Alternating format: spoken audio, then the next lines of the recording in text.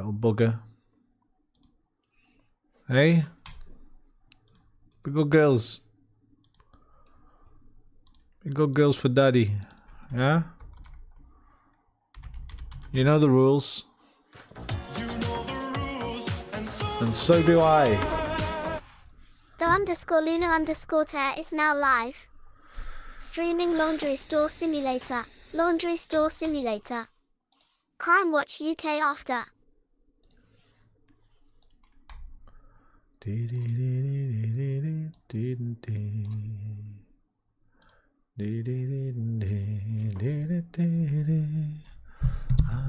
just wanna tell you how I feeling. Try to make you understand. Never gonna give you up. Boom, boom, boom. Never gonna let you down.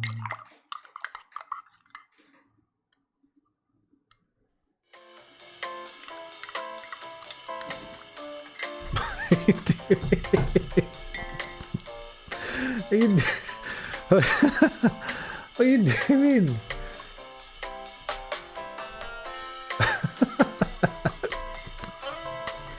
What was that? I know we were watching the figure skating earlier, Luna, but I didn't know you could do pirouettes. Ba, ba, ba, ba, ba, ba, ba, ba, ba, ba, ba, ba, ba, ba, ba, ba. What are you doing? Fucking Fruit Loop.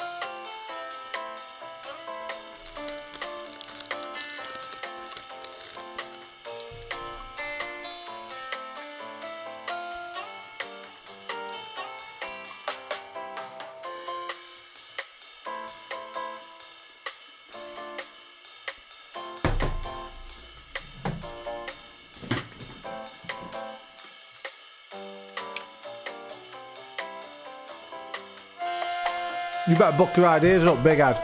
Well, little head. You'll be getting sacked.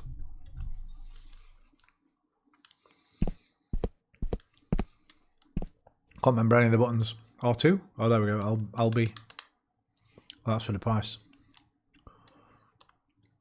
R2.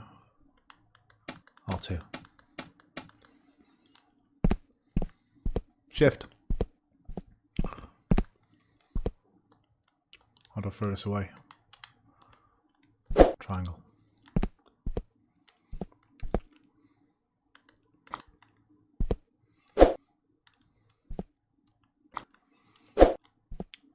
Right, I got 255 quid.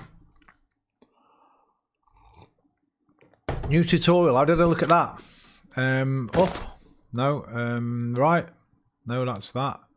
Change my thing. Wait, that's not changing my thing. That's just... Right, chuck that in here, man. Why am I carrying all this stuff around for?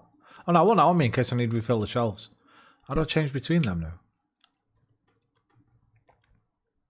Oh, just like that, look. Is that one at the end then? Oh, it's a pair of knickers. Somebody gave me. So phone is select. Start. Select.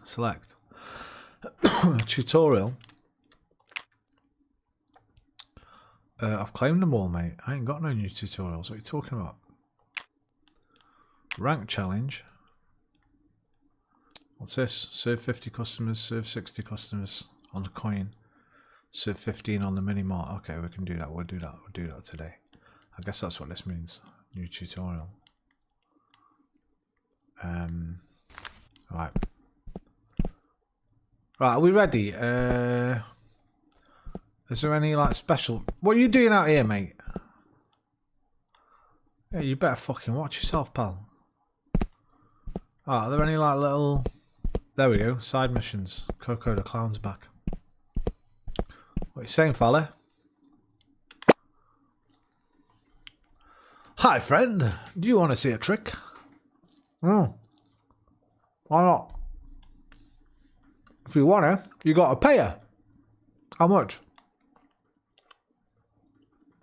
50 quid. Alright. What's the trick? You're going to disappear. Okay, please watch my show.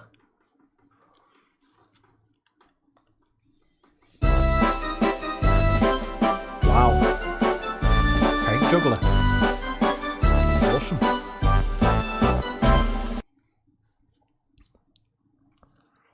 You are good. Well done. Mr. Clown, do you want a job?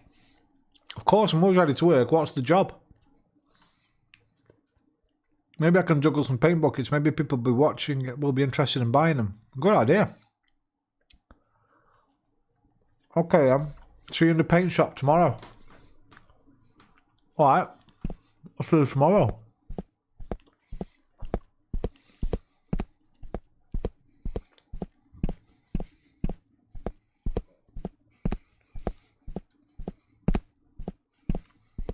Right.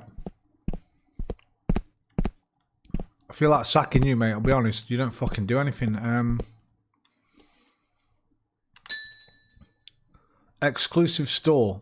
I don't think I ever saw this one. Loot box? The hell? Nah, mate. I've only got on $200. I'll come back to you. Right. Bills. Pay.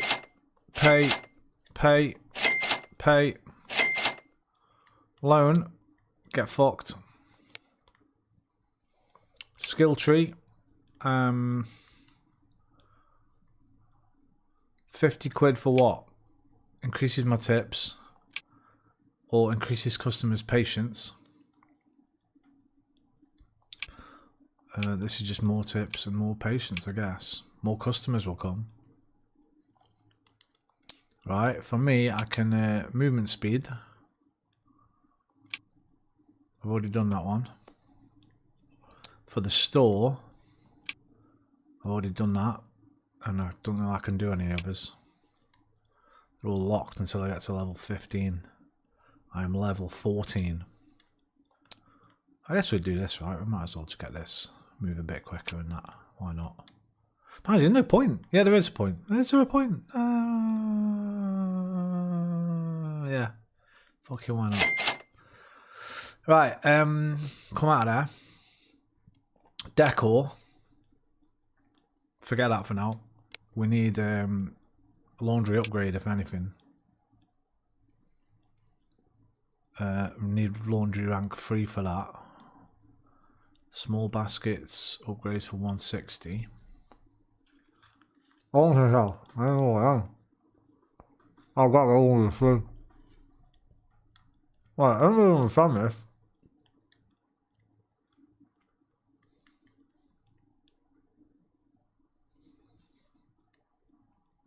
To be honest, I don't get it.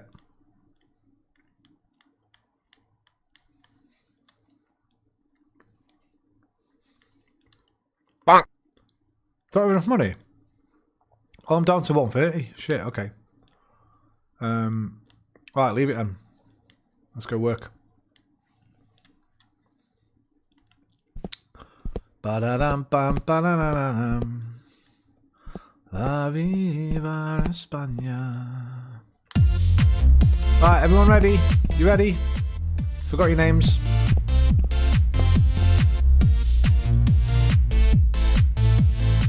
Let's go.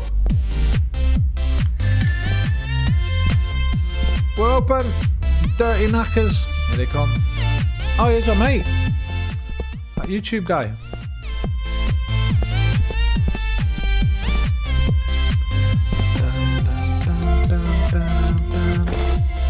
How do I get on that thing again? Not that. There. Right. Get in there.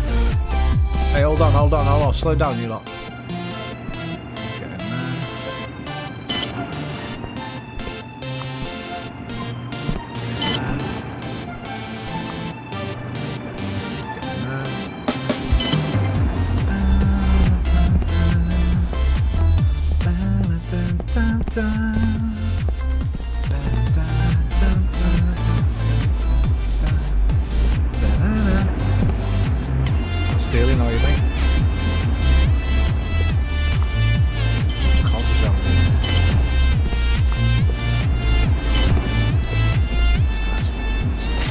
go, thank you.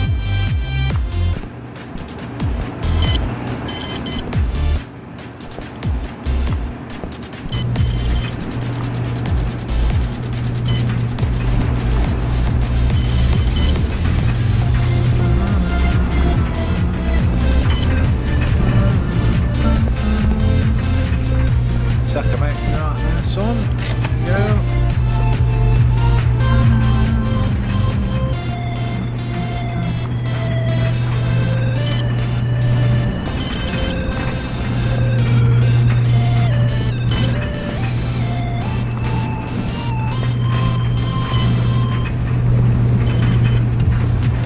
Thank you.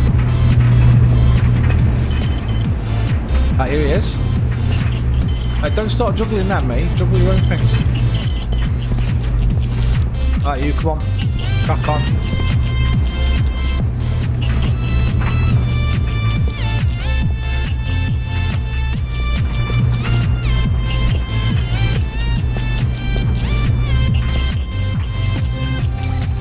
See, you should be coming over and getting them. Useless fucker. Customer's stuck. Our machine's broken. Naughty customers using my PC. What the fuck is going on? Get off my computer, mate. Oh my god, he's watching porn. Get out. Who's stuck? Get out.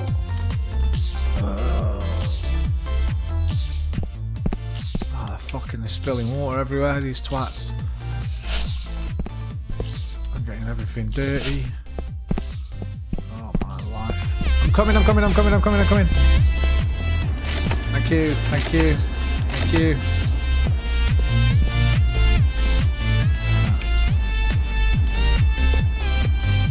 Can you really not get it out yourself out the dryer, mate?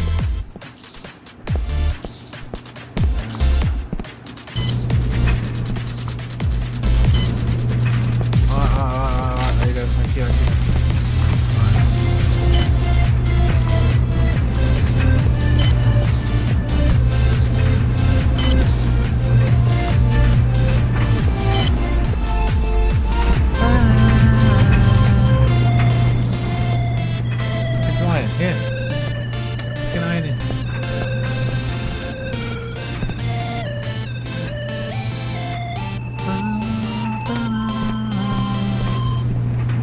Mate, can you learn to add up?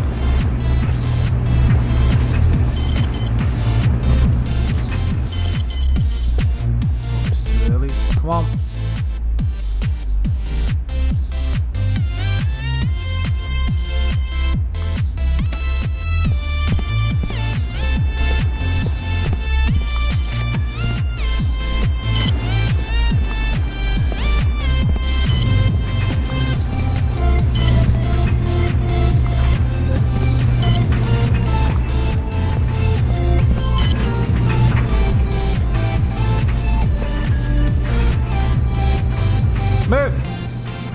Move you knob. I can't put these up.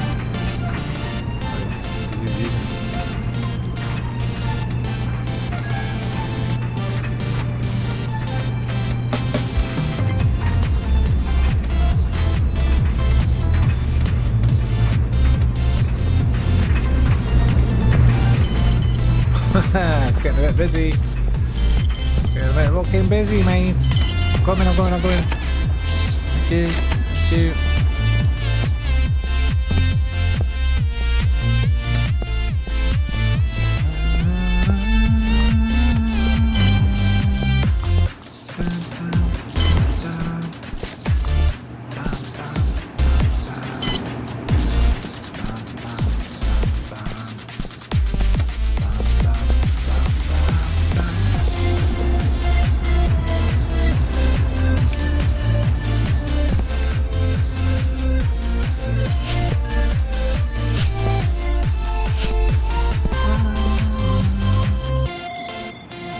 Cheers, love. Slippery floors, yeah? Clothes left behind, yeah? Where? In the coin place? Fucking hellfire, what's going on in here, man? What's going on in here? Where are the clothes left behind? broken machine.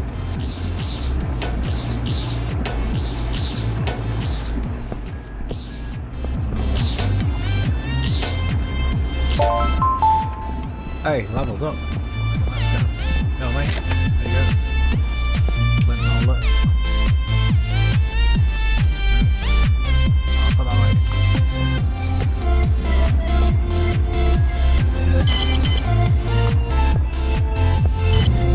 Jesus, man. Ah.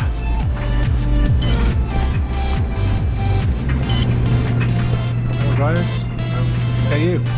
Come on. Come get these yourself. Bloody sack you lot. There you go. There you go.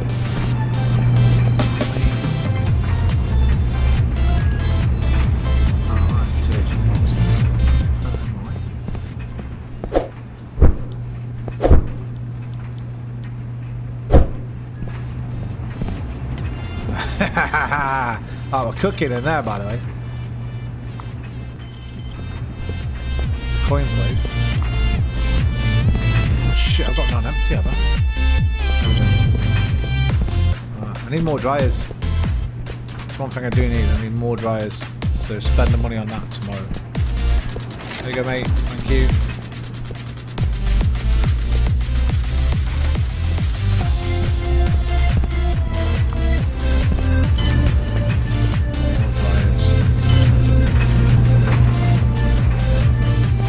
Come on, I know you're working hard, harder than that prick anyway, but you gotta speed it up a bit, mate.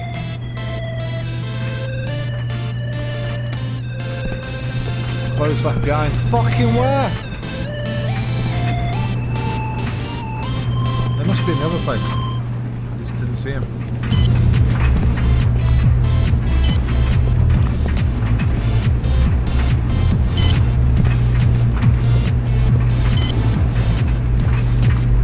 Come in. There, thank you. There, thank you. Fuck me. You know what, mate? Don't stop. Who's left frigging clothes behind and where? I don't see any clothes. Oh, there, pants. Leopard print boxes. What are we doing now? Free pants.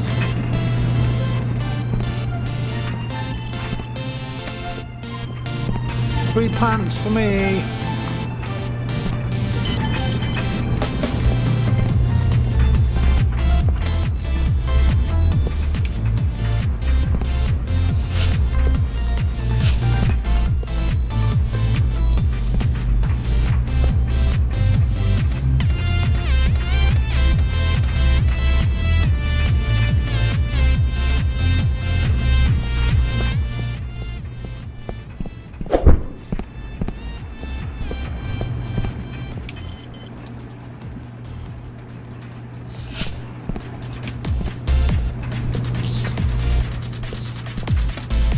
Lucy, what are you doing?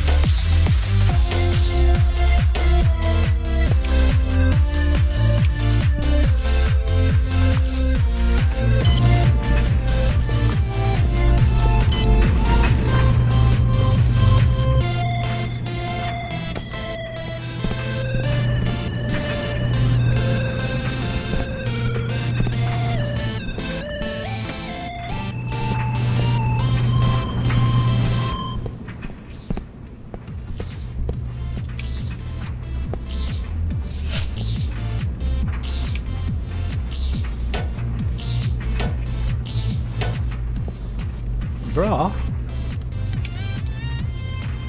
Where'd I go?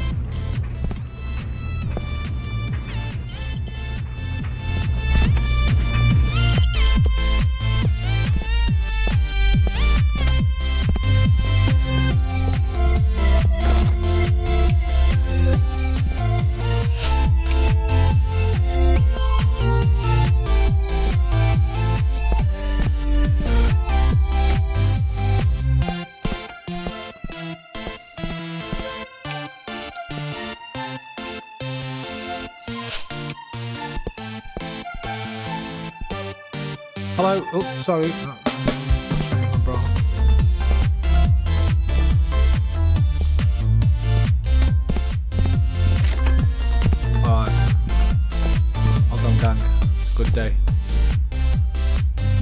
worked hard. Well, you didn't. No washing, no more washing. No more drying. She's doing the last bit of ironing. Check next door. Put my bra away. Alright, can I sell these pants and that? Because I don't know what I'm doing with them. It's going to fill up my bloody inventory slots. I got a bra here. Do you want to buy it? £2, nice. Oh, sweet, thanks. Cheers, mate. Have a nice night. Right, you two. You, brilliant, as always. You, mate. But as much use as a fucking ashtray on a motorbike.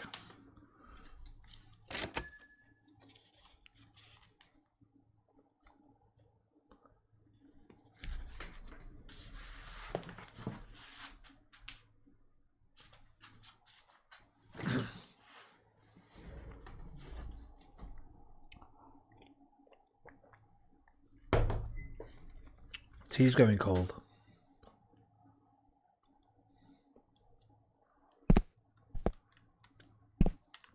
250 customers, done. Receive 50 quid in tips, done.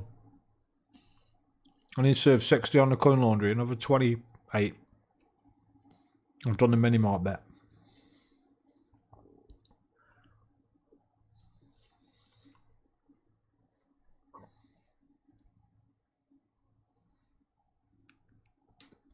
Fucking cats.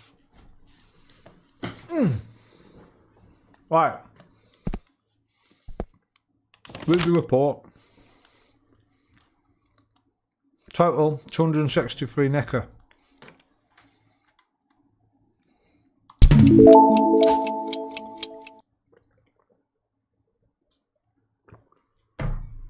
New bills, check your PC. The market price has changed.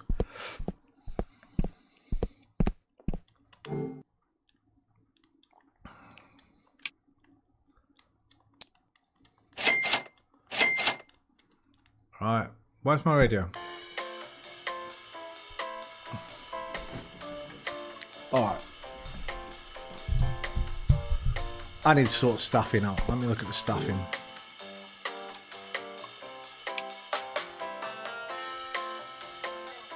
I can't even hire anyone else yet.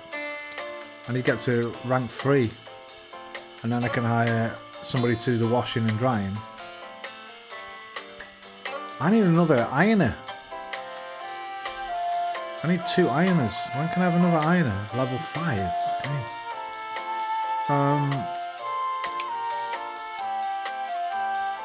Right, shall I upgrade her? I think I probably should. 132 bucks.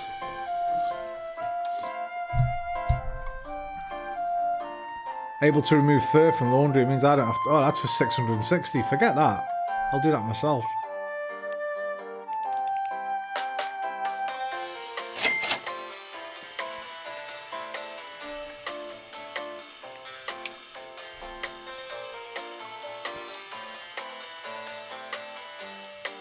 I need more dryers. Get some dryers. Amazing.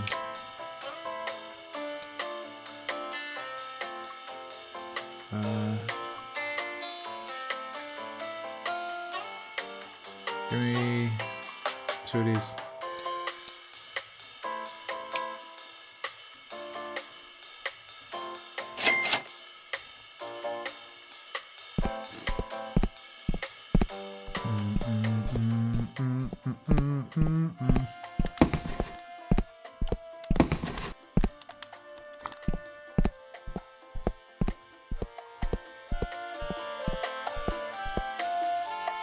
Let's rotate.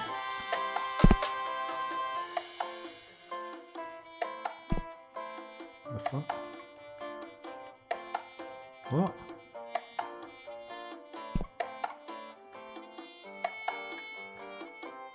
The wrong way around. Oh, is it going to go sideways? What? Whatever.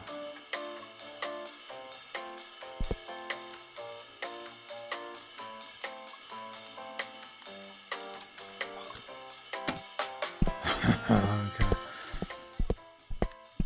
We'll redecorate it later on. Right now it's about practicality.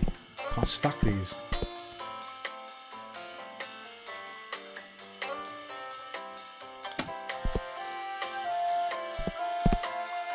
DJ Dryer. Right, I still got 220 quid. Let me go see. Where's Clown Man? He's supposed to come and work for me today. Oh, paint shop. He said meet him at the paint shop. Right, what's going on, Mona? Hi, friend. I'm Mr. Clown. I heard you're in need of a superstar to promote your store. I can help you with a mere $100. I can pull everyone into your store. Mona says, "Fuck off." It's your idea. Okay then, but you sure you can bring everyone into my store? Of course. But my money's not enough. Can you help me to pay the other half? I'll pay 50 quid, yes. No problem. There you go.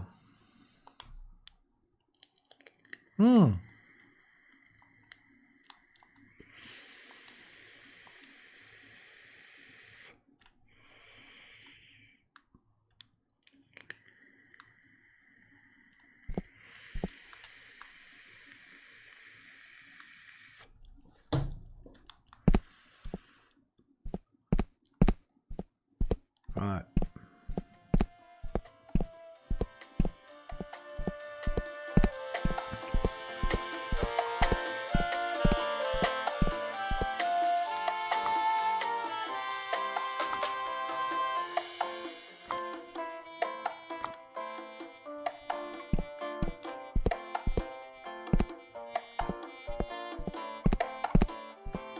Right.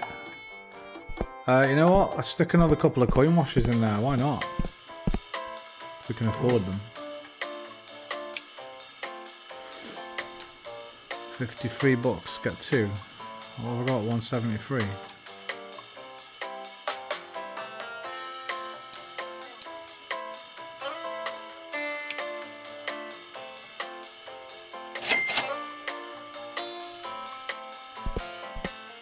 Dun, dun, dun. Bam, bam, bam, bam. Bam, bam, bam, bam.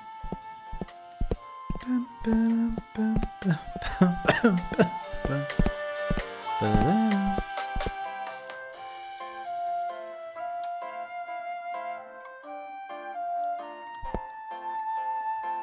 Shit.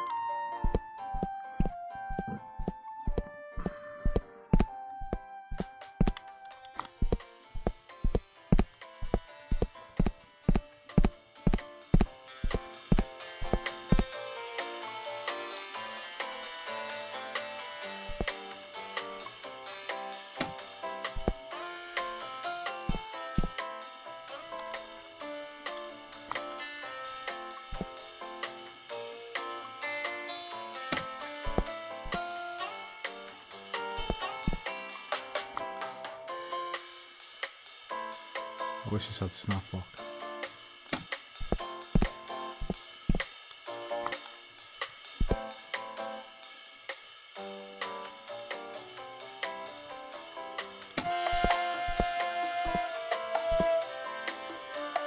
Right. Ready, gang? Another day, another dollar.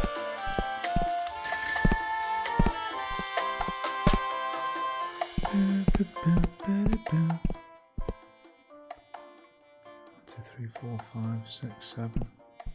8 in straight away. Fucking hell.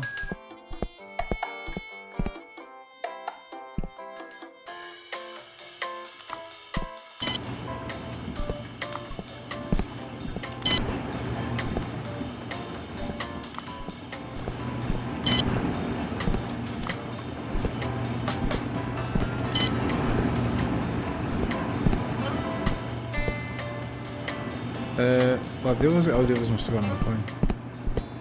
Everyone behaving. Yeah, I need more in here. Look at this.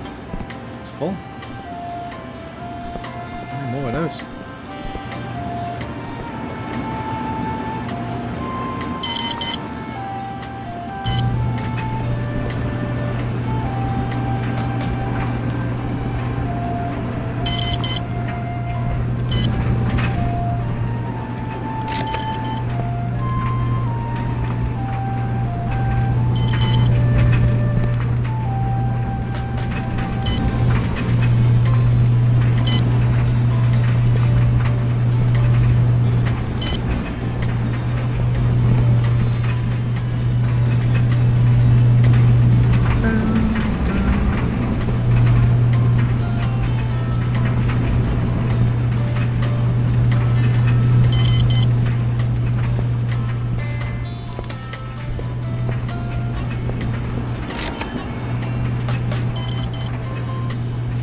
Cheers, mate.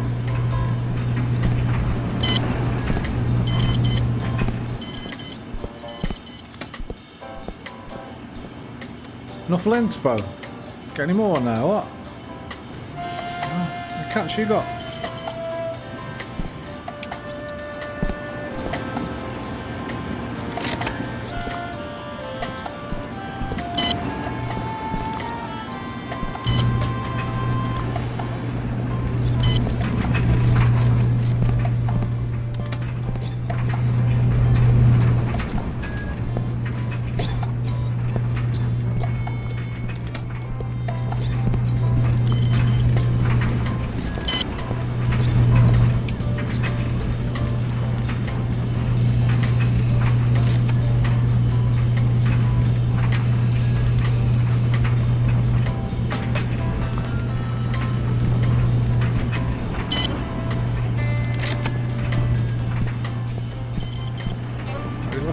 This time. Bloody handkerchief, nice one. Cheers, mate. Just what I didn't want.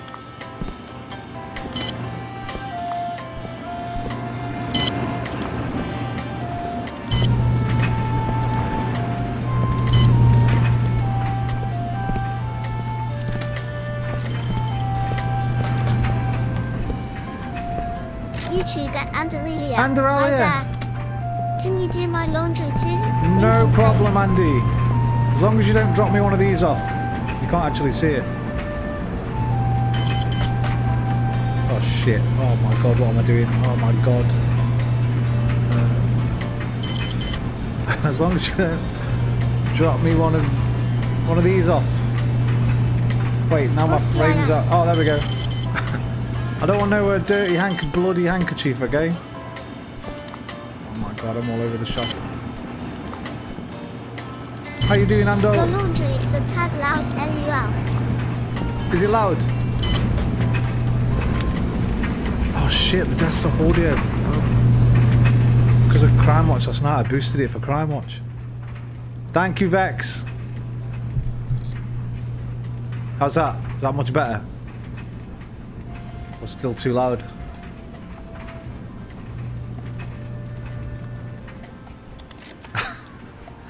Because the Crimewatch was so spot on. Thanks, mate. You're a legend, brother. Okay, I leveled up. Put that away. What does she want? She wants saving. There you go. I should have stuck with Pokemon Card Simulator. Oh, I've got no spots left. Run on it.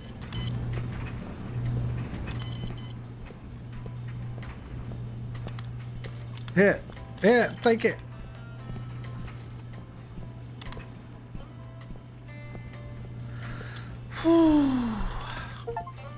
Stressful. Just a lurking while I murder more cats, LUL. Alright, brother. What's that game called again? Eugenics. If that's the kind of game Anderalia would like. She might have played that, actually. What's broken? I can hear something. I'm crying out loud. Give it the fonts, man. We need some appropriate music. Kinda like when I'm cleaning windows. We've only got this. We've got the DJ, the turntable version or the radio version. I'll have to put my own on, I guess. Oh, holy shit.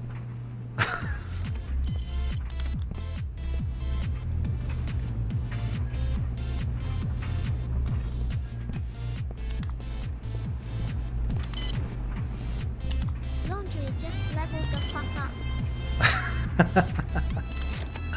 I wish he'd level up. This guy's useless, man. He can't even use the till. He just stands there and gives the baskets to them. That's all he does. It's absolutely useless.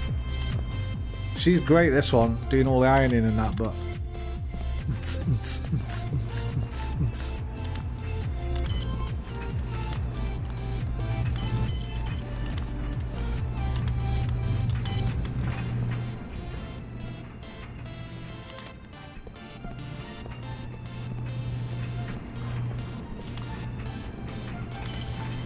I'll just go check my coin place. Everything alright in here? Bit dirty. Is that it? Everyone good? Good. No, I don't want a burger. Do I need to stock my shelves? Yeah.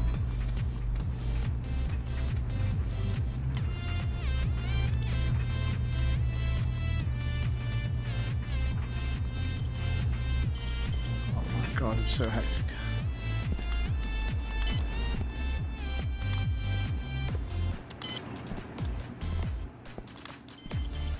I've got no machines. Oh, for fuck's sake, now I've got to put it there for a minute. Empty machine.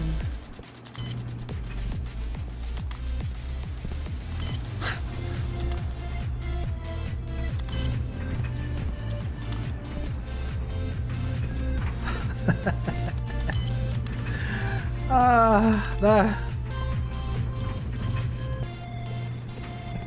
I've told you wear your bloody clothes when you come in here.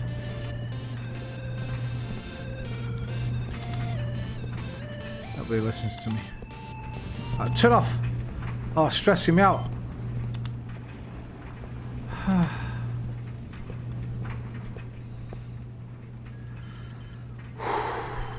So on top of this, you can open like a ramen store outside. YouTube at Glancer and Dragon's Dog Bay 9181. Necktie t-shirt jeans. A ramen store outside, and you can open a custom t-shirt printing thing where you draw your own art on them, which I'm looking forward to. Wow, we've done a lot of business today. I can hear something broken in the other room. She needs serving. There you go, mate. Thank you. This has been my busiest day. Machine's broken, slippery floors, watch out. We need chat submissions for that. Oh yeah, true. That'll be good. Right, what machine's broken? There, okay.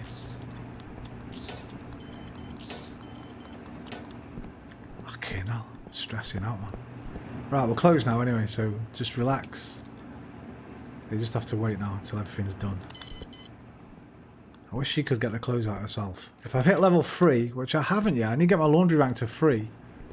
Then I can hire my next member of staff who will help do this stuff with me.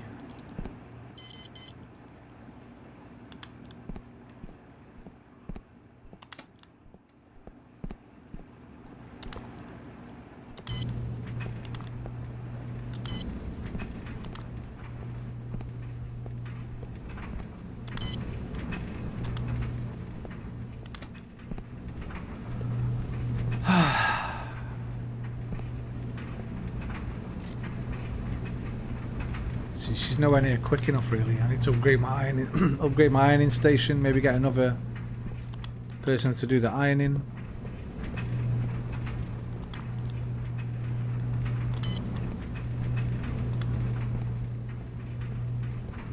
I think you can actually just put it out wet and you just get less money. I forgot that. I forgot you can do that. I might start doing that.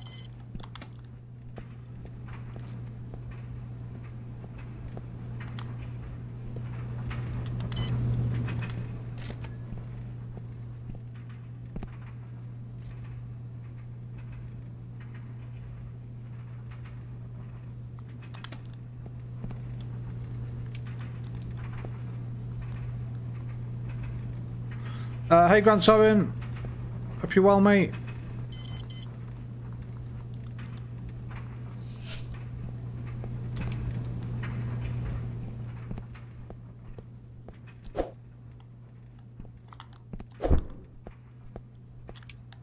Dirty bastards, man.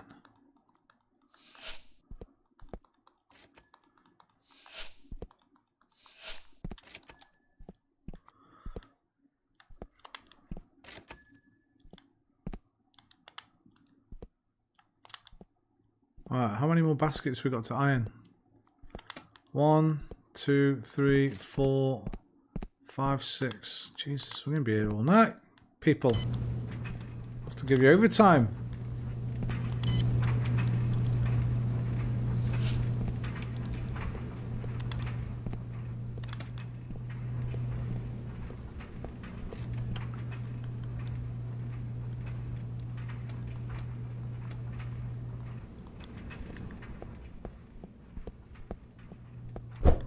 I could sell this bloody handkerchief over the shop.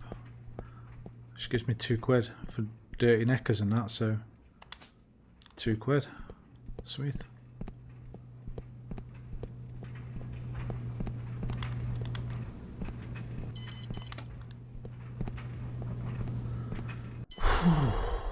Man, I'm stressing.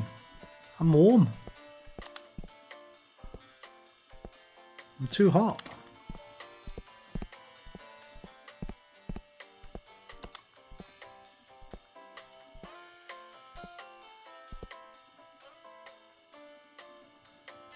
That's like Thundercats.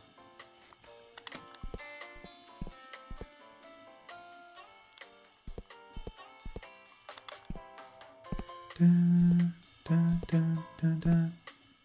Dun, dun, dun, dun, dun. Dun, dun, dun, dun, dun. Dun, dun, dun, dun, dun, dun, dun. Dun, dun, dun, dun, dun. Sorry, mate, you were one of the first ones in today, weren't you? I remember. First one in, last one out.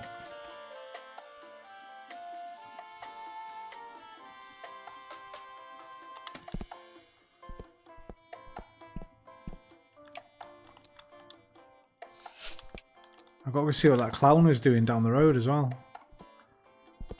That I made that the paint woman hire. Is this the last one?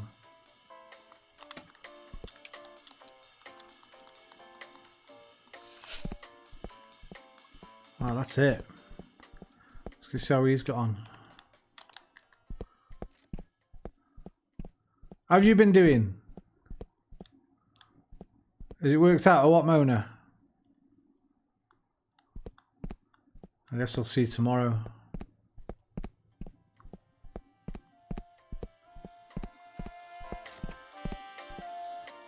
Oof.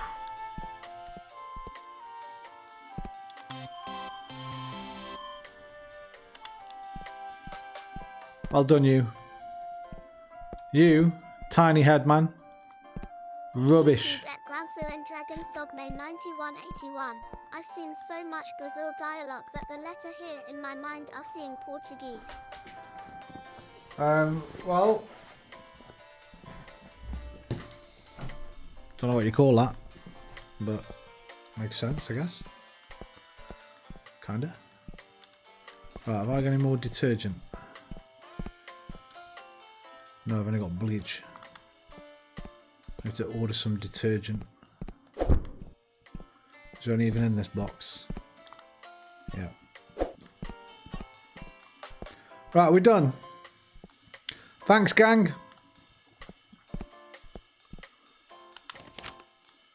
$320's knicker. Fuck yeah. Oh, where's that clown? I'm not really sure what I was doing with him. He's here. Oh, here we go. YouTube at Glancer and Dragon's Dogma 9181. YT deleted my chat comments. Do it word by word, and then you'll know which word it was. Hi, thanks to you and Mr. Clown's help, my store's now back on the map. What happened to Mr. Clown? I'm okay. Hey, I'm in front of you. Sorry, I'm okay. Just a little mishap. Looks like all the footprints are paint. The paint bucket hit my head. Hee hee. I don't know what they are under Alia. Side note. Dog poop, probably. Dragon's Dogma 1 was a fucking great game. It was. We love it. I need to go back to 2 again, actually, because I was enjoying 2, but they've had updates and that for the PS5 version now, and I got a PS5 Pro now as well, so I need to go back and finish it, because I didn't play very much of it. I only played about 10-15 hours. So no, it wasn't as good as the first one, but some of it was better, some of it was worse.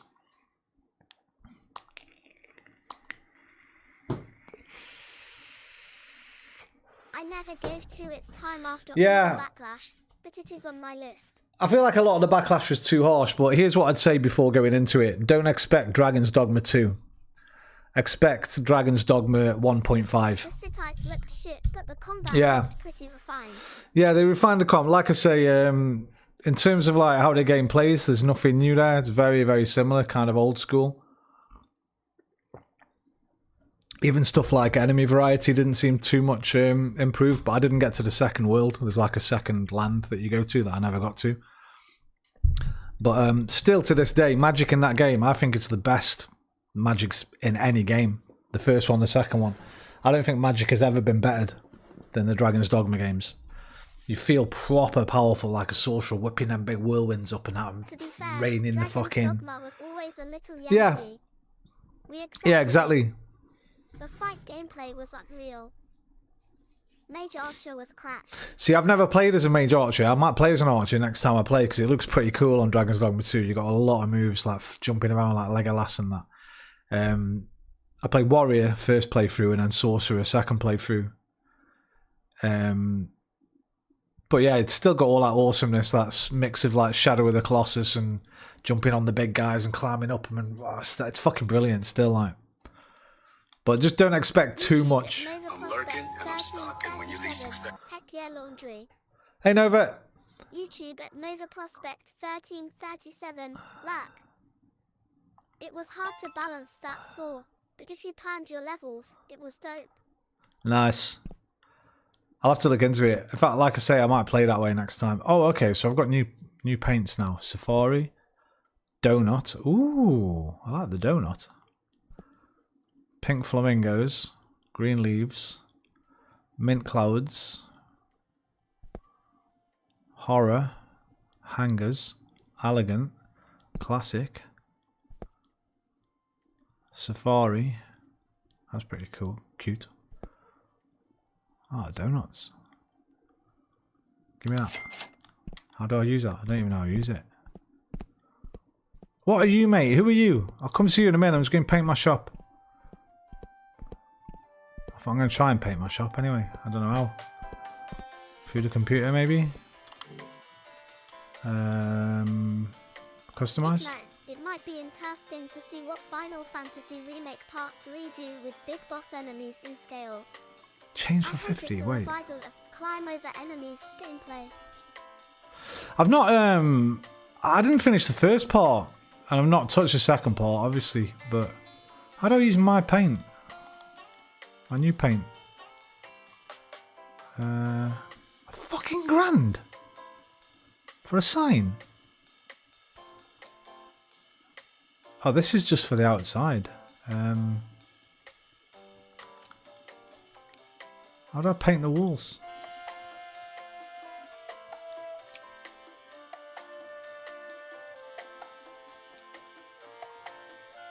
May have overstayed their welcome just a little in size, but great games. Yeah, I enjoyed it for a bit, and I just remember getting I think like a lot of Final Fantasy games just got a bit bored of it. Right, I don't know how to paint. I've bought the paint. Oh, decor, wall decor. Wait, do I have to unlock?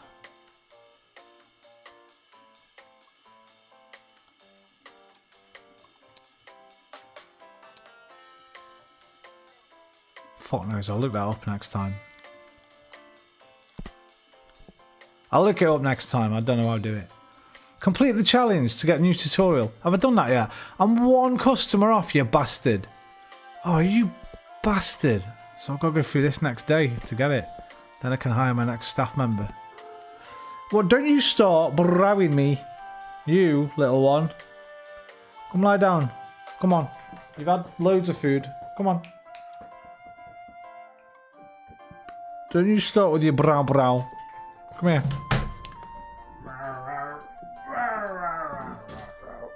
Come here. What's the matter?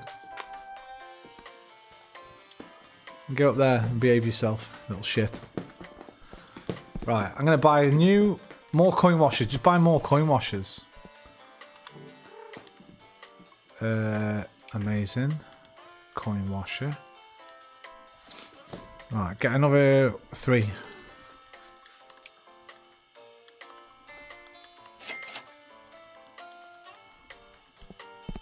I've still got, I'm playing 13. I mean, you might have seen me actually. Yeah, I'm almost finished with 13 at the moment. I've really enjoyed it. And I've already bought 13.2 and Lightning Returns. I got all 3 of them on sale. What, baby? What you want? Brr. There's no brr. Brr off. There's no brr.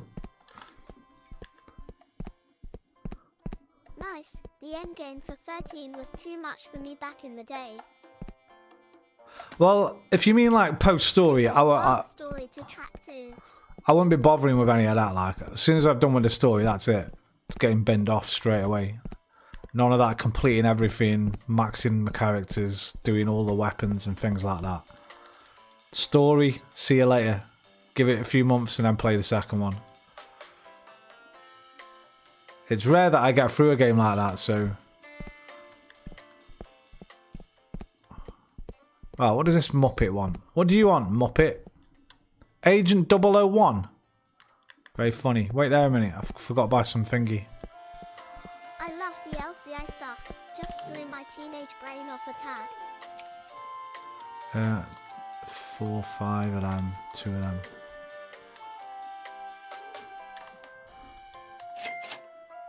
The Lassie. The Falsi. Yeah, it's all a bit bloody confusing, as always with them bloody games. But for me, they're always more about character than story for me anyway, those games. I know the two are intrinsically linked, but you know, the smaller stories within the larger one, that's always what I'll concentrate on when I'm playing an RPG.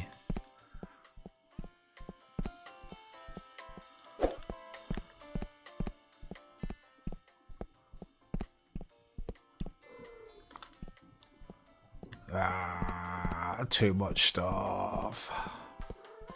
Shut up, please don't stress me out, Luna. There's never been an FF character I've not really liked. Yeah, and these are my favourites. These are actually my favourite, but when I first started this game, I was like, I'm not sure I like a lot of these characters. But they've really I've really warmed to them. Wait, Hope. Hope's the kid, isn't it? No, Hope's cool, man. I ran Reno in FF8 kinda sucked. Wait, am I tripping? Hope's the little lad, right? Have I gone mad? No, he's cool. I like Hope. He's like a mixture of Cloud and Tidus. Not Tidus. He's like a mixture of Tidus and Portuguese translated version of this. All signs are translated. What the crybaby kid? Yeah. Yeah, he's a kid though, man. He loses his mother at the beginning of the game. Give him a break. He's like a mix of Sora and Tidus. Remembering him, to be fair. Nah, yeah, he has some really nice moments where he kind of fucking comes around and grows up and starts to lead and stuff. But you know, you meet him at the beginning. The first thing that happens to him is he loses his mum. He's just a little kid, like. He watches his mum die in front of him because of fucking what's his face. Well, he blames. Oh my god, it's been a couple of weeks. I've forgotten all the characters. Snow, without looking. Snow. He blames Snow for it. You know, the big guy who's more like a Capcom character with the hair and the bandana and that. He kind of blames Snow for quite a while, and then there's this really cool little relationship that goes between. I really liked it. I really like him. He's my party. Him, Lightning, and Fang. They're the three I rock. But I like Vanille as well. I like them all. I do. I kind of like them all. Snow meant to be in Street. Yeah, that's what I said. That's the first thing I said when we saw him. I was like, this guy's more like a Street Fighter character. Right, 001, what are you saying? Psst, hey. Here, I need your help. You own this laundry, right? Yep. I'm Agent 001. My intel told me that the criminal will be coming here. Whatever they ask, just say, I don't know, okay? Act normal. Don't let them get suspicious. Alright, 001, no problem. Keep an eye out for a criminal. Right, is everybody ready for the day? Have we stocked the shelves? We've stocked the shelves. Grandson, I'm watching the Brazil-Portuguese translated version of this. All signs are translated. Right. I don't know what you want me to say to that, Grandson, except enjoy it however you want. Right, right. Let me check my this. No, not that. This. No, not that. This. Where the button is it? That button. Challenges. Rank challenge. Right. I've nearly done it, I think. Yeah, I just got to do one more coin laundry. We've passed it. Okay, that's that. Phone, camera, WhatsApp. That's just notifications. Got no more special codes. Right. Let's go. Wait. Yeah, I bought new coins. I should probably buy... I've got one more dryer than I have wash it, but it doesn't matter. Just go. Oh, this game's stressful, man. I need to clear these bloody shelves. Get some nice ones there. Get rid of this shite. Detergent? Oh. Don't know why I threw that there. Ah. Welcome to Dirty Knackers, everybody. Hope you have a lovely day washing your knickknacks.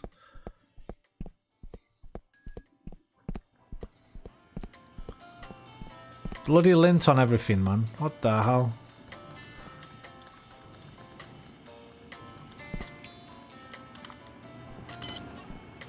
Yeah, no, I can imagine, like you said, last time you played it was a teenager, right? I can imagine when I was young, me thinking Hope was a bit of a whiny baby. But, you know, when you're older, a bit more perspective on life. Understand what the kid's going through and that.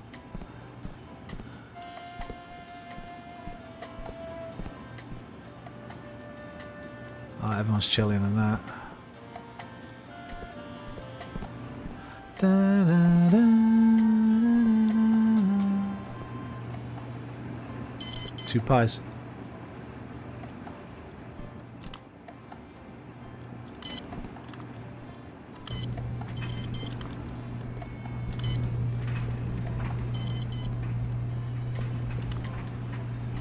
Did I just see someone go in here? No. Sometimes they go in there and start smoking, the bastards. Mate, how much you buying?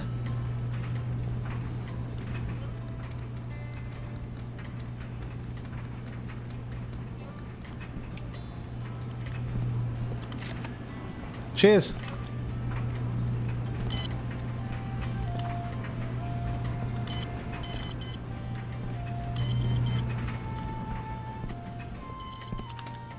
We're off.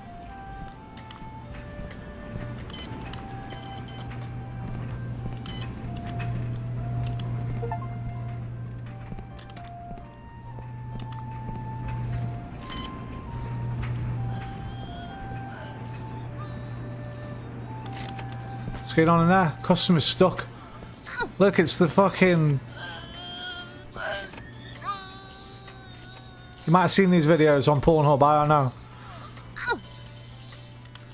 Help with love. Where's she gone? There you go. See you later, mate.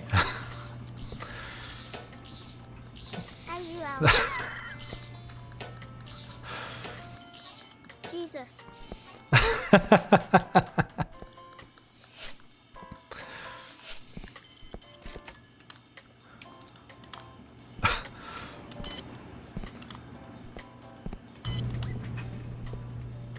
Graffiti Vandal is approaching. Gotta go bonk him on the head. Where is he?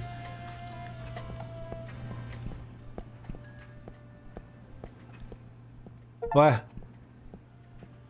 I don't see him. I got slippery floors. Oh no! Sorry! Oh, they're too late. Here he is, little shit. Hey! Fucking get out of it, you. Oh my god. Here. Bro, you need to learn how to operate a till, little pea head.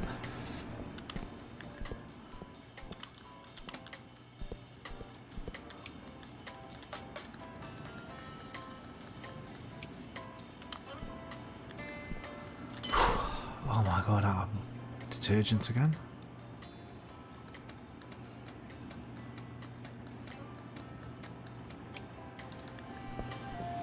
Thanks, mate.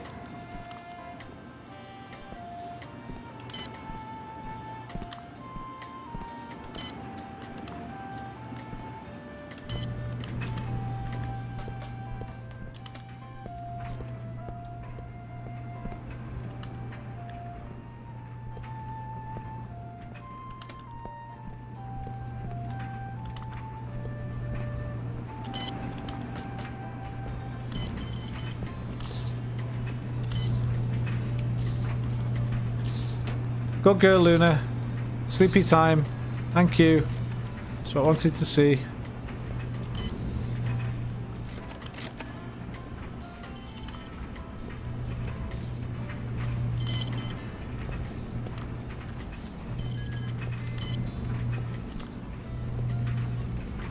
Something else is broke. What's broke?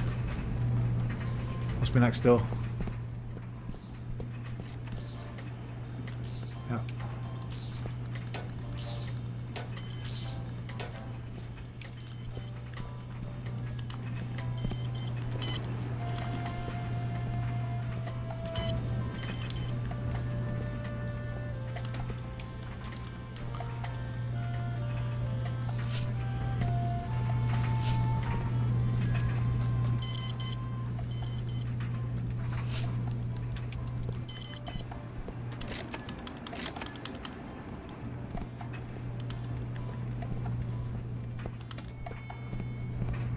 I should have got Water Park Simulator. I think it would have been less stressful. We'll get that next time.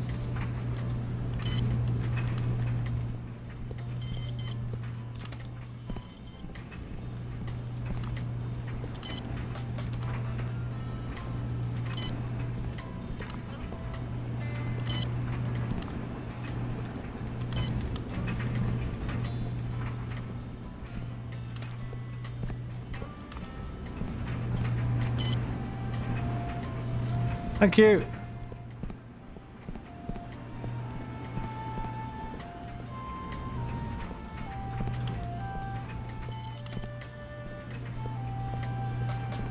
Alright, no problem.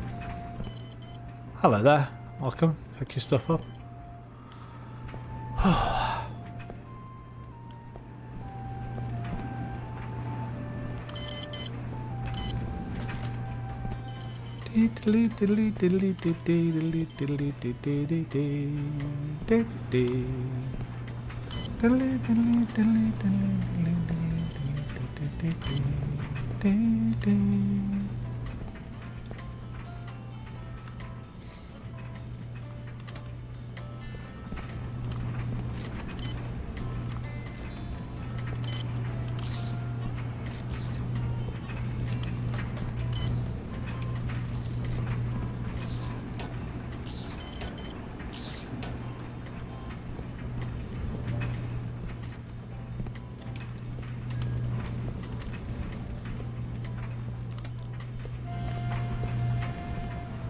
Bro, how much lint have you managed to get on that?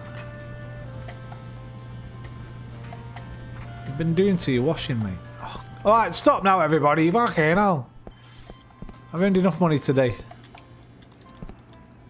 Absolutely flying. No detergent. Oh, I've got that on me. That's fucking empty. It's empty.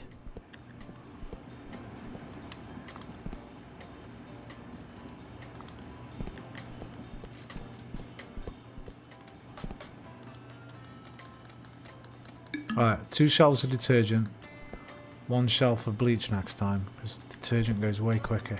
Right, oh my life. They're still bringing it in. Right, we're closed. Finally.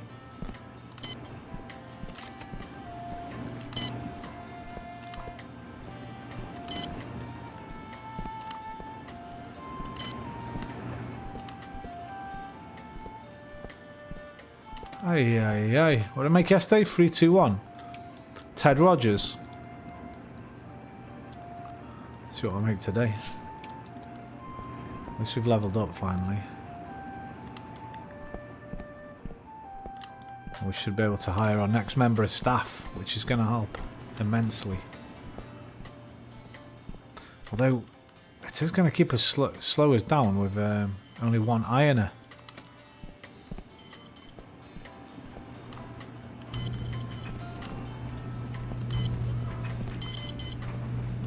So Vex, when did you decide you're going to move to the island, brother? I can't believe I didn't know about this until last night.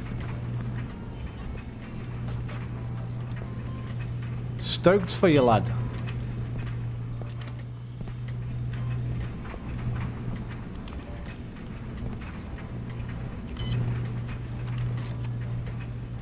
YouTube at LiamboBrick3917. I shat my PTS. You shat your... Wait, what? You shat your pants? YouTube Bring them at to me. Yeah, no problem. LiamboBrick3917. Can you wash? No problem, Liam. Wash, clean, iron. Your tighty whities will never be as white as they've been after they've been here, mate.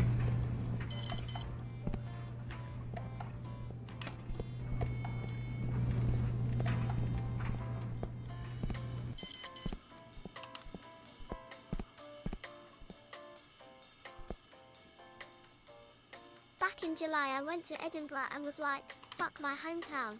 This is what I've been missing. I brought it up with Iffy and asked him about his island, and thought fuck it, if I'm gonna send it, may as well go in hard.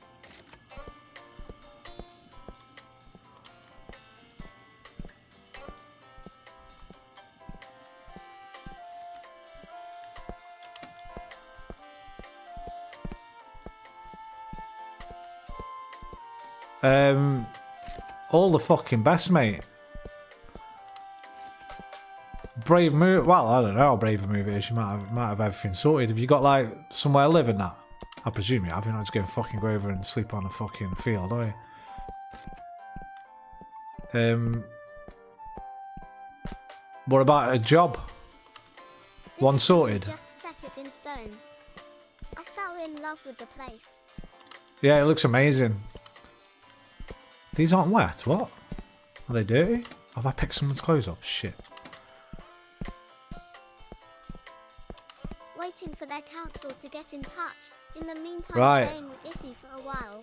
Got you. YouTube at LiamboBrick3917. Mrs. Iffy is taking you in like a lost lamb.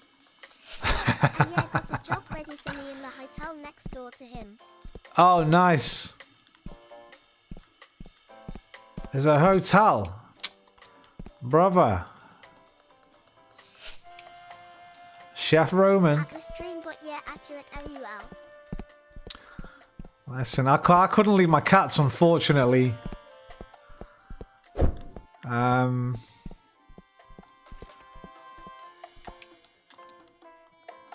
Or my old Dutch, really, now she's getting old and that. I've got to fucking look after her and stuff, but...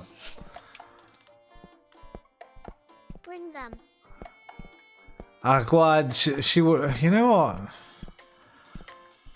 We could sell this place. There's no mortgage on it. But I don't know if she'd want to be honest, my mother. And they're not my cats, they're hers. And I've got to look after her as well. I can't leave her here by herself. She's getting old as fuck. She's been quite ill over the past year as well. Bring your mother. Yeah, I mean, could do that. Talk her into it. Say, do you fancy going to live on a fucking remote Scottish island? I don't know how. It's just beaches and fresh air. I know. You never know. I might be able to persuade her. YouTube at LiamboBrick3917. We can Start a community, yeah. I'd have to look at some property on there, see what the property prices are like. I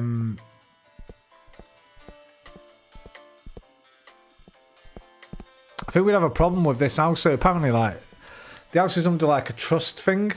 Well, I don't think we can sell it until it passes to me, which would mean my mum would have to die. Obviously, I'm not sure how it works. ridiculously cheap. I'd have to talk about it, yeah. Because this house, like similar houses in the streets that have been sold relatively recently, YouTube at LiamboBrick3917. See Eagles Bluff. have gone for about 220k, like. So we could probably flog this, buy somewhere for maybe less than half the price on the island. And have a nice little fucking nest egg as well.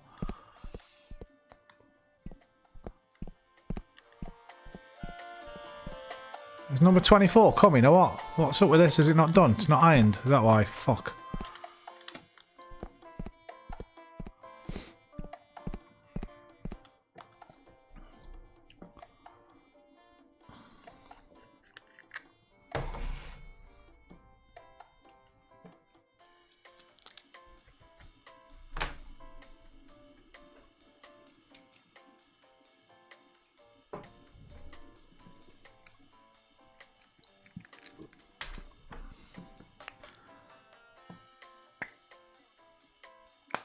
Bro, she'd never leave, honestly. She's fucking so attached to this place. Not the house, but this fucking town, this city. Whenever she goes anywhere, she freaks out.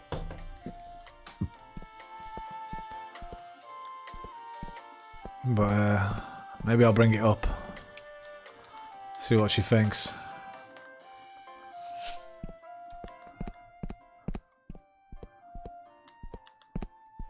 Right, are we done? Right, you two can fuck off home. Whew. 324. I only made £3 more than yesterday. But pay us money. Pay us our money, bro. Have I not paid you? Sorry, mate. Hang on. Fucking hell. I haven't paid his wages. Staff. Auto pays on. What's going on here? Overdue. Oh, I've turned it off on him. Because he's fucking shite. There, mate. Have your cash, you fucking dickhead. Right. Can I have you now? Reach laundry rank 3. I thought I had. Oh, I need to claim the reward. This button. This button. This button. This button. This button. This button. This button. Right. New member of staff, please. Alva. Unlock for... Alva, get this sent in here. Auto pay on. Upgrade the speed. Yeah, I'm just going to do that straight away. Extra 10%.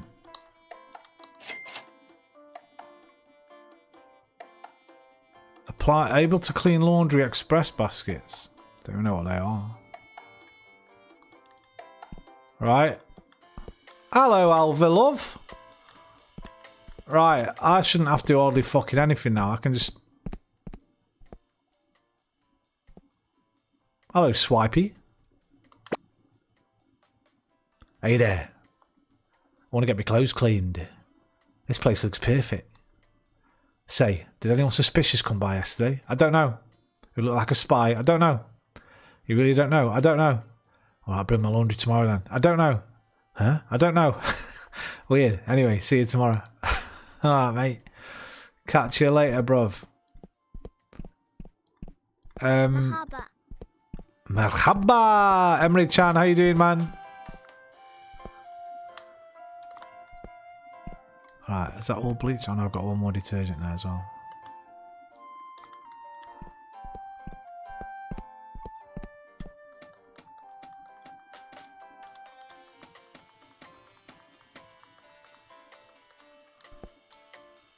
Wait, they should not be 99p. What's going on here? No wonder everyone's buying all my stuff. What the... What the fuck? Market price is £2. I'm selling for less than what I'm paying. What the hell?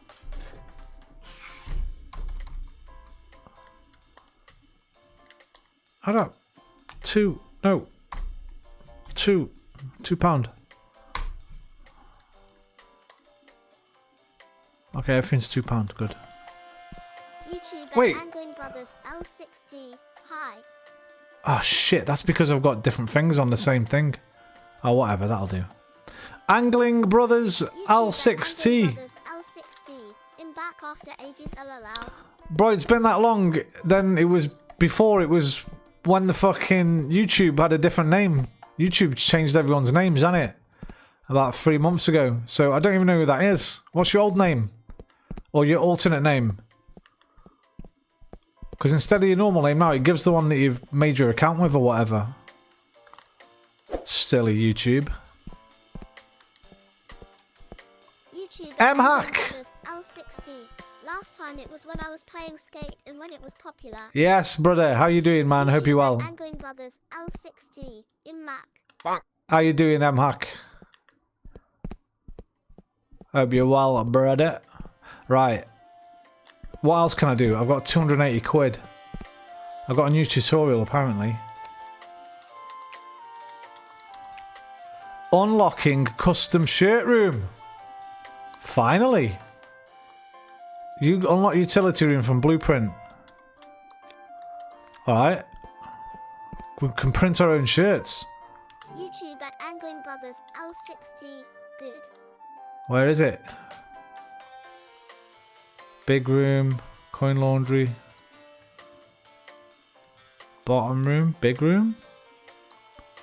Must be big room. I need 370 bricks. I ain't got that much. I'm gonna have to wait till tomorrow. I've waited till tomorrow. And then we can unlock the custom shirts. Like everyone in. What did you want? Fucking staying at my shop for, mate. It says dirty knackers, not dirty knickers, mate. Go away. Right, YouTube at Angling Brothers L60. Open up. How are you doing? I'm doing very well, mate. Thank you very much for asking. Can't complain. How about yourself? Right, I'm just not going to do anything today. I'm going to at least run the fucking store. I don't care if we don't earn much money. I might help a little bit if it gets a bit slow. YouTube at LiamboBrick3917. Hi Mac. So when I do it myself, I earned 320 bucks yesterday. Let's see what we earn today. Letting them do it. YouTube at Angling Brothers L60. Hi Liam. YouTube at Angling Brothers L60. How are you, Liam? Should have bought more of these. These are super popular, look.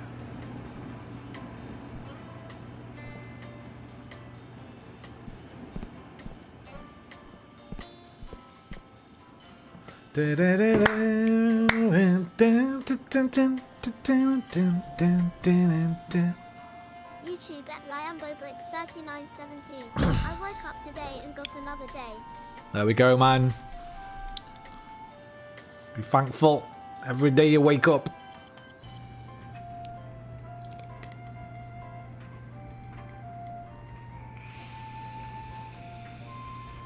YouTube at Angling Brothers. Wait, does she not move them? Is this Okay. PS5 or PC?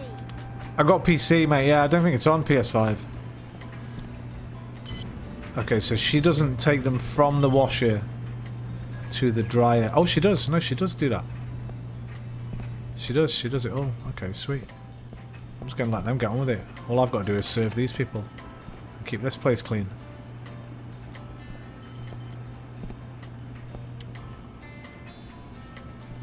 Keep my shelves stocked.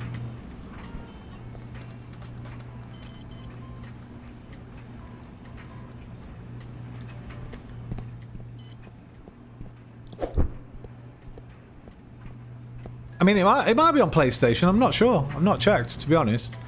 But there's what there probably will be.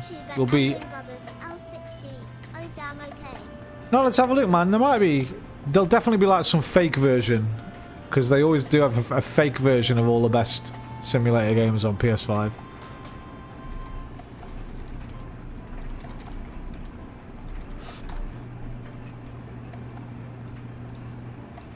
Looks like it's just Xbox, PC, and phone. PS55. Oh no, it's on PS5 apparently. Yeah. Yeah, it's on PS5, bro. 4.59 out of 5 stars. 200 ratings. $15.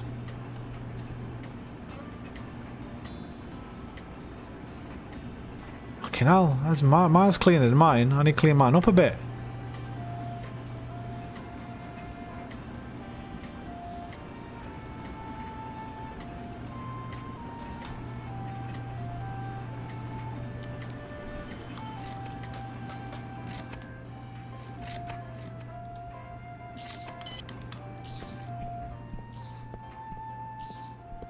Somebody's left me a bra. Thank you very much. Very kind of you. One of my machines is broken. Which one? This one.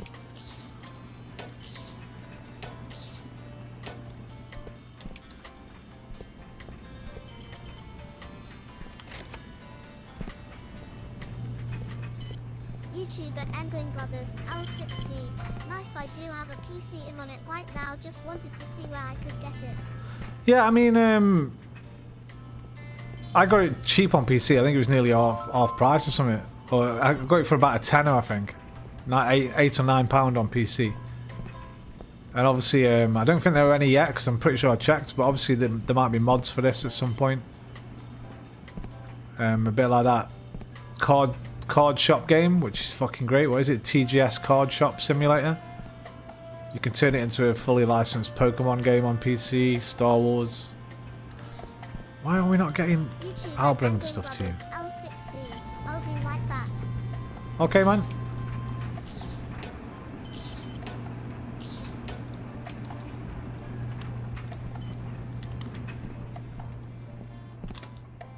Let's go sell this bra. There you go, love. Apparently, these kids turn up at some point. Something goes on with this, but I don't know what. The missing children.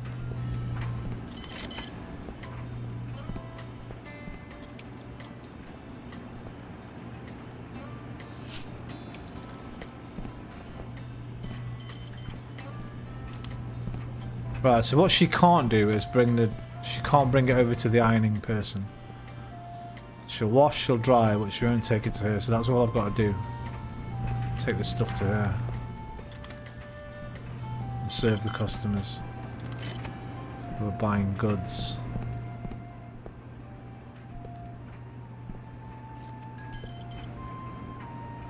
There's one on the top, there's a couple on the bottom there, right. And apparently she can't get rid of lint, which is not great. Customer's stuck, not again. You're right there.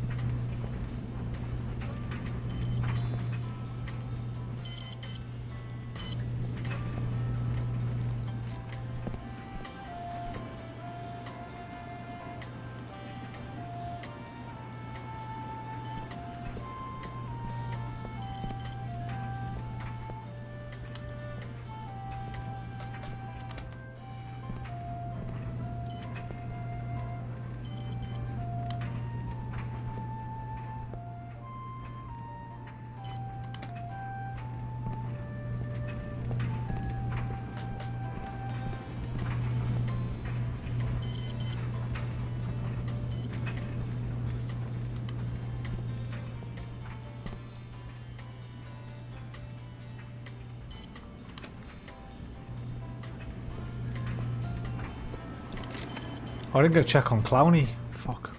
Oh, are you the spy? You're not the spy. Where's 001? Oh, who are you? There's 001. Shit. What are you saying, 001? Yeah, I did. I planted a listening device on you when I wasn't looking. Bastard. I heard they're coming back tomorrow. I'll be hiding behind the tree next door. Wait until he asks to clean the clothes and let me know. Alright. Are you two alright today? Looks like it. Oh my god, look at this. We're the hottest place in town, man.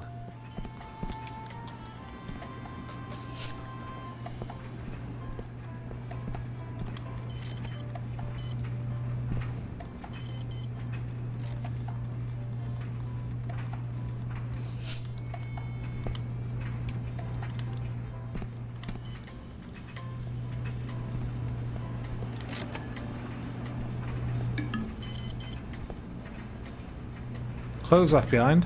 Again. Knickers or bra? What do you reckon? Knickers.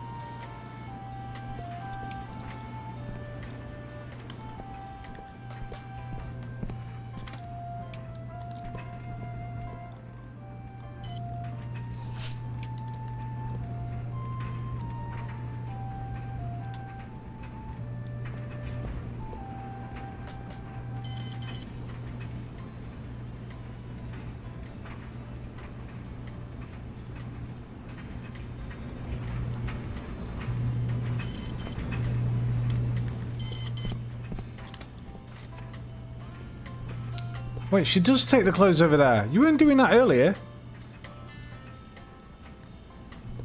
Alright, cool. I'm done then. They can do it all. Bam, ba-dam. Right, upgrade her speed or shall I save the money? I'm not sure, mate. There's a bomb? What? The fuck? What do you mean there's a bomb?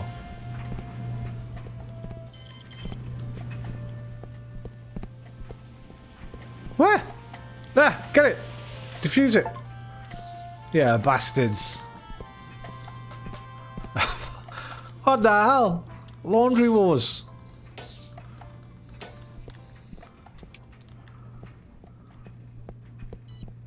I'll buy some knickers, mate. £2.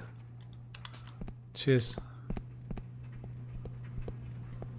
Fucking laundry wars.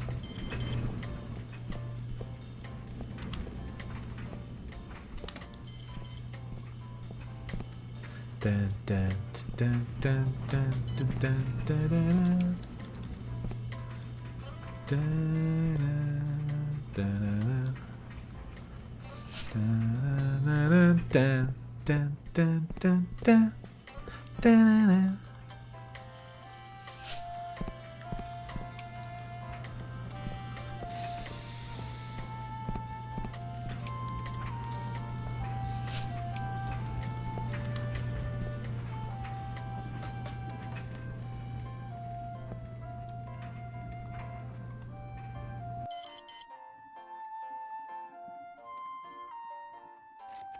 Me first, you. Go away.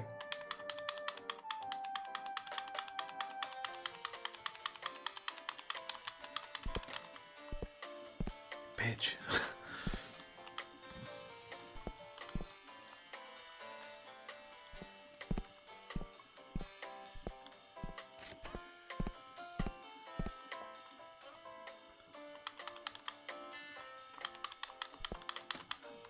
Beat me to it again.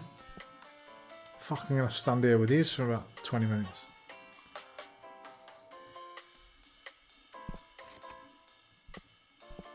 Can't put them down again. Put them back in here.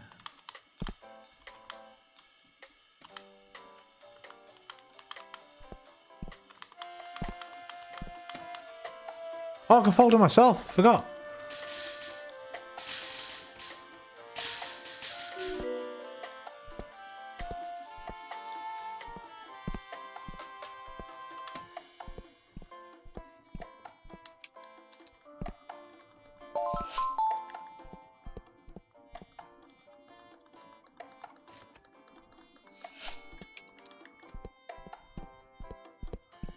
Brilliant day's work, gang. 2 more baskets left. 4 on the shelves. 5 altogether. 1 bottle of detergent. Now I need moving. I need that moving so I can make these the same thing. YouTube Welcome back. L60, been back. Welcome in, mein Freund. So what you been up to, man? What you been playing? YouTube at Angling Brothers L60. How do I get mod, by the way, for this channel? You don't, basically. I've got too many. You'd have to wait for a long time for people to leave and for other people who are ahead of you in the line to also leave. Unless you want to pay me.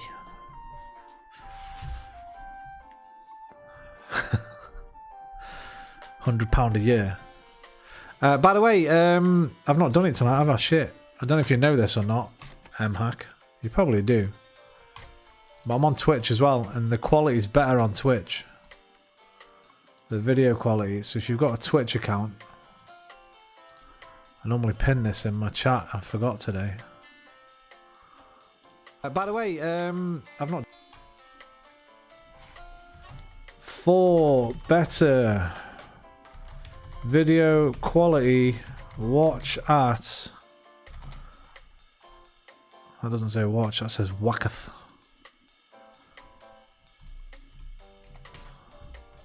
Watch at Twitch TV, the Lunateer.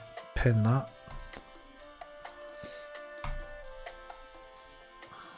Bow, bow, bow, bow, bow, bow, bow, bow, bow, bow. Alright, are we done, gang? Nice one, gang. Give me the money, give me the loot. Hey, we earned more than yesterday. Fuck yeah. Right, I gotta build this new room. The t-shirt art room. Custom t-shirt. Big room unlocked for 370 buckaroos. I can't go on it. YouTube at Angling Brothers L60. What team do you support? Arsenal.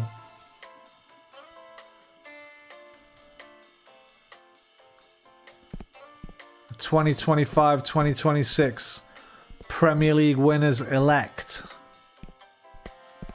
Alright, so unlock utility. Shit.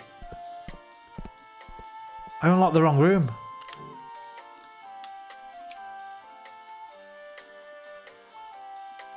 $600 Nicky. Hang. Oh, I got to do another day. YouTube at Angling Brothers L60. Millwall I support. Millwall? I got some laundry for you. First, could you do me a favour? I hate how dirty the streets in front of the garden across from my store is an eyesore. Could you clean it up? I don't know. Weirdo. Fine. I'll just please clean the street. What?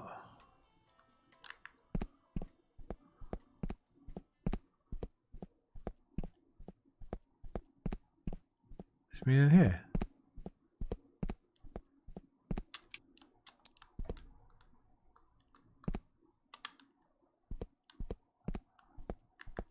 Where did he say? The garden? Oh.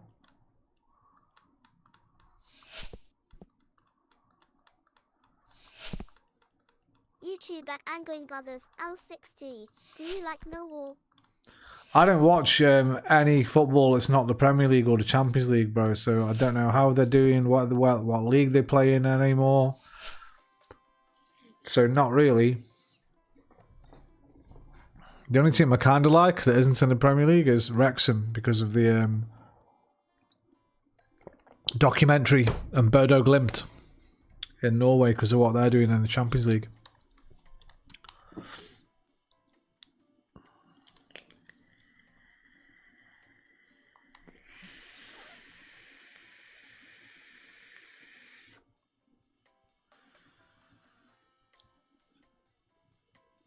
Look at these amazing cutscenes.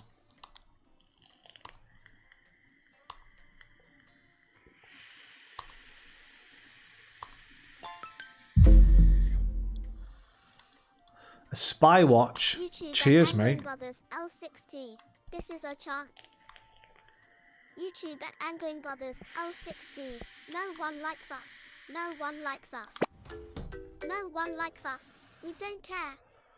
We are Millwall. Super Millwall. We are Millwall from the den.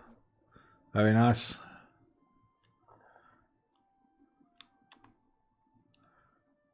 Very dirty, please. What the fuck is going on here, man? I can, mate. Are you going to give them to me? Did you drop them off?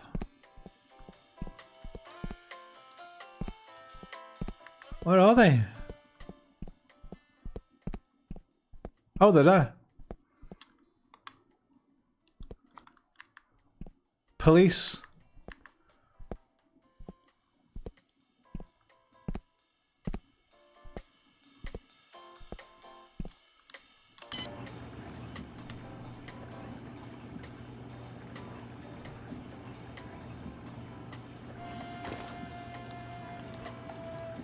Oh, I have to select the paint to use it like that.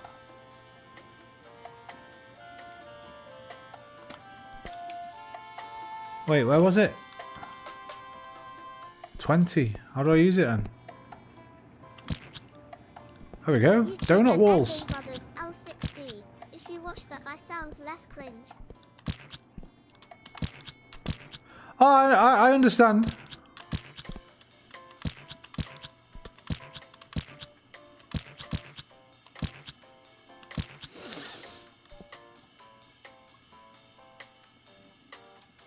No one likes us, no one likes us, no one likes us, we don't care. We are Millwall, Super Millwall, we are Millwall from... I don't know how it goes though. Is it like Super Jack? Super Jack? No one likes it. I don't know how it goes. I can't think. What other tune does it go like? What other footy song is it very similar to like? Oh, why have I bought 4? I didn't need 4. Shit. Oh, can we do the outside? Oh, we can. Okay, we'll use it. Fuck it.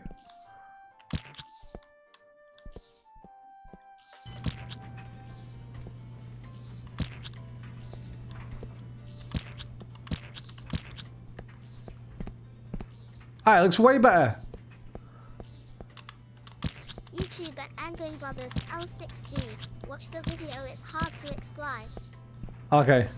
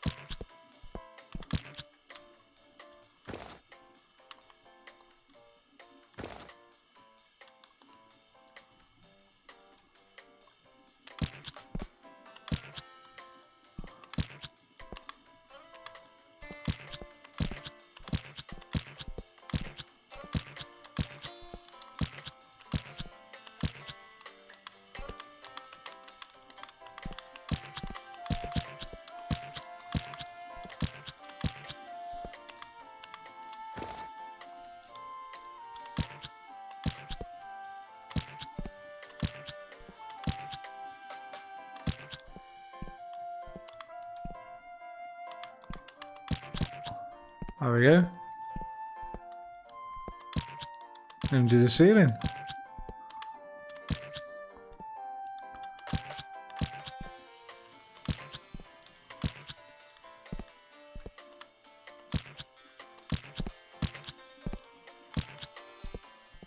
Lovely. Dirty Knackers Donuts.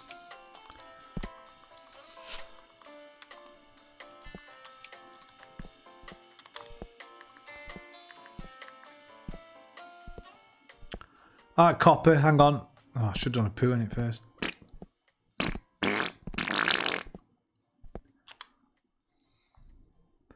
Thank you. Another request. Nephew's birthday. Forgot to buy him a gift. Please find him a gift. He really likes plants. Please buy any kind of plant. Bruv, what the fuck am I? I run a laundry. Not a gift shop. Give me a second. And Aurelia, Restream Donut. Oh, Hando. What's going on here? Right, what else? YouTube at LiamboBrick3917. Trying to trap Hansel and Gretel. Where do I buy, I know you can buy them. I forgot where I buy them. Decor? Decor, yeah. Plants. Plants. Floor? Right. Have this, mate. A small monstera.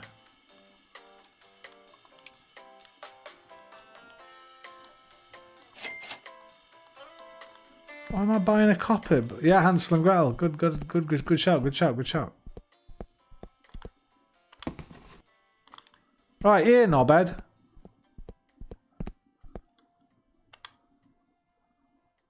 Thank you, you're very kind. I'll be coming here often. I might even become your loyal customer. Ha ha ha. Is that it? Tomorrow I'll let you know if he likes it or not. Thank you. You're not going to give me the tenner? You fucker. Right, I've got 250 quid left. Oh, mate. How much was that room? 300. I need to do another day. We need to get another day done so I can do the thingy room. Oh, I'm just going to let them do it. Fuck it. I'm just going to chill outside, man. And have a vape. Let them get on with it. Oh. Extreme donuts.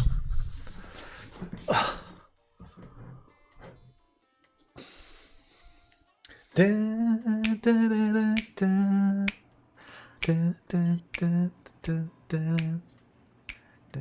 need to refill the shelves actually. I think we've got well, there's one. I need that detergent get sold at the bottom there, hiding behind the bottles. Because if I fill the middle shelf up with it, they're gonna maybe take those instead of the bottom one. Oof. How are you doing today? Dead again. You're always dead in here, innit? No business. Don't come wait for me. No. Alright, fuck you then. YouTube at LiamboBrick3917. Charlie work.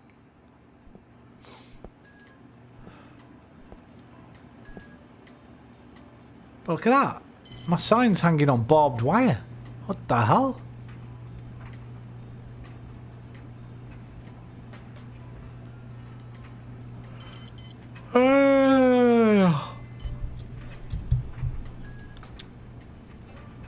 Oh, he needs serving. Thank you. Did you buy the detergent? No, you mop it. Why not? Thank you.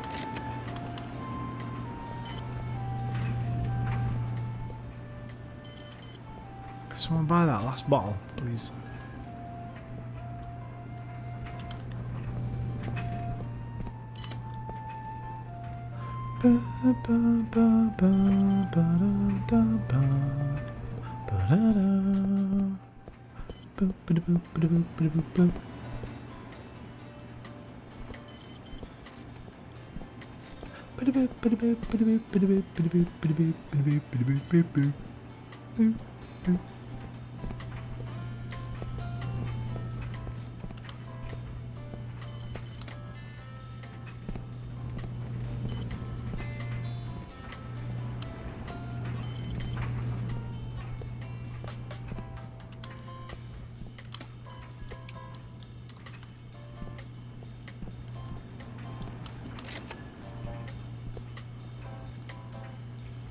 Naughty customer?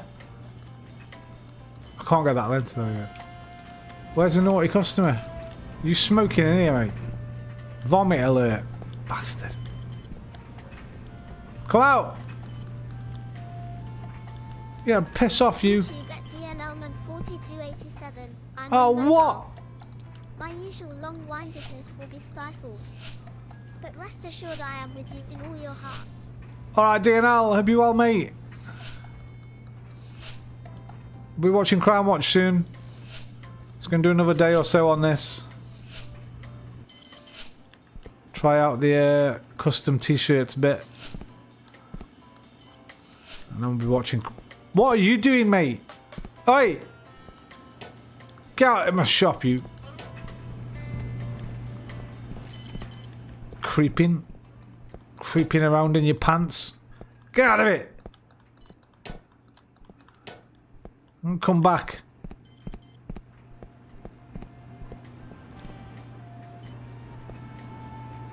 Everyone's good in here. And broken machines. You want serving? Yes, it's gone. Right, cool. I can restock these properly now.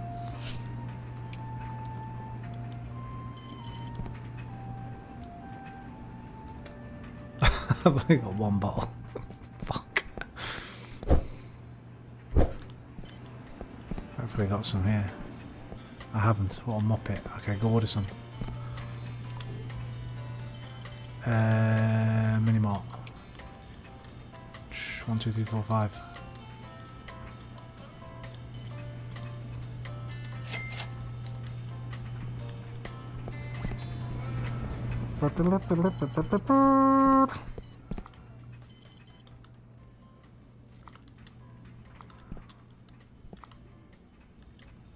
YouTube at DNLman4287. Hello Liam and Oblows it all. Who's making weird noises? Customer's stuck. Shit. Hang on, mate. Be right with you. My machine's broke. Which one's broke? None of them. Come out. Get him out of there. Help him with love.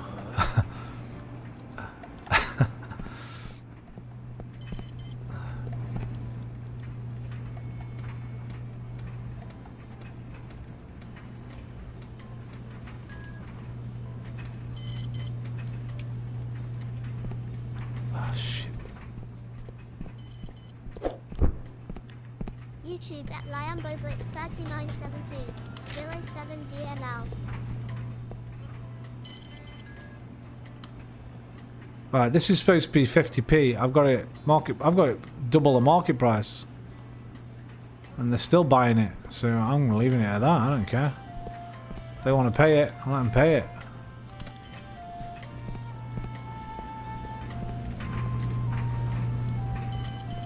Clothes left behind.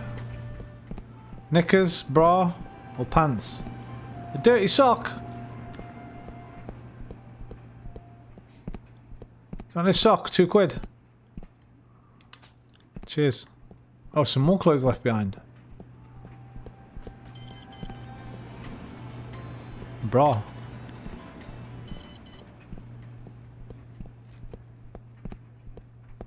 There you go. More clothes left behind. What the hell? Some leopard skin boxers. Throw them panties, man. YouTube at LiamboBrick3917 panties. Alright, I'm coming.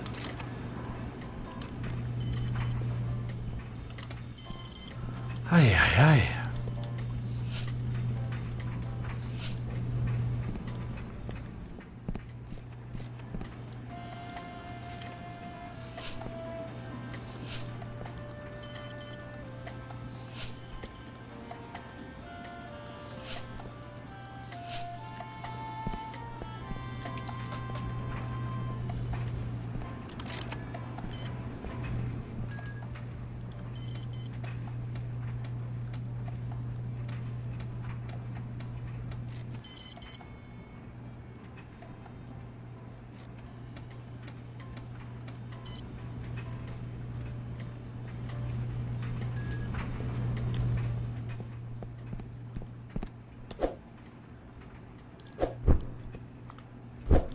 Why is no one buying the bleach?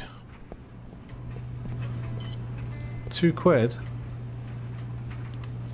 Market price £1. Oh no, that's the wrong one. I want the bleach. No, not detergent, the bleach. Oh, can I only have one thing on one set of shelves? Oh, I might have to buy another set of shelves.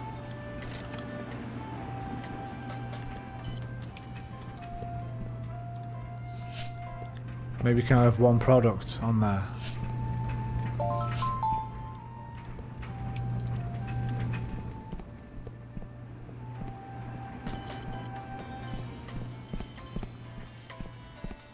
Look at this. Massive, mate. What am I going to put in here?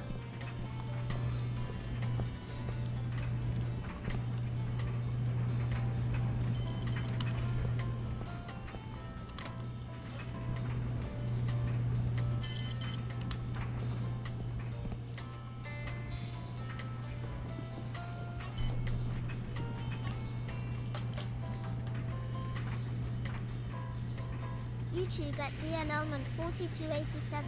I'm about to test the range of Wi-Fi. If I go off grid, know that I am on the electromagnetic fringe of the stream. Got you, DNL.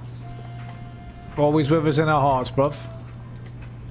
Something's broken, I can hear it sizzling.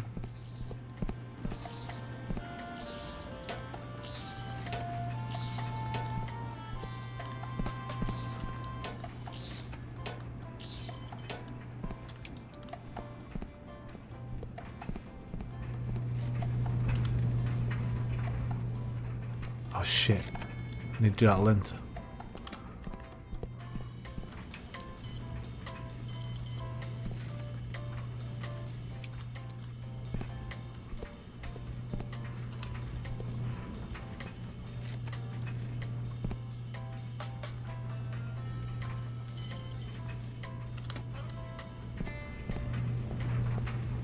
Slippery floor. Where?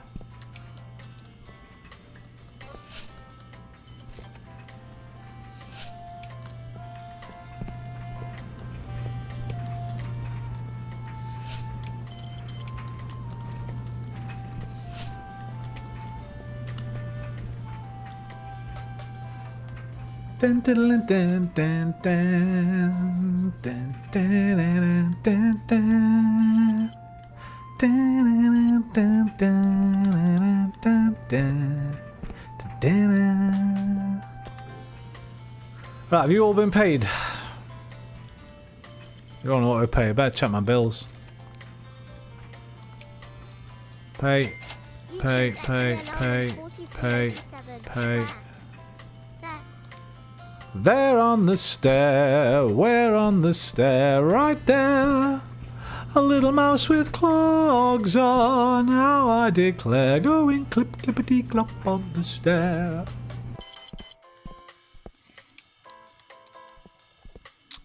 Bam bam bam bam bam bam bam bam bam bam bam bam.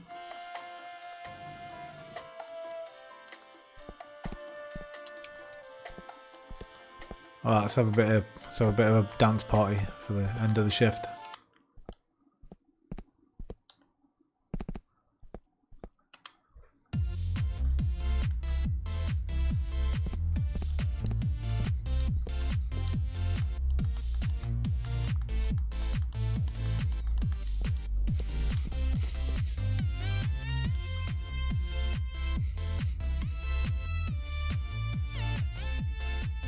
YouTube at DNLman4287. Wonderful song made even more wonderful by Roman the Classic Crooner.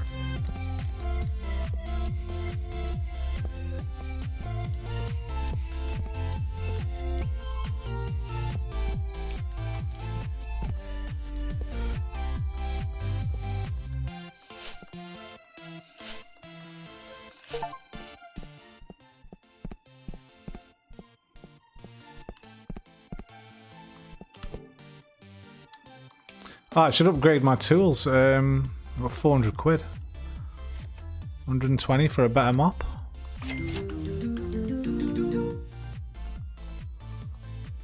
That's the one I'm using most. YouTube at DNLman4287. Yes, shake it with the record.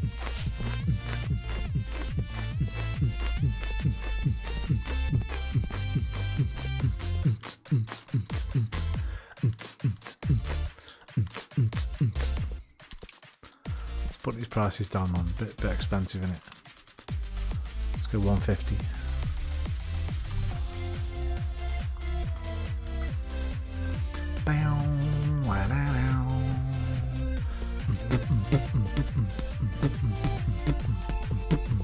Thank you. Have a lovely walk home. Right, I should be able to make my thingy room now. Custom t-shirts.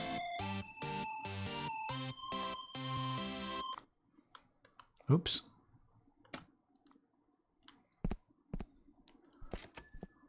One more customer to pick up their washing. Come on, you.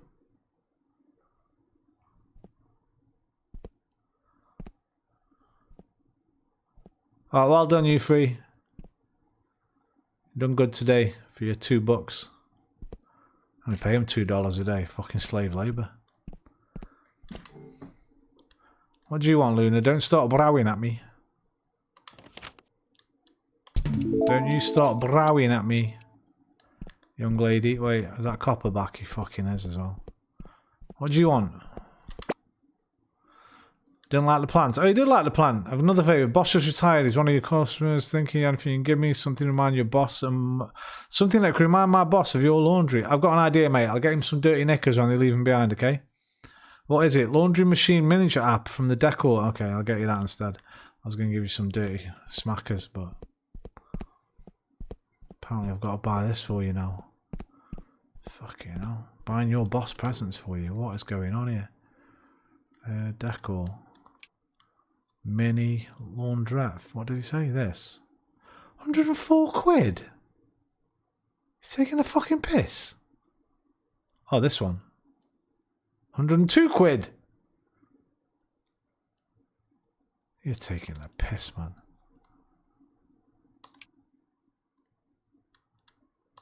I better still be able to afford my room. I'm going to be annoyed. Annoyed.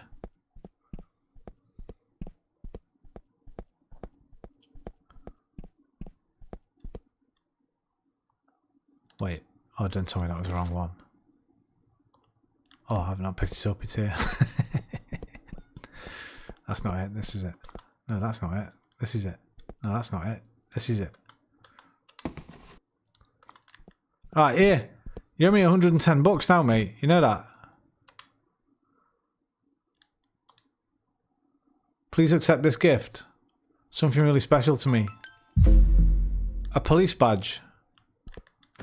What the fuck am I going to do with that? Freeze! I said freeze! Freeze! Great. Thanks, mate.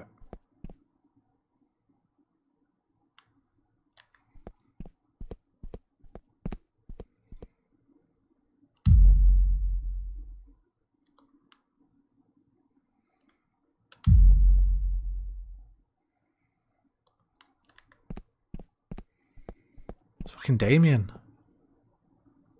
Alright, Toby. Police. Hey. Who are you? I'm Toby.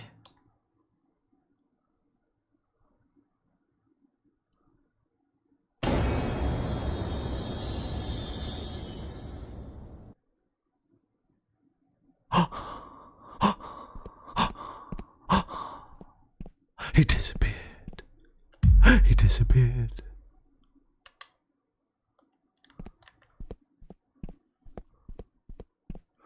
Right, please let me afford my room still. Now I've had to spend all that stupid money.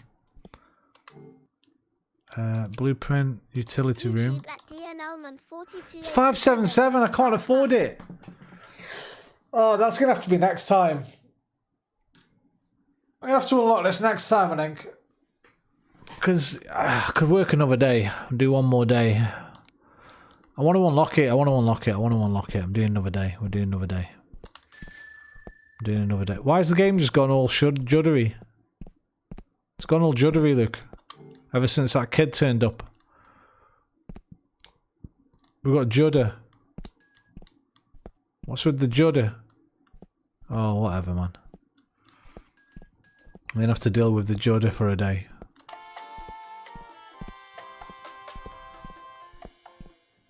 And then I'm getting a striped mug and we're watching Crimewatch.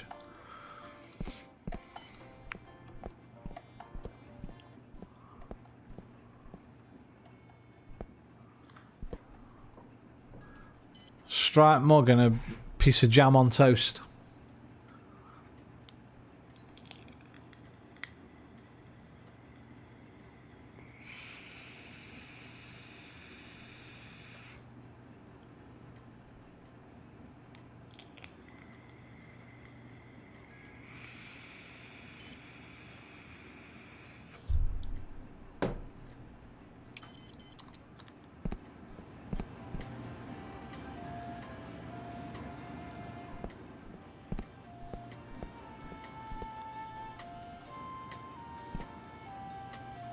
Shit.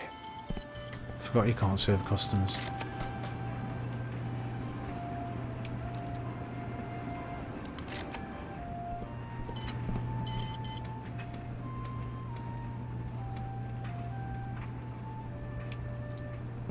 What, baby? What do you want? I know you don't want food, so don't start. You want to come up? You can come up if you want.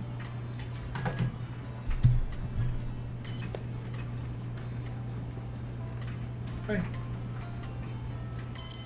Oops. Hey.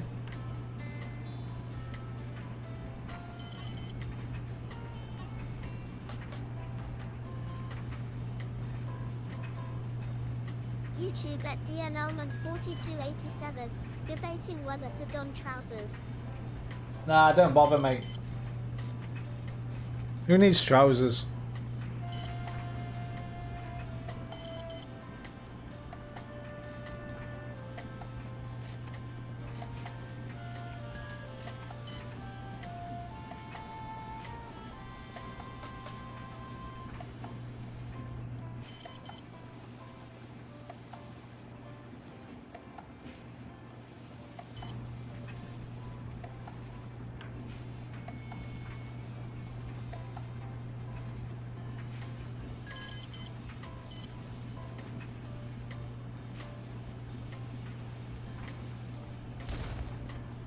What the hell was that? Oh no, there was a bomb. 4287, hello Luna.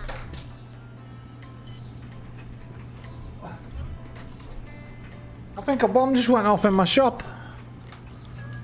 The fuck?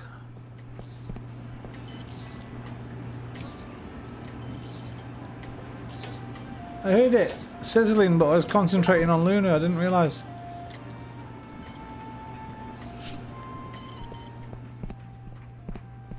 YouTube at DNLman4287, you're right. Luna Lucy never wears slacks, and now, nor shall I. Exactly, man.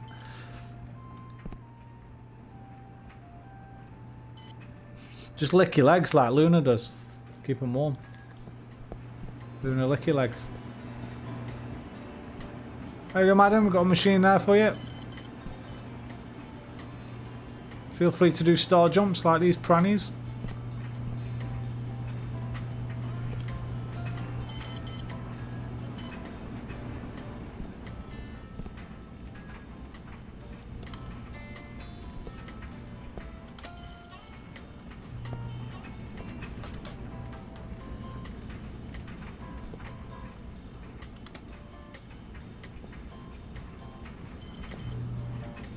What?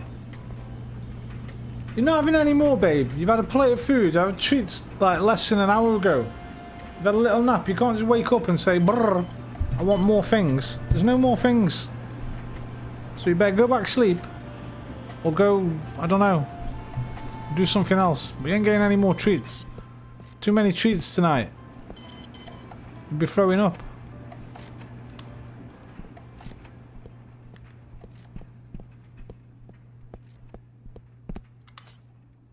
You know I'm going to give her some treats. And Aurelia, Luna is more important. I know, that's the thing. She knows as well. I'm going to give in. I always give in. But I shouldn't, because it's not healthy for her. Yeah, look. Oh, God damn you.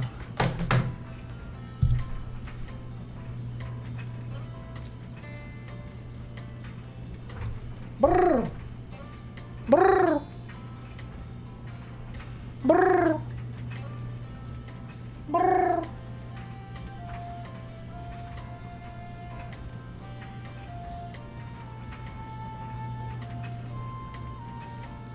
YouTube at Angelia Cat.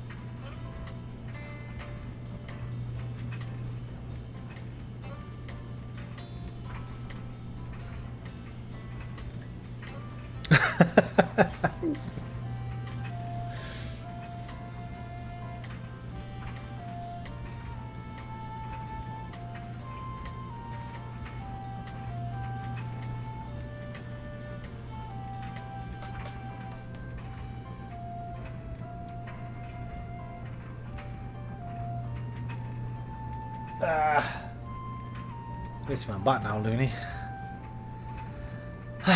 Right, I'm gonna get her a licky lick. She's defeated me again.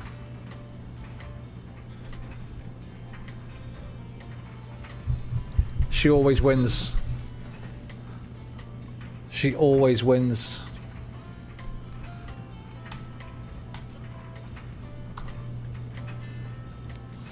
Come on! I didn't even know I'd paused the game. God damn it. Come on.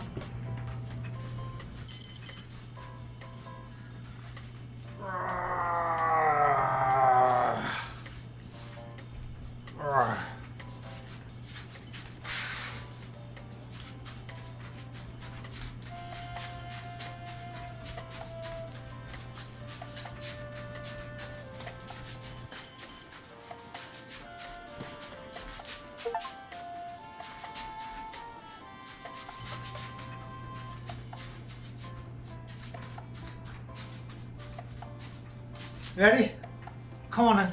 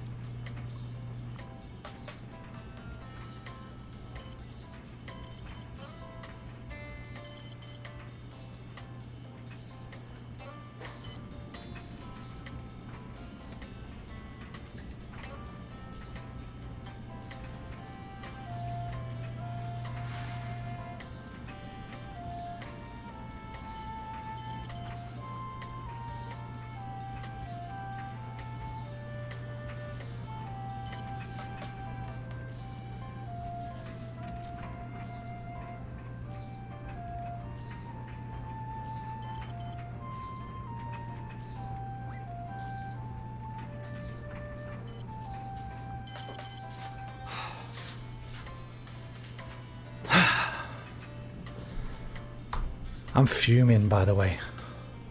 Fuming. I was looking forward to a last Snickers ice cream tonight. My fucking old Dutch is eating it. The Duchess is eating the last Snickers ice cream. YouTube Are you having it? Elman 4287. Hello, Ando. Love Are you Dog having Boys. that? IDK if we've met.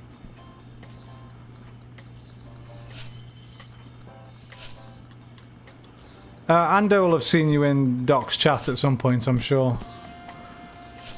Dodo's chat. You've been in there quite a lot.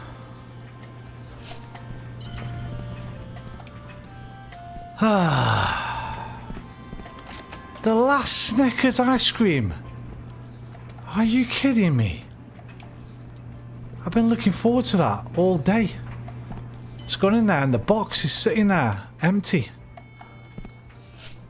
I'm gutted. Machine's broken. I don't care, mate. My heart's broken. Which machine? Who's left stuff behind now? Somebody's left stuff behind, it says. Where? There. Dirty bloody handkerchief. Nice. Just what I want. That. I could throw it away. I'm going to sell that.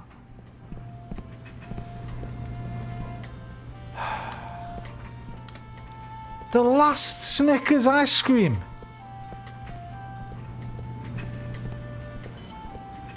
YouTube at Andarilia. I don't think we played together DML. No, we haven't played. He hasn't played. He hasn't got VR. But he drops in Dodo's streams relatively often to jump in the chat.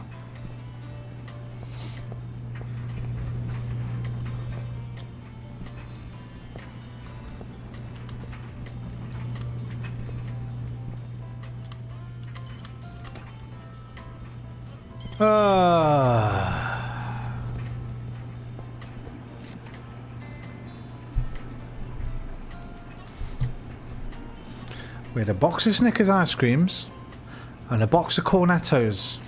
She was eating the Cornettos. YouTube at DNLman 4287.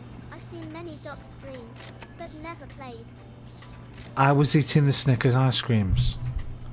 There's no Cornettos left. And now there's no Snickers ice creams left.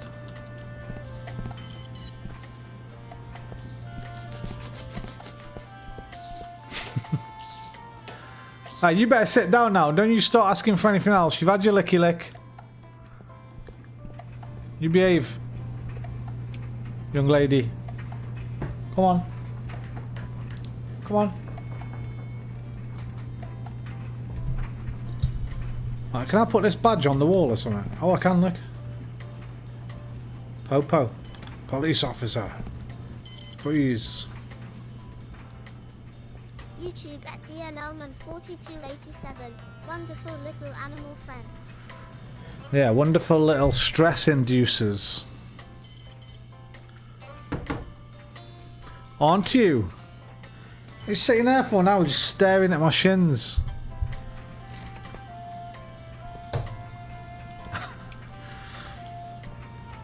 This cat would eat until she burst, mate. Lucy's the total opposite. Lucy barely ever eats. Feed Lucy just walks away from her food. There she goes, she's back.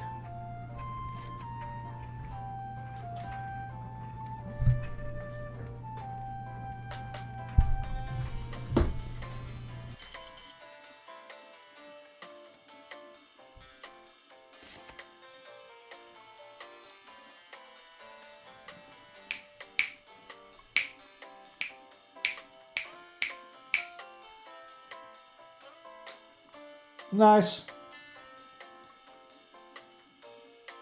YouTube at DNLman 4287. Luna. Or. Roman. Nil. Yeah, every time she wins, every damn time.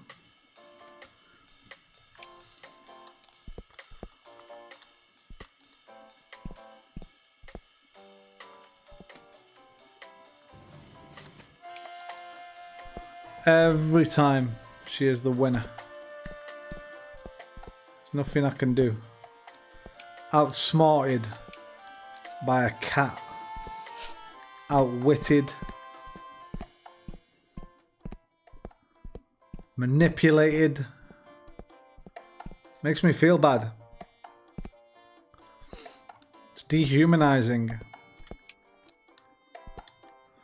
I got no control.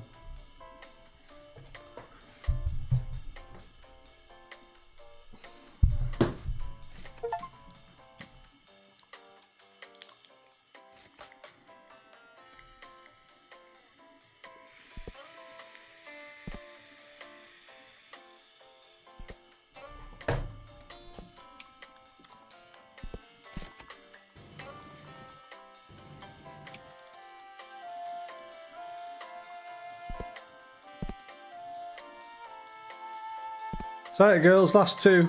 Sweet.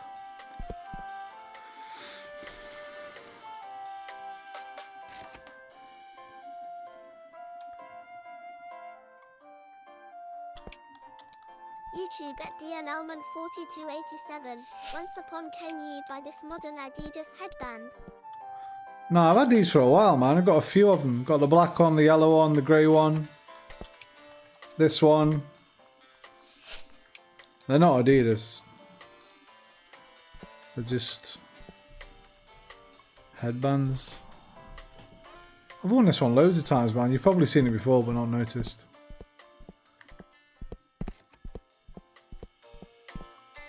Alright, we're done. Are we fucking done, gang? Well done, gang. Off you go. Home, home, home. Alright, let me buy my new room. Missing kid again. Toby, what are you doing back here? Can you really see me? I can see you. It's in the sixth sense, mate. Can I help you? Yes. You're hungry. Can I have some money? How much? £10, no problem. I got a burger. We want a burger instead. No, okay.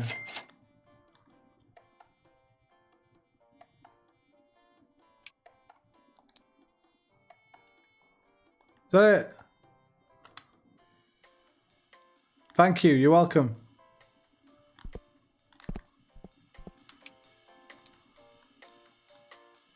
Right, let me get my new room. That's all I wanted to do. 577. YouTube at DNLman4287. They certainly look Adidas. Not Yonex or Slazenger or Benetton. Slazenger? No, it's nothing. It's just like some Amazon stuff. Or Temu. 5 for a tenner off Temu. Something like that. Right, I got my t-shirt printer. Cool. Buy ink cartridge now. Draw designs. YouTube at Anderelia. Don't forget a shelf for bleach.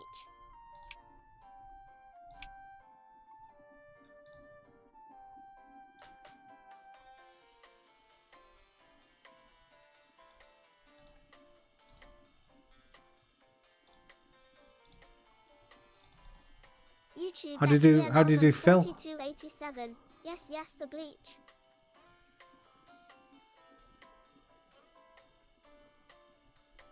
Can't I just fill? That looks like Phil, doesn't it?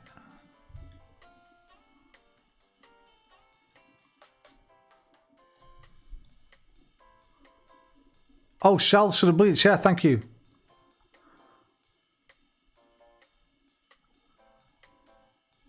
YouTube at DNLman4287. Get your tightened whites extra white and tight.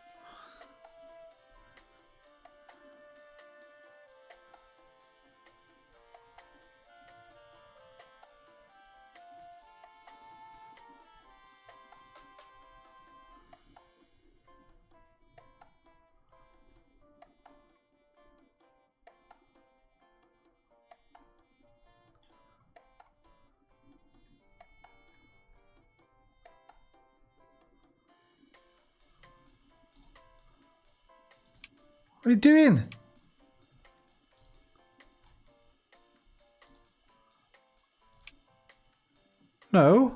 There's one black pen. No. Oh, do I have to go over here? I have to go over here. So that's for the whole t-shirt. That's just for the design.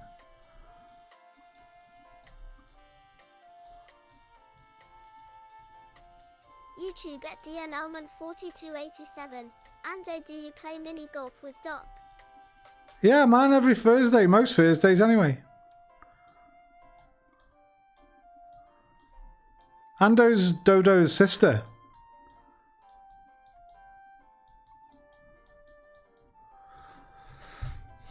Right, there you go. I love you all. Size not applied. Medium. No ink. Get fucked. Right, we'll carry on next time. It's time for Crimewatch. Yes, most of the Thursdays. Dun, dun, dun, dun, dun. YouTube at DNLman4287. Love it.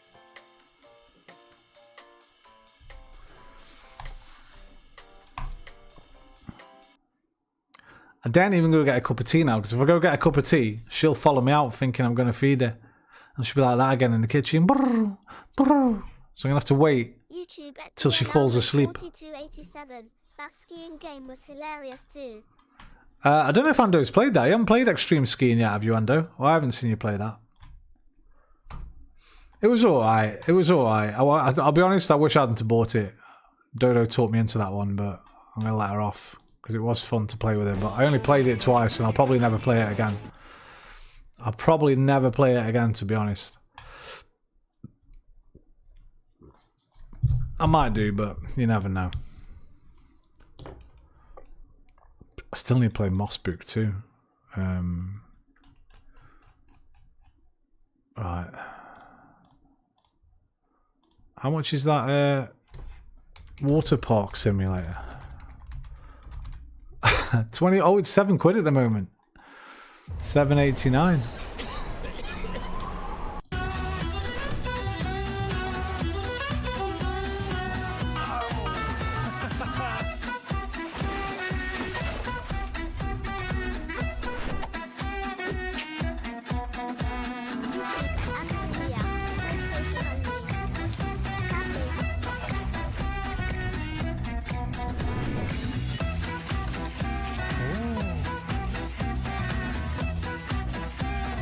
Oh, is it? Is Extreme Skiing only on PlayStation?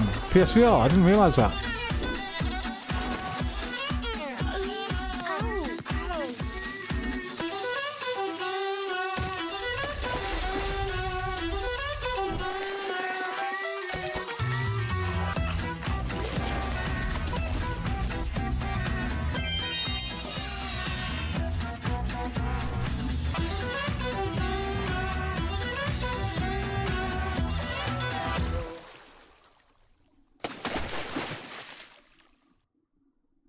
Bom, bom, bom, bom, bom, bom. So these are the same guys, I think, that made the laundry store because...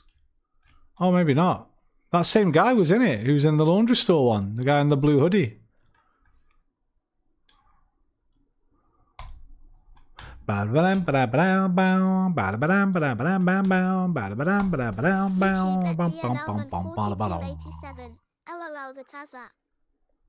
What's this? Gamer Tag VR. Bottom line is the era of meta first party games is pretty much over. And even though that sounds like a terrible thing, it's a good thing. There's going to be less destruction after they've been involved, and it means we're probably going to get better games. And the other really, really good news... Might get one of these microphones. These Shure microphones. Is Horizon is being removed from the Quest store, not just sunsetted. This thing is going to be gone. Like, there's going to be no trace of it in VR, and it's going to be completely on mobile phones. The bottom line is the era of... What's Horizon? Casio, yeah. The YouTuber. Yeah, that's him. Somebody told me last time. Does he just play these? 10 million subscribers! You fucking what, mate? YouTube at DNLman4287. Lack. I'm lurking and I'm stalking. 10 million?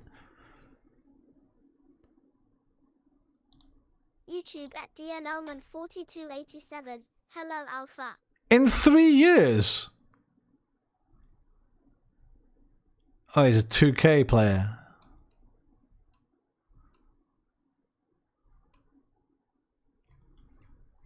Bro, he's barely got any videos. Does he live stream? He doesn't even live stream.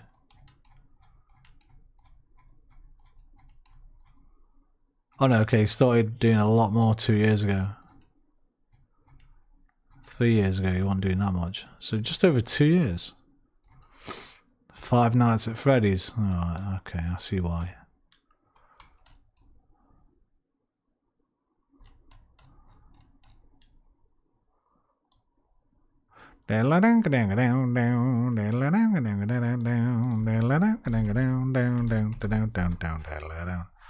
Laundry store. 1, 2, 3. YouTube at Alpha Leader 42. He streams on Twitch. Oh, is he on Twitch? Yeah.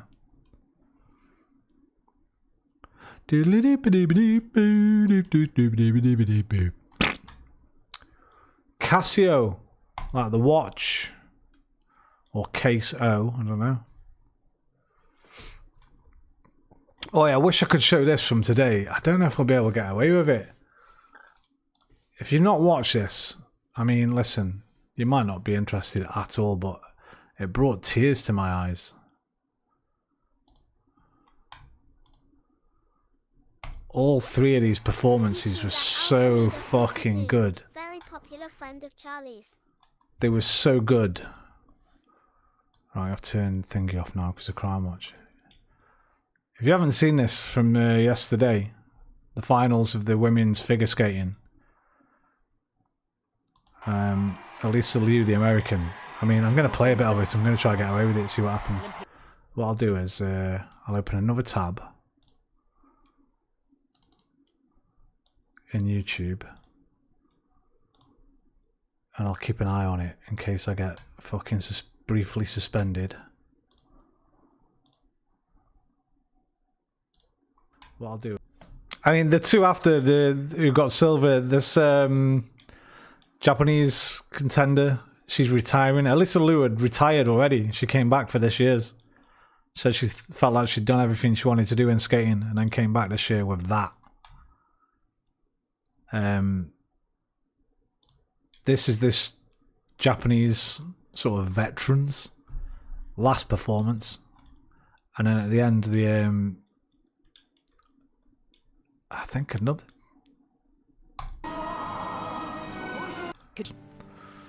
In that order, they got gold, silver, bronze. All 3 were incredible, but that first one's amazing. Amazing. And I didn't get suspended. Alright, big up YouTube.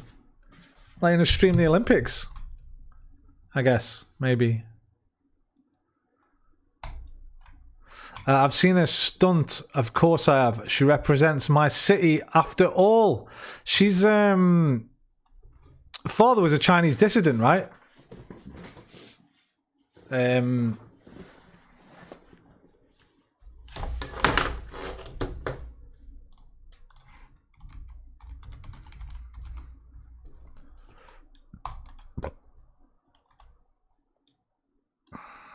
Born in Clovis, Cali. Began skating at the age of 5.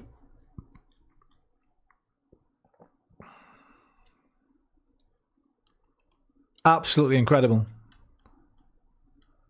Yeah, single father, Chinese dissident, went into exile in the US in 1989 due to the persecution of participants in the Tiananmen Square protests. Graduate student at Guangzhou? Age 25, Arthur arrived in Oakland, Cali. Yeah, I didn't realize she was from Cali. So you've seen her already, yeah. What a fucking... It was so beautiful. It was so brilliant.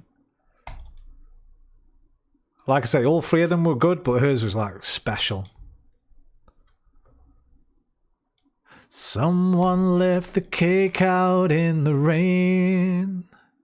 With how many L's my city takes, her representing Oakland is a dub. Big dub.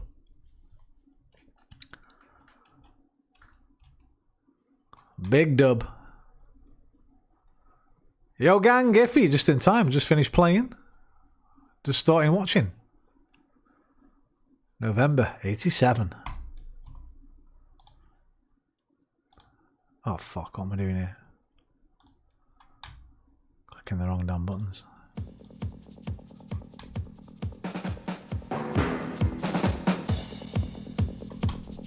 How you doing, Iffy?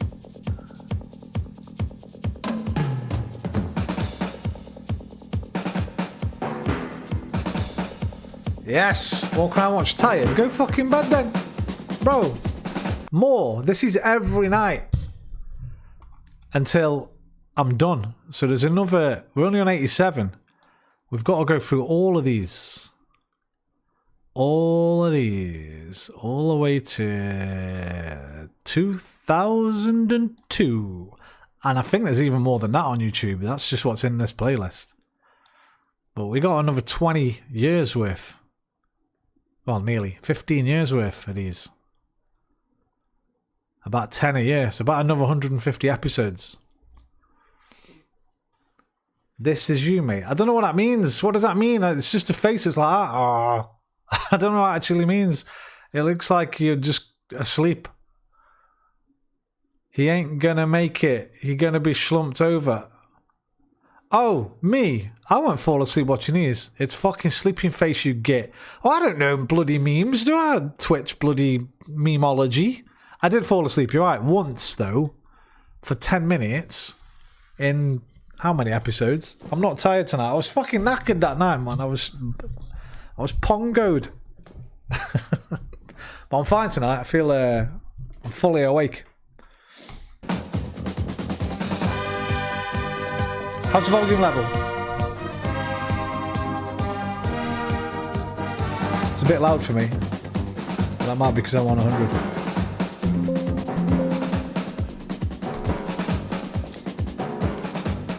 Good evening so and far. welcome Thanks, to the programme where once a month, instead of just hearing about crime, you can perhaps actually do something about them. As always, we're live and the detectives here from all around the country are waiting for your call. Here's the number you might need. It's 01 811 8055. This month we've some advice about how not to have your car stolen. Good night, Ando. Thanks for dropping by. Have you seen mein Freund? Wait, how do I say?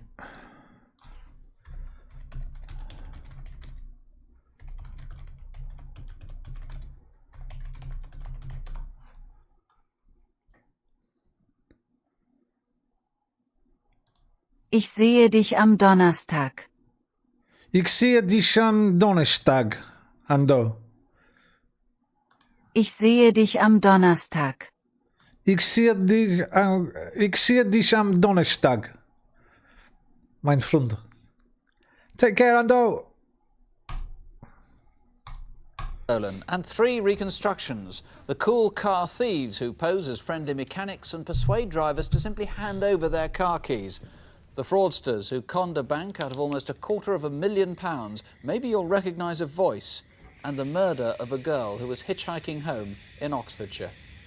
Well, first of all, some news of some previous cases. See you later, Last Alpha. week, a Take care, brother. 30-year-old labourer, Peter Sullivan, was jailed for the murder of Diane Sindel on Merseyside. After our reconstruction last September, a viewer called with information on Merseyside. By the way, Peter Sullivan, wrongfully convicted. We looked this one up. Wrongfully convicted. Learning difficulties. Wouldn't let him have a lawyer. 38 years behind bars until he was exonerated. I got the right guy, right? I think. Yeah, Peter Sullivan, wrongful conviction. 38 fucking years.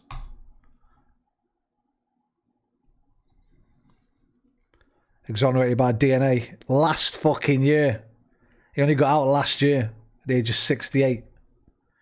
The longest serving known victim of miscarriage of justice. We didn't know about this one. When Diana Sindel thing come up, I was like, oh, they got him. They got the guy who did it, and we looked it up, and we saw this.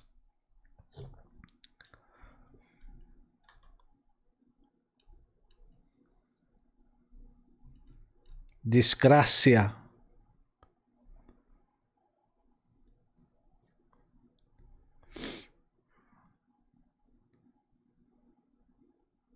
Bullied him into a confession.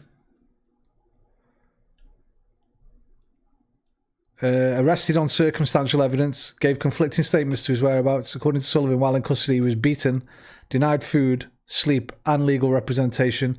Threatened with rape charges if he did not confess. Broke down in tears and confessed to the murder, but before withdrawing the confession. This alleged confession was not recorded, unlike many other of the police's interviews with him. He later repeated it, but withdrew it following access to a solicitor that he was not previously given access to. As it was deemed, it might have been a hindrance to the inquiry. During the confession, an officer asked Sullivan to indicate on a map where Sindle's clothes were hidden. When Sullivan pointed to the wrong area, the officer allegedly told him which location he should point to. Sullivan was later described by a psychologist as suggestible and having limited intellectual capacity. Despite being aware that Sullivan had learning difficulties, the police did not provide an appropriate adult as required by law. Absolute wankers. 38 fucking years.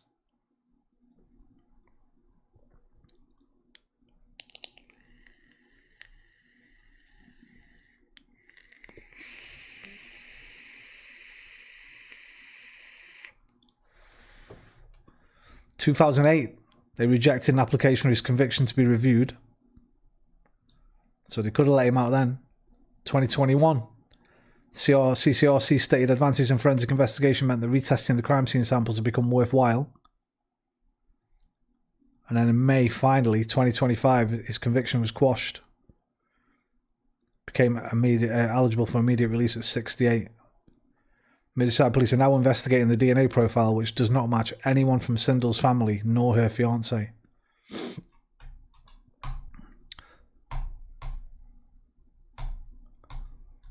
Was jailed for the murder of Diane Sindle on Merseyside. After our reconstruction last September, a viewer called with information which led to his arrest and helped solve the case. Damn, Crimewatch taking credit for it in 87. One of our viewers gave us the information they needed.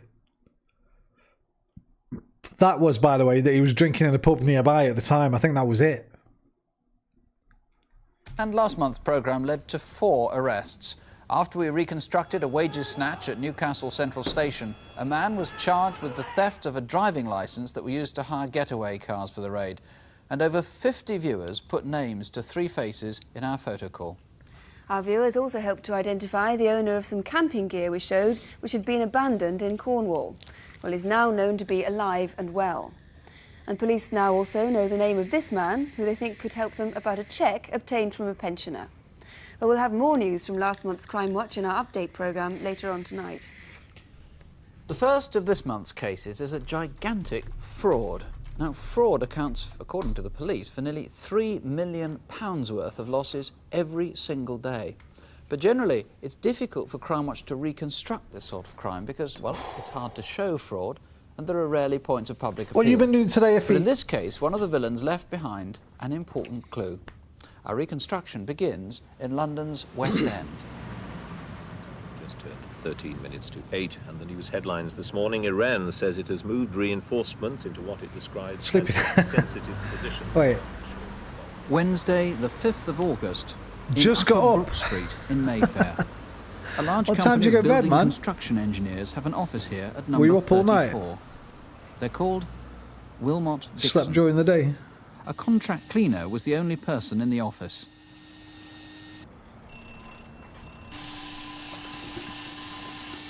Yeah, and half the day. Okay, what were you doing before you went to sleep? Working on your game? Can I help you? I'm looking for Wilmot Dixon. Sorry, what do you mean? I work for John Wilmot. They're expecting me. What, now? Yes, now. Are you the cleaner? Yes. I'm working for John Wilmot. I have a meeting here at 8 o'clock, okay? Confidence. Although the cleaner thought the man's Get behaviour you in a was lot of strange places. and aggressive, she assumed he was a genuine employee of the company. By 8 o'clock, the cleaner had finished her work. When she went home, the man was still inside, but now he was alone.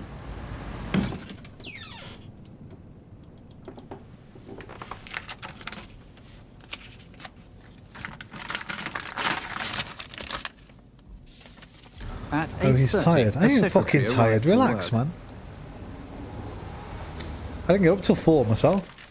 The intruder was removing sheets from files. One bore the signatures of Peter Wilmot, the chairman, and John Bayliss, the company secretary.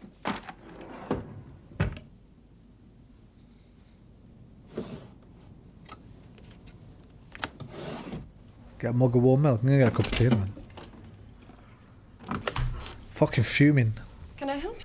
Went in the kitchen, gave Luna a licky lick about half an hour ago now. All day I've been looking forward to the last Snickers ice cream. Walking now, what do I see on the side? An empty Snickers ice cream box. The old Dutch is fucking eating it, hasn't she? I'm fuming, bro. You? I want to speak to Mr. Bayliss. Who let you in? The cleaners. I've got a I'm chocolate from the muffin now. cleaners. My I've name got a is triple John. chocolate muffin. I want to see Mr. Bayliss about changing the cleaning times from morning to evening. Mr. Bayliss is away on No, she had... bathroom. No. Normally I would. But there was a box of Snickers chocolate ice cream and there was a box of strawberry cornettos. Strawberry cornettos were hers. Snickers ice creams were mine. I haven't touched the cornettos. I fucking will if there's one left in there, but I can't see one. They've all gone as well. Is there anyone else that can help? Perhaps Mr. Dixon. But he's in the flat upstairs. I'm only and joking, I obviously. don't know if I should disturb him. Well, I can always call back later and see him. Oh, It's war. okay. Well, let me see you to the door. Fine. Although she thought that the man's story was rather odd and later reported the incident to her boss, everything in the office appeared normal. No one realized documents and stationery were missing. The fraudsters were now in business. That afternoon, they made 2 important phone calls. The first was to a small city bank. The bank has a foreign exchange dealing room. For security reasons, all phone calls here are recorded. And what you're about to hear is the voice of one of the fraudsters. Hello, yes, my name is John Bailey, Director and Secretary of Wilmot. I want to buy German bonds. You're a private customer, yes? No, in fact, I'm not a customer of yours. I see. What quantity of Deutschmarks do you require? £236,000. £236,000 worth? This is in banknotes, you want them? Yes. Look at that. See, Fucking smoking in the office, man.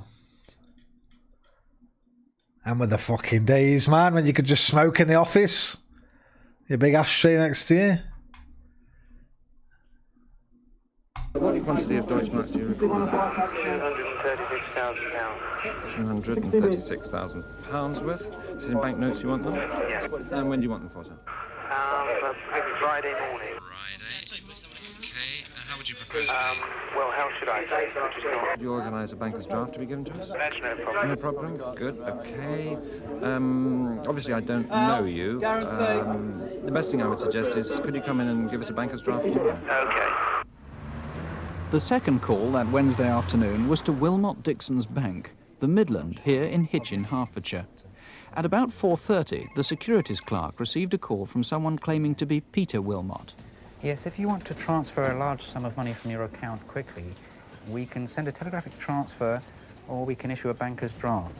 But I'm afraid it's too late to do either tonight. Any time after 9 o'clock in the morning, Mr. Wilmot. Right, I'll wait for your call in the morning. Good night.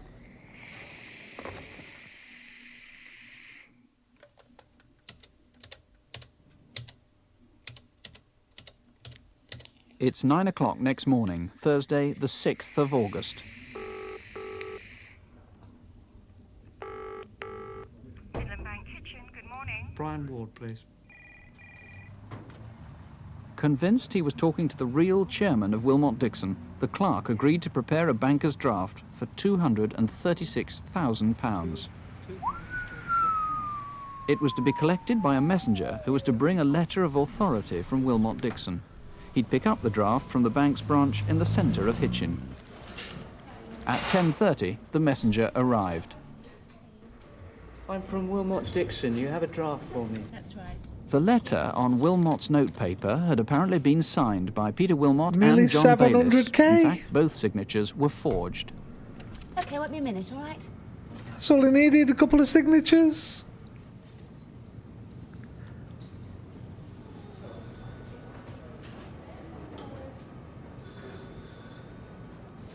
Okay, can you just sign that for me, please? Okay. Just at the bottom there. He signed in the name of Donald Ford, but police believe the same man then went straight to the city, pretending to be John Bayliss. Hello? Yes, it's Bayliss. I spoke to you. You did indeed, yeah. Okay, I'll come down to you now, if I may. Yes, sure. Really conscious of time. It's too late in the day to get this done now. No, I'm afraid it's going to be tomorrow morning. Okay, that's not a problem. Okay? Okay, I'll get the draft and get it down to you. Here's the draft, and here's my card. Thank you, Mr. Bayliss. Obviously, we'll have to get this authorised. Right, I'm in a bit of a hurry because the car's on a yellow line outside, so I'll leave that with you. I'll see you first thing in the morning. Later that afternoon, the Midland Bank confirmed the draft was genuine. It's Friday the 7th. By 9 o'clock that morning, the Deutschmarks were being prepared.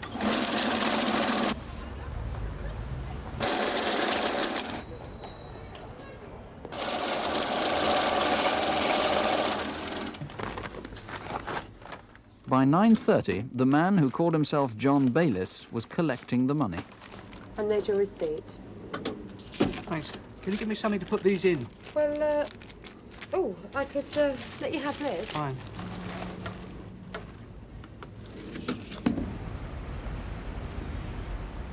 The fraudster walked away with over 690,000 Deutschmarks.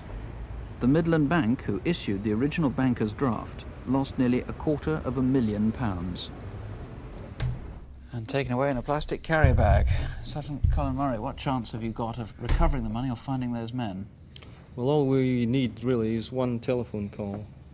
Now, what do we know about the men? Obviously, they were seen by several people. Yes, the first man, the man who went to both. I'm just going to straight up say that they got away if he was in charge of the fucking case. Sergeant Colin Murray. What's this stance, bro? Not stance, this posture, bro. What chance have you got of recovering the money or finding those men? Well, all we need really is one telephone call. Now, what do we know about the men? Obviously, they were seen by several people. Yes, the first man, the man who went to both banks, is 40 to 45 years of age. He's 5'9" tall and of stocky build. Mate, they're gone. Now, this was the out guy the left country. another clue, of course, because he left a signature for first the banker's draft and secondly when he received the money. Is that very distinctive? Somebody might recognise something from that, I suppose. Yes, we believe it was the same man at both banks, and this was the signatures of the people who purported to be at both banks. Now, what about the black man who stole the headed notepaper and the visiting cards? He was a younger man, 30 to 35 years old. He's described as being from 5'6" to 5'9" tall, proportionately built. Both men were well dressed. Okay, is that moustache real or is it false? Well, there was two witnesses saw this person at the premises in London. One described him as with a moustache and one without. Well, let's see what he looks like. There he is, if he didn't have a moustache. Which of those two men was it who made the phone calls, do you think, or could it have been another conspirator? Well, we believe that there may have been another conspirator. If not, we believe that the white man was the man that made the telephone call. Now, that is quite a distinctive voice. Let's listen to that again, see if anyone can recognise it. Hello, yes, my name is John Bayliss. John Bayliss, B-A-Y-L-I-S-S, Director and Secretary of Wilmot. Is that distinctive? Now, obviously, that was done for the audit at a bank. It wasn't meant to be played on television. Nonetheless, you can hear some quite distinctive things in that.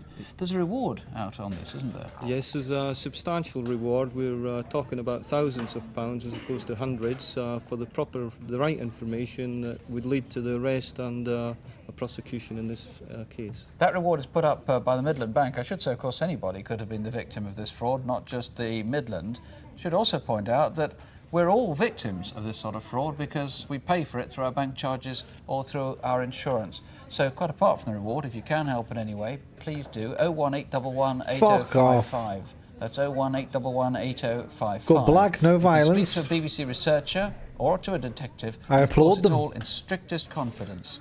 If you prefer, you can call Hertfordshire Police Headquarters at Welwyn Garden City. That's a direct line, 0707, the code for Welwyn Garden City, 335500. And now to Incident Desk, where the police appeal to you directly.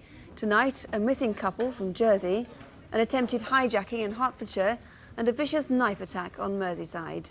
With the details, here are Constable Helen Phelps and Superintendent David Hatcher. First, we'd like your help with the mysterious disappearance of a middle-aged couple from Jersey. On October the 11th, Nicholas and Elizabeth Newell said goodbye to their sons at 3 o'clock in the afternoon after a birthday celebration for Mrs. Newell. They've not been seen since. When police were called to their house at St Braillard a week later, the central heating was on, there was food on the table, washing on the line, and the house was unlocked.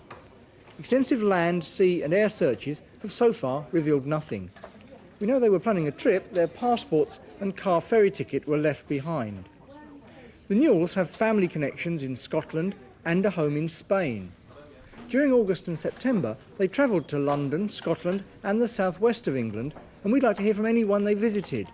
Look at them again, and also these two other photos of Mr. Newell. Please call us if you think you may have seen them or have had dealings with them in the recent past. Next, we hope you might recognise this knife. It may help trace a man who assaulted two young girls in the boot. Fucking murdered.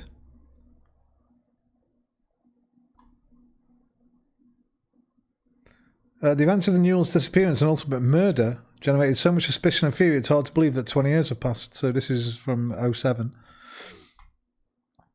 Even though some details surrounding their deaths have been brought to light, much of the evening of 10th October 87 remains a mystery. What is known, blah blah blah, what they just told us.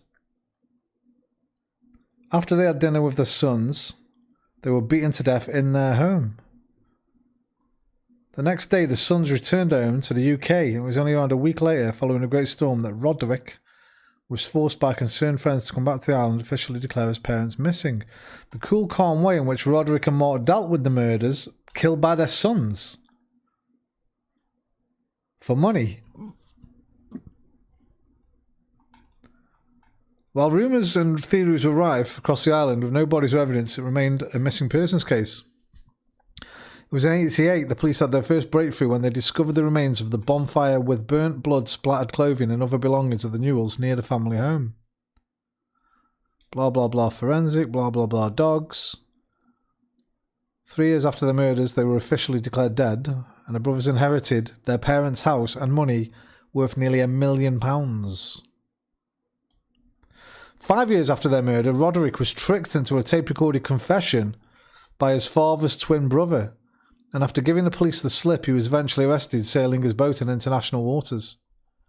After fighting extradition from Gibraltar for 14 months, he was brought back to Jersey, where he took police to the spot in the Greve de Lech woods where he and his brother had buried their parents' bodies. Fuck. The sons did it for the money. What we know for sure is after returning from the birthday dinner, they were drugged and beaten to death and their sons covered up the murders and disposed of their bodies. Aye.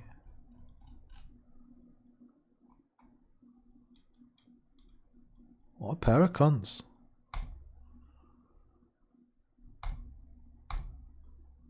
Bootle and Seaforth area of Merseyside. On October the 14th, he left it behind after assaulting a 10-year-old girl on waste ground by the railway near Akenside Street, Bootle. 2 weeks later, on the 30th of October, an 11-year-old girl was collecting for Guy Fawkes night outside this shop in Seaforth. The man forced her to go with him to a block of flats in Sandy Road, where he assaulted her twice. The girls have helped compile this picture of him. He's between 20 and 30, and notice the unusual V-shaped hairstyle, possibly dark brown on top and very blonde on the sides. He may also have birthmarks on his arms and legs, and a tattoo on his left hand with the words, "I love" above a heart shape. Do ring us if you know him. An armed gang caused a serious road accident in Hertfordshire on October the 20th when they tried to stop a Securicor van near the village of Cuffley. The Securicorps vehicle was forced to halt in a line of traffic and then rammed by a white Ford Transit, which then carried on, hitting 2 other cars and injuring an elderly lady. At first, the Securicorps driver thought there'd been an ordinary accident until he noticed men with guns running towards him. Despite the damage to his van, he was able to drive away and the suspects fled empty-handed.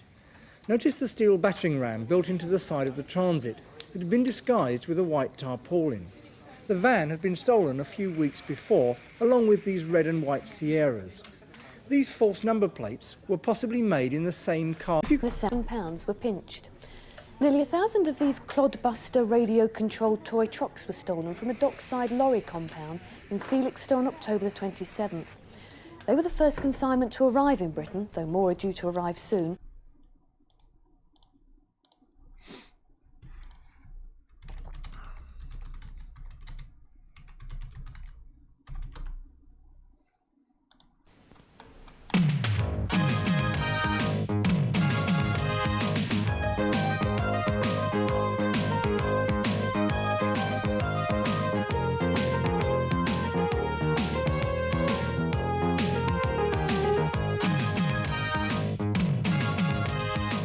For those of you who want a real monster machine, the Clodbuster has arrived.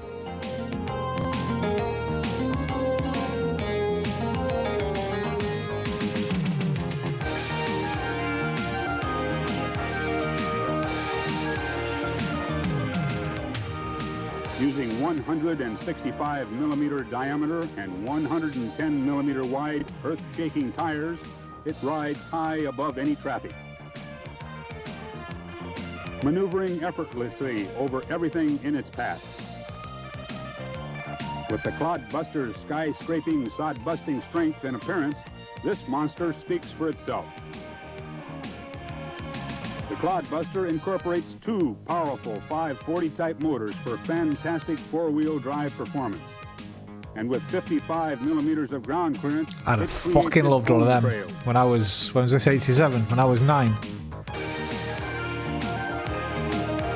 Another outstanding feature of the Clodbuster is its 4-wheel steering mechanics that allows it to shuffle through a traffic maze with ease.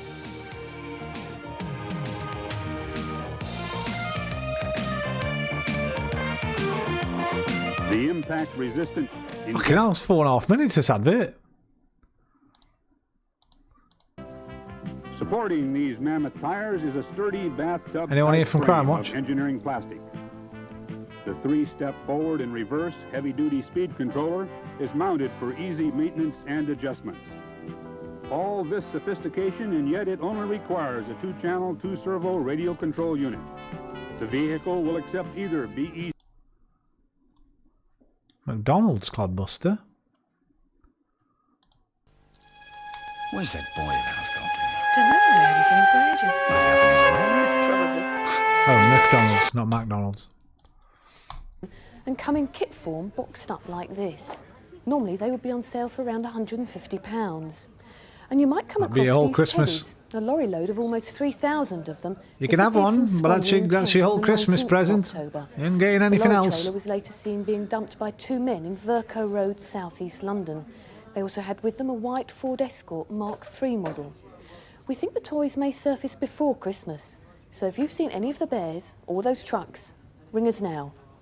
If you think you can provide any possible new lead, please do ring 01811 8055. That's 01811 8055. According to police figures, over 1.5 million cars were stolen or broken into last year. That's 1 car every 20 seconds. A third of those which are stolen are never recovered. In fact, a new Jaguar or a BMW can be as worth as much to a thief as a raid on a building society. Over the past 6 months in London, police have been piecing together a series of thefts, all of which have a very similar technique, and all of which involve Mercedes. Our reconstruction starts near Sloane Square in Chelsea in southwest London. Do I care about this car theft? 8:30 in the morning. Mrs. Susan Parvey was about to drive out to the country to visit a friend when she noticed her car had an oil leak. Oh no, this was actually quite interesting. I remember it. She managed to drive to a nearby garage where she had it temporarily fixed. At about 9:15, 2 men were seen pushing an old brown car into Cadogan Place stopping outside actually an quite antique clever. shop opposite Mrs. Parvy's house. Where's the nearest garage to you? Just over in Sloane Avenue. Thanks. Just over in Sloane Avenue. Mr. Riley, the shop owner, talked to both of them. Have you got a problem with your car? Yeah, not to worry though. Got plenty of time. He noticed that the older man wore a lot of gold jewellery. Playing golf with my governor later. You play golf? Where? Sutton. At about 9:30, Mrs. Parvy was back from the garage and cleaning the wheel of her car, which had been covered in oil. Everything all right? I've had some kind of oil leak. Ah. I've got a mechanic coming in a minute. He's a mate of mine. We work in a shop over in Streatham. He'll put it right for you. After a few minutes, the mechanic returned. Garage was closed. He seemed more interested in Mrs. Parvy's problem than his friend's. Do you want me to take a look at your car? No, it's okay. It's fixed. Well, it's still losing some oil. I'll take a look anyway. Okay.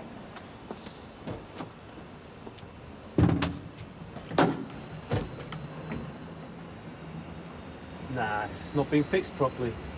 It'll need an olive. If you get the part, I'll fix it for you. No. It's all right. My mate will drive you to a garage. Well, if it's not too much trouble. No, it's no trouble at all. If you just leave me the car key. Oh. I won't need the house keys. Oh. Just the car key. Okay. Thanks. When he'd finished Cheers, working on love. the brown car, See you the later. mechanic wrote out the Mercedes chassis number and the exact name of the part she needed. Yeah, that'll do it. Before she'd got into the brown car, Mrs. Parvy noticed a bag of tools on the back seat. The man drove her to several garages without success, and finally to a service station at the far end of Chelsea's King's Road. They're not likely to have it. Well, it's your last chance. You might as well have a go. Then the man drove away, leaving Mrs. Parvy stranded. See you later, love. Back at Cadogan Place, the mechanic had finished his work. Oh, I think I'll fix the car. I'll just take it around the block, see if it's okay. Mrs. Parvy's Mercedes hasn't been seen since. What had seemed at first an isolated incident soon became an elaborate pattern. Since April, 6 more Mercedes have gone missing, and the gang have perfected their routine. On October the 8th, Mr. and Mrs. Karim had parked their car on the embankment near Waterloo Bridge. They returned an hour later, just before 3 o'clock in the afternoon. The car started, but wouldn't move.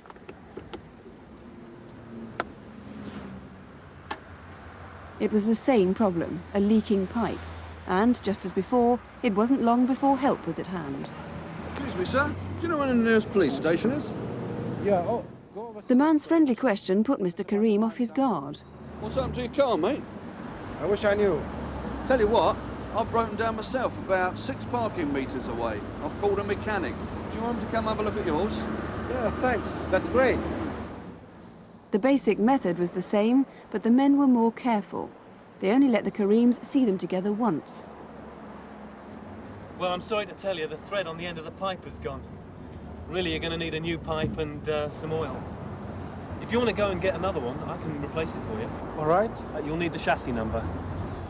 And this time, to avoid leaving oily fingerprints, the mechanic didn't write down the chassis number himself. 242F 094708.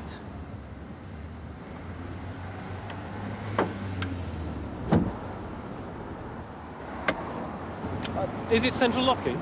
Yes, it is. Oh, would you like to leave the keys with me? When I finish the other car, I'll come back and take the pipe out for you, so it'll be ready when you get back. All right. Okay, see you later. Again, the part was difficult to get. And when the Karims came back, about 20 minutes later, the car was gone.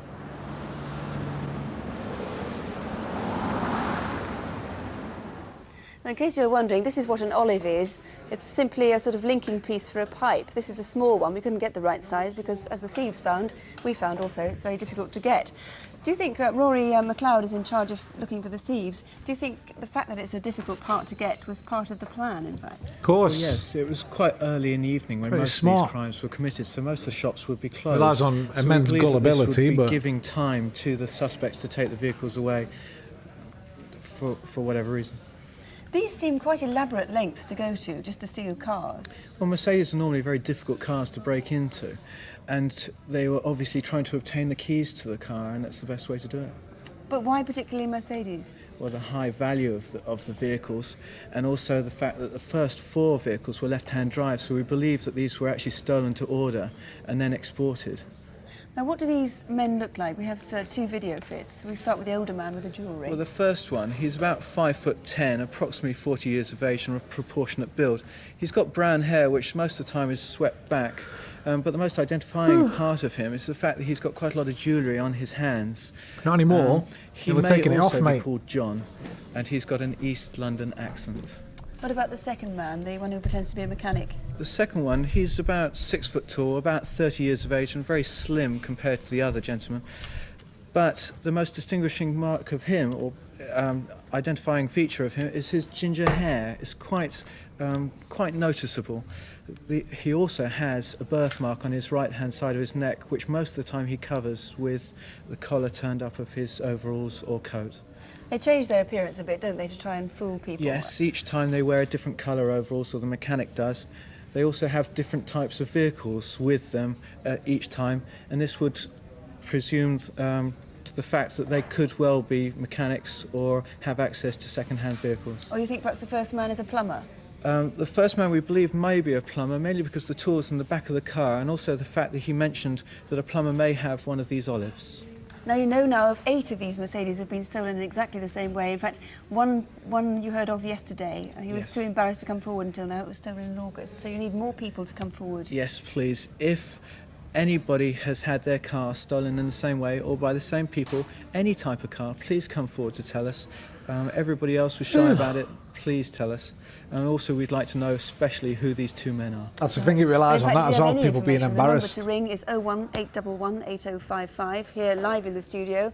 Or you can call an officer on the crime desk in Chelsea, and the number for that is 01741 6185 or 6186. That's 01741 6185 or 6186.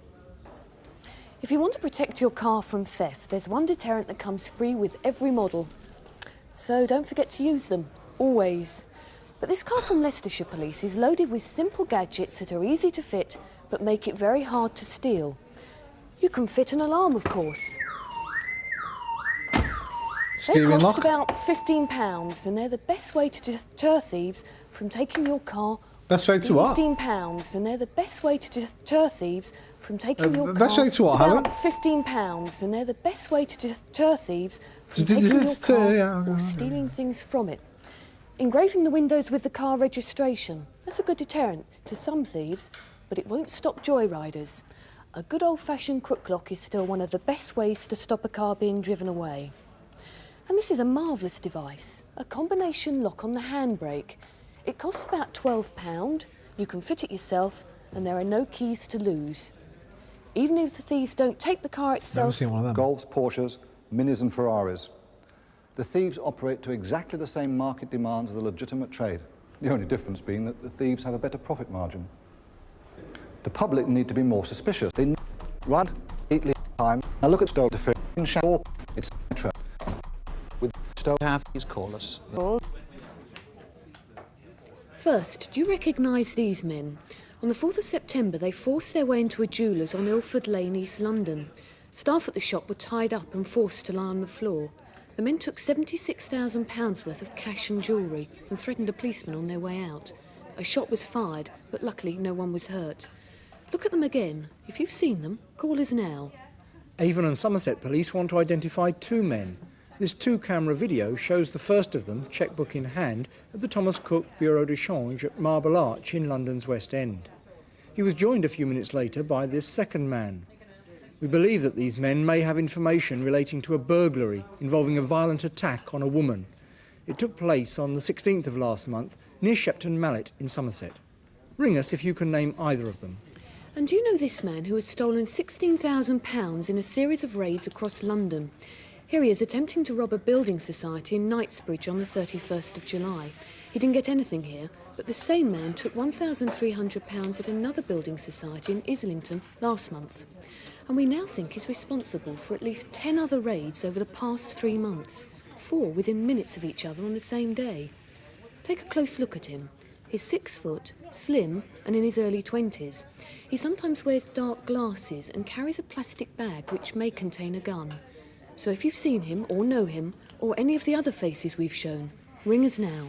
And the number, as always, is 01811 8055. Your call will be in confidence. It's 01811 8055. Let me just tell you, we're already getting some results in tonight on the search for the Jersey couple. We mentioned an incident death, a couple had gone missing. Well, the man has been seen apparently in North London.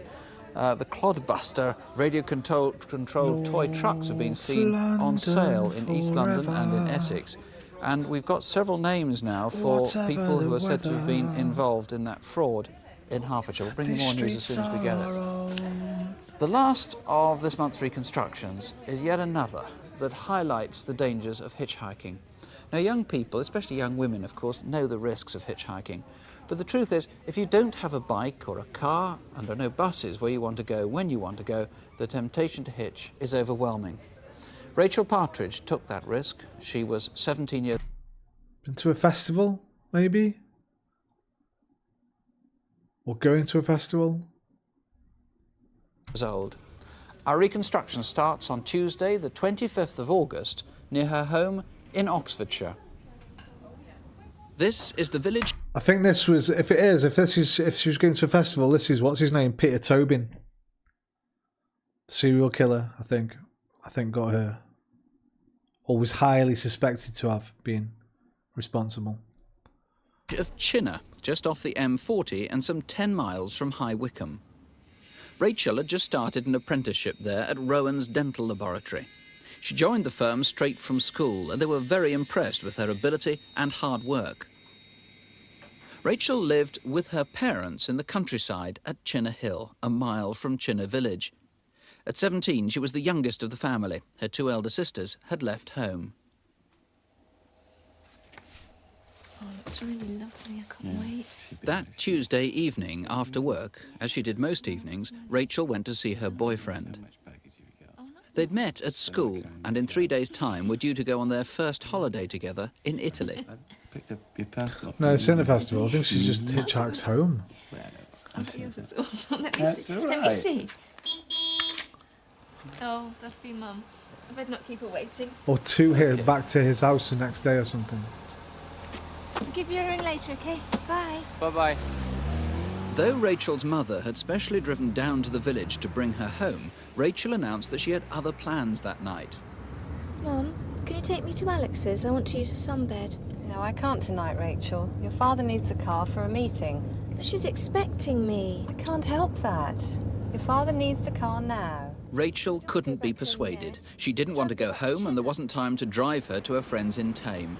So her mother turned around and, at Rachel's request, left her back in the village. Once there, Rachel met a colleague from work and cadged a lift to Thame to use her friend's sunbed. Right, that's on. Remember, it's only 10 minutes. Only 10? Oh, I don't want to be all white and horrible on the beach. If it's any longer than that, you're going to be all red and horrible. After using the sunbed, Rachel had the problem of getting home. Her boyfriend heard she was somewhere in Thame and knew there were no buses back, so he went to look for her. Ironically, he drove right past the road where Rachel was. Rachel had no way home now except to hitch a lift. Slightly, yes. Oh, no. How near have I got? Oh, you'll get them when you get tanned anyway. Oh, thanks for the sunbed. That's all right. Size of that fucking house. What, your mate couldn't have paid for a taxi for you? Give it back when you got it? Fuck me. Look at this gaff.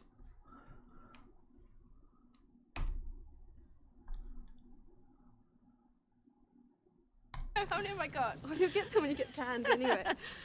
Oh, thanks for the sunbed. That's all right. Take care. I'll send you a postcard. Right. Have a good time. I will. Bye. 15 minutes later, at 5 to 9, Rachel was seen by a motorist thumbing a lift just past the railway bridge on the Chinner Road. She was walking in the direction of her home. The Chinner Road is a busy one, and moments later she was seen again by a couple who were driving slowly, looking for an address. They turned round at the Garden City roundabout, and as they drove back up the road, they noticed a parked van. They think it was white, and only one headlamp seemed to be working properly. The hitchhiker was talking to the driver. Just after 9, another motorist saw Rachel standing on the grass verge of the Garden City roundabout. This is the outskirts of Thame. Beyond this point, there are no streetlights. Rachel was frightened of the dark, and there were 6 miles of black country lanes between Rachel and her home at Chinner Hill. I can't crash at your mate's house, mate. Back in Chinner, her boyfriend was ringing round to find where Rachel was. She'd promised to call him, but it was now 10:30. When he found she still wasn't at home, he began to worry.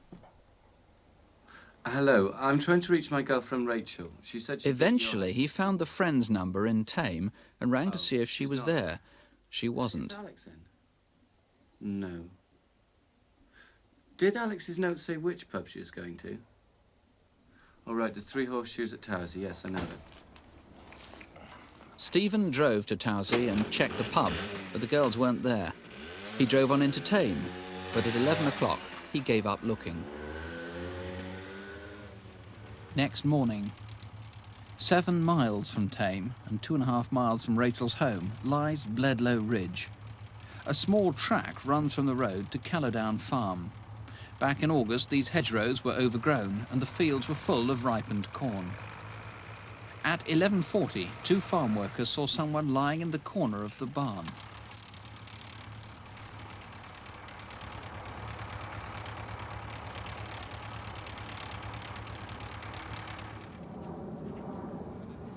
They discovered the naked body of a young woman. There was blood around her head and neck. Rachel had been struck heavily on the face, sexually assaulted and asphyxiated. The man who's seeking Rachel's killer is Roy Payne. How can people help? We need anyone who travelled along the road from Thame in Oxfordshire to Bledlow Ridge, which is just over the border in Buckinghamshire, who may have given Rachel a lift that night or who saw her being given a lift by anybody else. We need them to contact us. It's difficult to think back to Tuesday the 25th of August. It was the last Tuesday before August bank holiday, wasn't it? Now, there was that white van that we saw at Garden City roundabout that had stopped there. Have you traced anybody to do with that yet? No, that is another vehicle which we are trying to trace. It will be seen it had a defective offside headlamp. The driver spoke to Rachel. We need to trace the driver and find out what the conversation was about. Right, and eliminate him, of course. And eliminate him from the now, inquiry. Now, remind us where this is. For people who don't know the area very well, it's on the B4445 from Thame to Chinner, and her body, of course, was found in the barn. Now, tell us Hi, that's Wickham. where I she worked down left there for a from couple of Thame, weeks. heading towards her home just Fixing a outside pub Chinner. up. Now, that's where she was found. Was anyone seen around that barn? At the moment, we are trying to establish and trace anyone that has any connection with the barn or who may have visited the barn. And about 3 weeks prior to the murder, during the early hours of the morning, a small white Ford Fiesta was seen leaving that area, driven by a young man who's described as being about 20 years of age, 6 feet tall, athletic build, Well, that ain't fucking Peter with long Tobin. dark hair. That is an artist's impression of him. He has been seen previously in the Chinner area when he'd been dressed very dark clothing and a gold-coloured necklace with a very large gold-coloured cross upon it. Now, you've brought the most extraordinary thing here. Sorry, may I reach across you? Certainly. This is a plaster cast that was found in the barn. It doesn't look terribly realistic as a foot, of course, because it is a cast of a moving foot. What do you know about the size? This is actually a reconstruction of what we believe the foot looked like that made the mark we found. It's a minimum size, 8 to 8.5 G fitting, very large, wide foot. The foot is believed to be made by a man. And if that's the case, because of the width, he may well have taken a size 10 upwards in You shoes. also found, just so people know, some tyre tracks of a particularly distinctive sort of tyre. What was the make of it? It's a Lee Conquest, which is an economy tyre. Some of the tracks outside were made by a tyre of this description, and we need to trace anyone that's visited the barn who has any of those tyres fitted to vehicles. There's Why an would he have appeal his fund being fucking set up shoes by the and local socks community. off? It's already reached several £1000s. Please do call us if you can help right now. Here's the number, 01811 8055, 01811 8055, or you can dial the incident room at Aylesbury. 0296 is the code for Aylesbury. What was her name? Rachel what? Controlled toy trucks have been seen. People who are said to have been involved in that fraud. Reconstructions is yet another that highlights the dangers of hitchhiking. Now, young people, especially young women, of course, know the risks of hitchhiking. But the truth is, if you don't have a bike or a car and there are no buses where you want to go when you want to go, the temptation to hitch is overwhelming. Rachel Partridge took that risk. She was 17 years old. Our reconstruction starts on Tuesday, the 25th of August, near her home in Oxfordshire. Got him in 2010.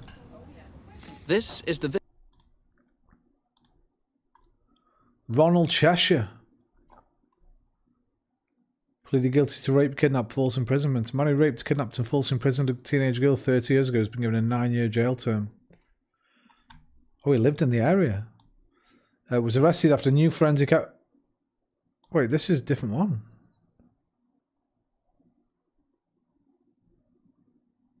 Oh! He was jailed in 1989. They got him 2 years later. Wait, what? Oh, he'd raped a girl 7 years previously. Cheshire, already serving life sentence for murdering Rachel Partridge, will serve the 9-year term after completing his current sentence. Cheshire pleaded guilty to offences in July. The court heard he approached two 15-year-old girls in Maidenhead and 80. One fled, but he drove the other one away and attacked her.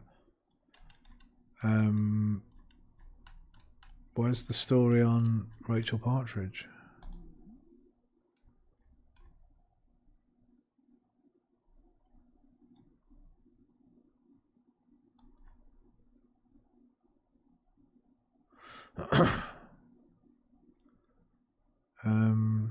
What was his name? Ronald Cheshire.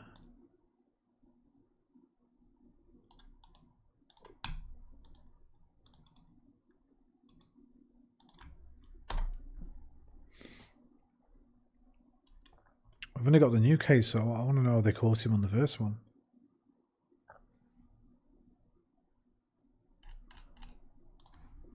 $1989.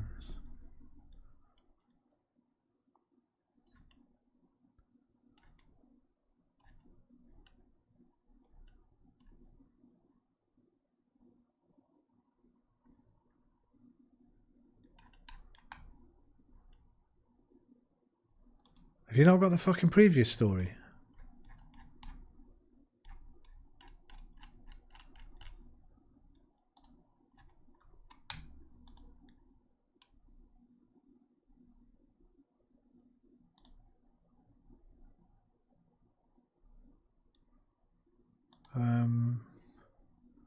Ronald Cheshire, sentenced, murder. Already got murder. Fuck's sake.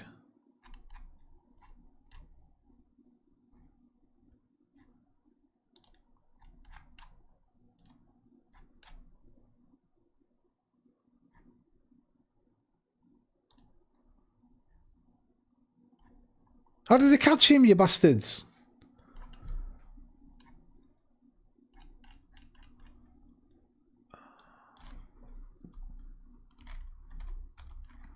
Ronald Cheshire, Murderpedia. He hasn't even got him. Oh, he has, maybe.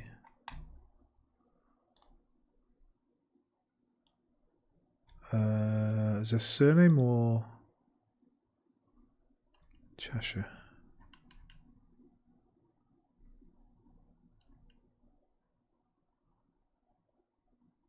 Oh, he's not in here. What, did nobody report on this? On the murder sentence?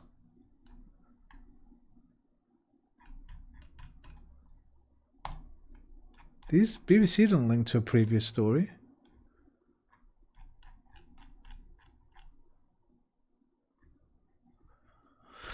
All right. No information handy. Village of Chinner and Goldie Hawn, the movie that follows. Don't forget, do lock your car up and do sleep well. Police have asked us to appeal against a woman who apparently rang from High Wycombe saying she'd also been attacked, perhaps by the same man. Her information could be crucial. Please ring again and give... build robberies. And another man has been charged with the first of this month's reconstructions is a case that's been headline news in Scotland, the disappearance of Linda Hunter. Some stories have associated Linda with the missing London estate agent Susie Lamplugh, but police have no reason to link the two women, except that they're both missing. Maybe in Linda's case, it's a mystery that you can help resolve.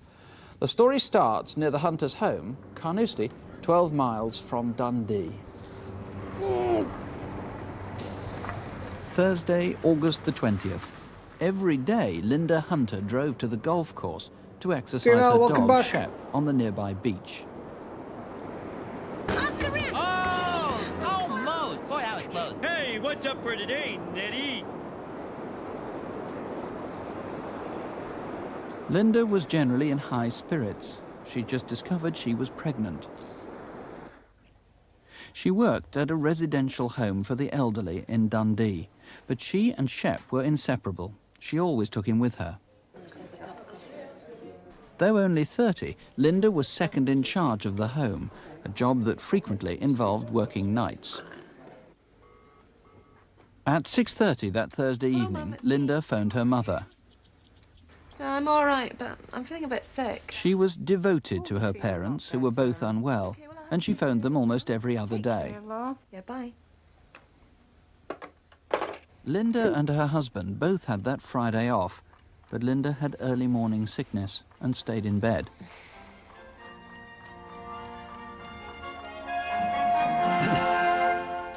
It's precisely 8 o'clock on Friday the 21st of August. Her husband gave breakfast to his son and a friend who'd stayed the night.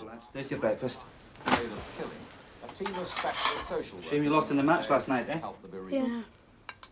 The funeral of Rudolf Hess has been delayed while his relatives consider requesting a second autopsy. At 8:20, the two boys...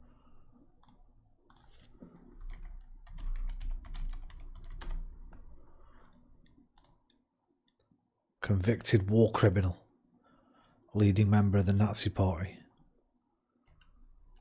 Second autopsy.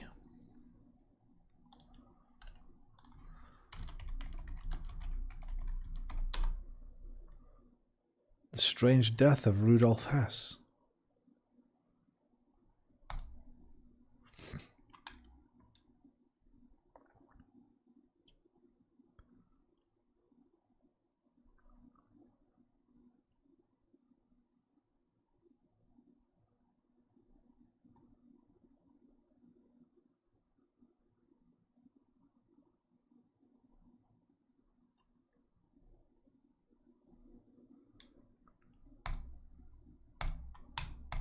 Boys left to catch the bus to school. At about 10, Andrew drove Linda to the chemist's. Good morning. Oh, good morning. I'm 6 weeks Oh. pregnant and I've been... Did he just fall down that step? Good morning. I'm 6 weeks pregnant. I think and he was a bit lower than he thought, the actor. Oh, good morning. Oh. I'm 6 weeks pregnant and I've been suffering very badly from morning sickness. I wonder if you had anything to help me. How long is it lasting? Oh, it seems to Hey, go on look. morning sickness. I wonder if... Venus, and she knows, and he knows, and we know. Venus. That was a banger of an advert.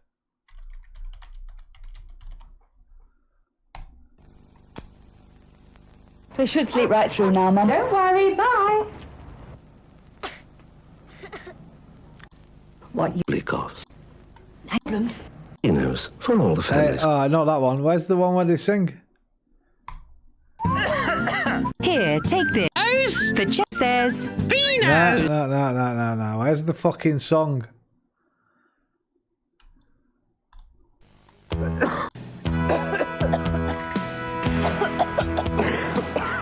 He knows, and she knows, and we know, and he knows, V knows. If you've got a cough, Vino's is all you need to know. If you had anything to help me. How long is it lasting? Oh, it seems to go on all day. In that case, I don't think that there's anything that I could recommend that would help you. I'd suggest that you go and see your doctor. Really? I'm sorry. Okay, thanks. Bye.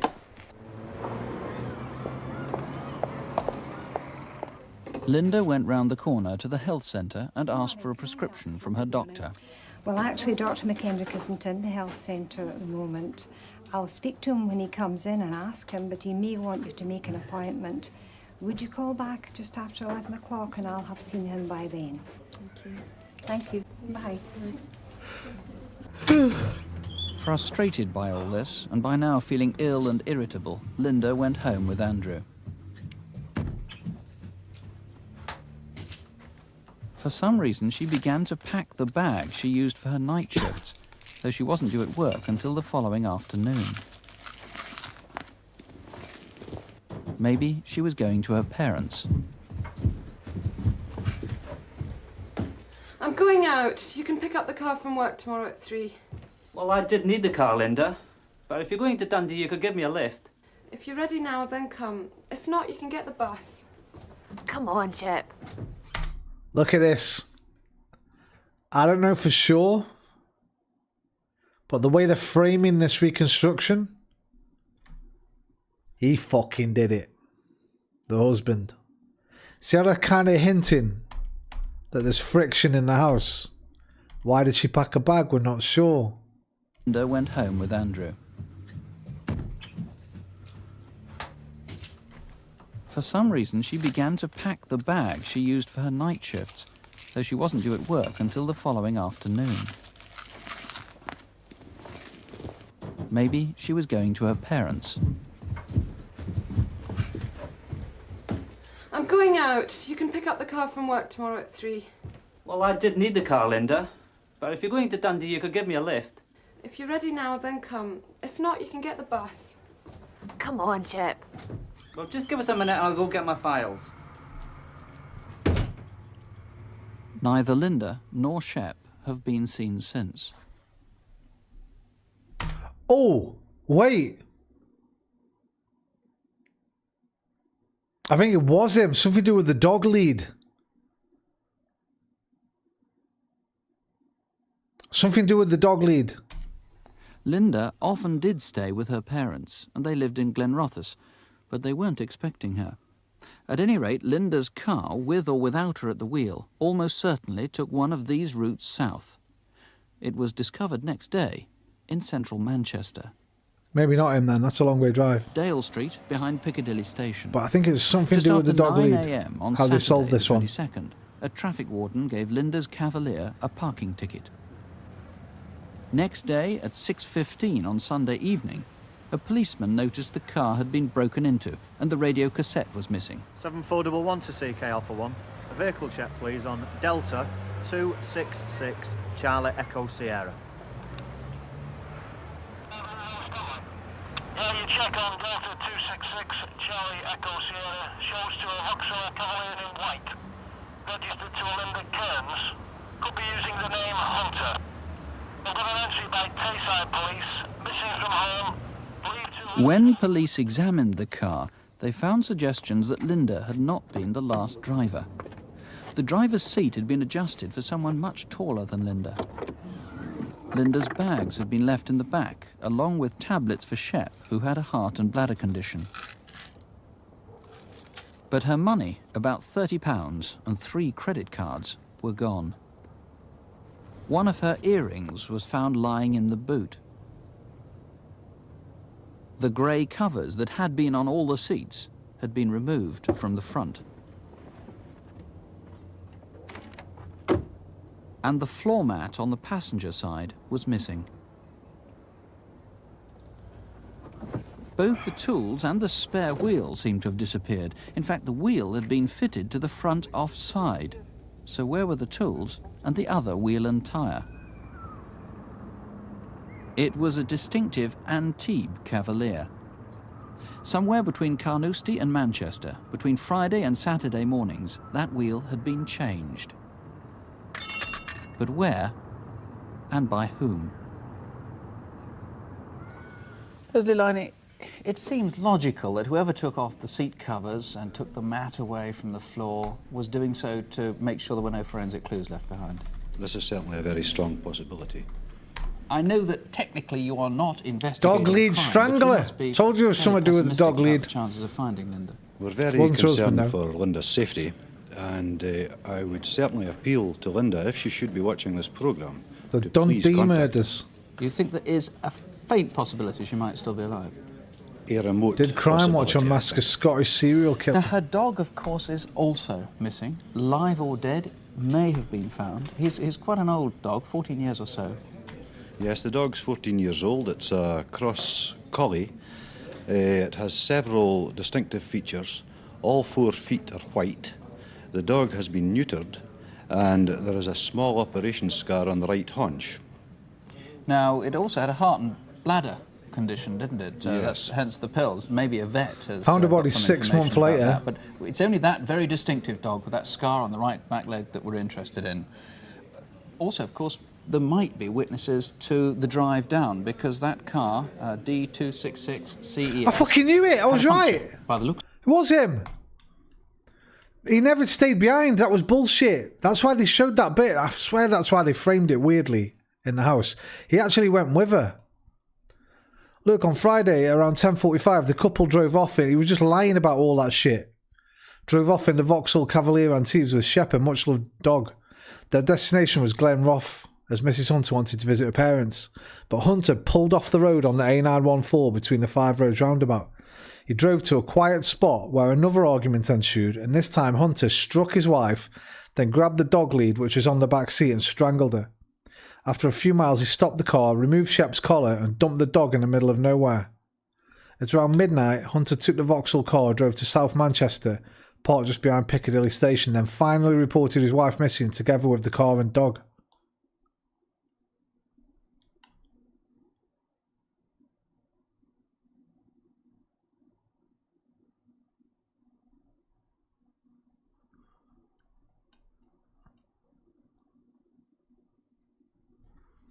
DC Edward James Joseph Devlin told how he and a colleague found the dog collar in a laundry basket during the search of Hunter's home. The evidence was crucial because Hunter's wife never allowed her dog out without a collar. This was the collar Hunter removed from Shep when he drove off and abandoned the dog. It showed that he was directly linked to the removal of Shep's collar and was proof Hunter was there when Hunter was killed, when Mrs. Hunter was killed. I mean, to be honest, it's pretty circumstantial, but what else did they have? They're basically saying only he would think to do that, right? If the dog was let off so far away.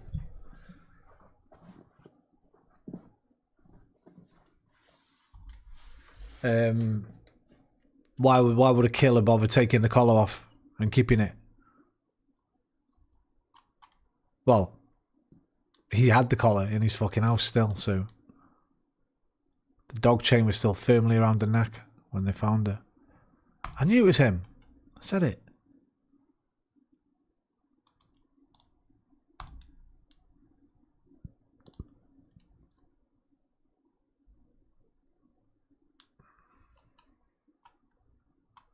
Andrew had been married before to another woman. They had a son.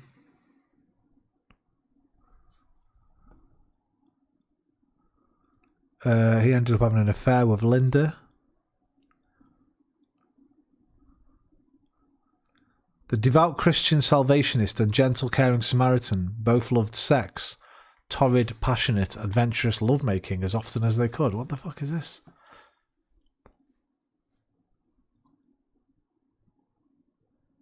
Hunter had also embarked on another affair. Neither Christine nor Linda knew this.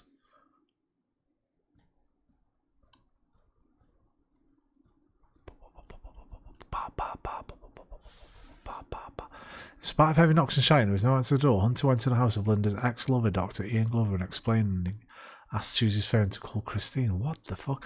Visibly panicked and anxious, Hunter ran across the street to another neighbour who kept a spare key for Christine's house. By now accompanied by an equally concerned neighbours, Hunter opened the door and strode in. There was Christine dangling from the loft hatch. This is a different fucking case. This is a different Linda Hunter. 84.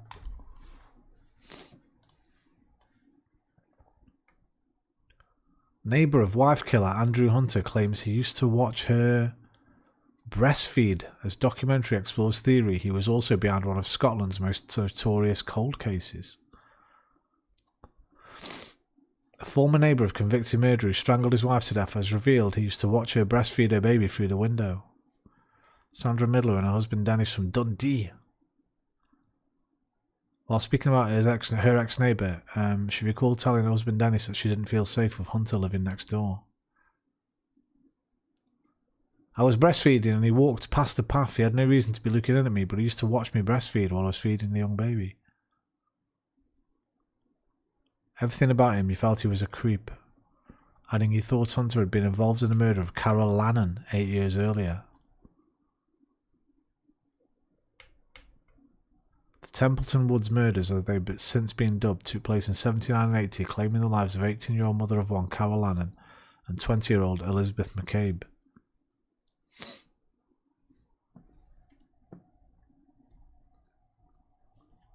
Fucking eyes are going.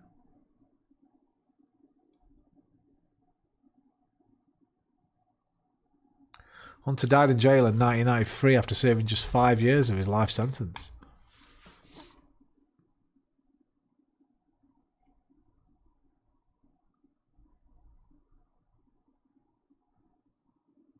Oh wait, no, that was his first wife we were reading about just. He revealed that Hunter's first wife, Christine, who he had met through the Salvation Army, had taken her own life. Did she? David cast doubt on the idea she killed herself.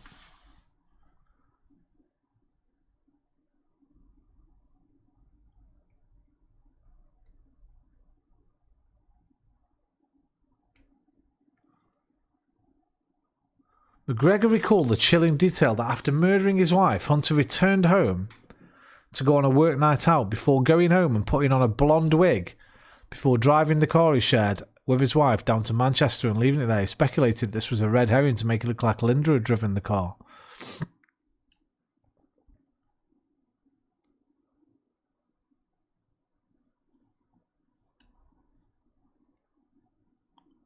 What's this program called?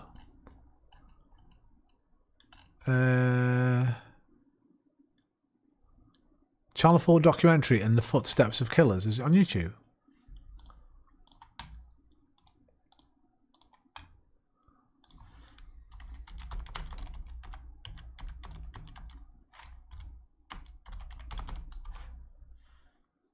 Full episodes.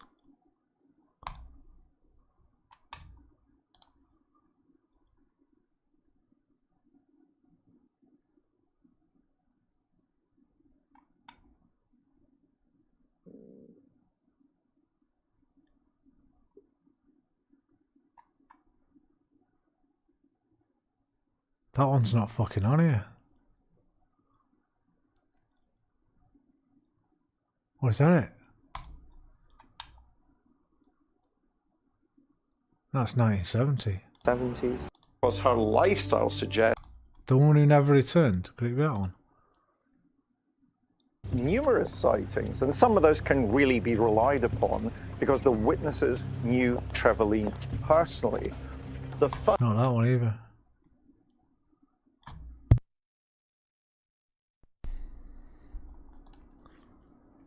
Doesn't look like they put this one on.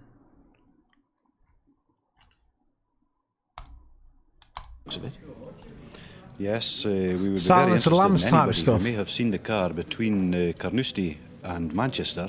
You think? On the 21st, Can't even 22nd remember of what happens in August of Silence this of the year. Lambs. It's quite a Oh, he distinctive kills him. car. No, Incidentally, he if anybody tricks him found into that the back of the car, doesn't he? The tyre itself. Oh, I you know mean it's putting an the wig MXL on? radial. Anybody in the tyre business would know that's very rare, and it's I obviously don't know very about rare that, to he's find just doing one it as a attached to decoy. wheel somewhere. It's unusual, and it's unusual insofar as Vauxhall fitted it to that particular model, the Antibes, which A hit and run in Merseyside, a series of armed raids in Cumbria, and the search for a conman in the southwest of England. Here are Superintendent David Hatcher and Constable Helen Phelps. We'd like your help to solve the murder of 37-year-old Elsa Hannaway in the Moss Side area of Manchester early on the 30th of October.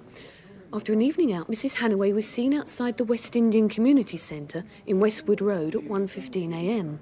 But from then until about 2:30 a.m, where she went is unclear, and Manchester police are very anxious to find out about her movements during that time. Around 2:30 a.m, a couple in a car saw a man attacking a woman just inside the entrance to Whitworth Park in Moss Lane East.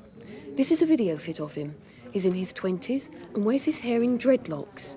That night he had on a red, green and yellow striped woolly hat. At 3:10 a.m, a similar man was seen running out of the park and down Hathersage Road.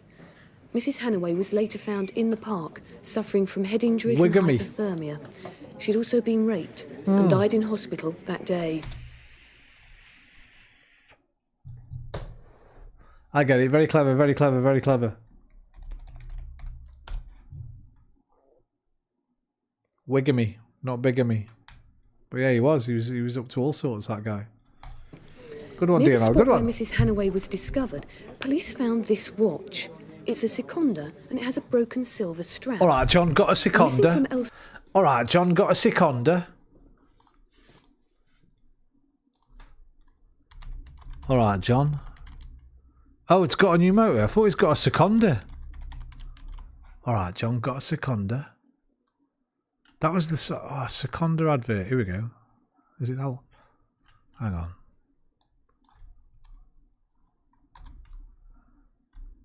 Seconda advert.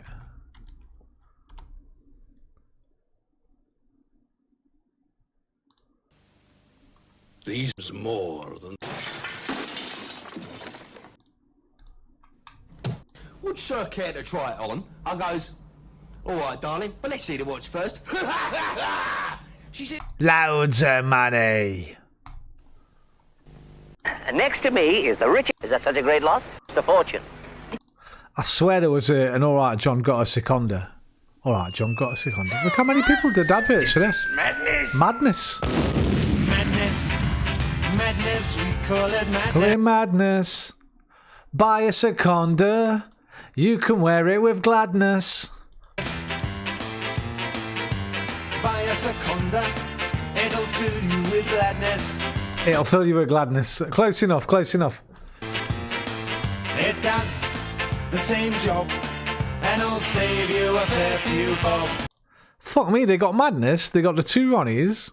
They got fucking Harry Enfield. Seconda was splashing out on the ads, man. I swear there was one that did that song. Bob Monkhouse did one. Two Ronnies did loads. Lord Such from the Mad Raving Lunar Party, the Monster Raving Lunar Party.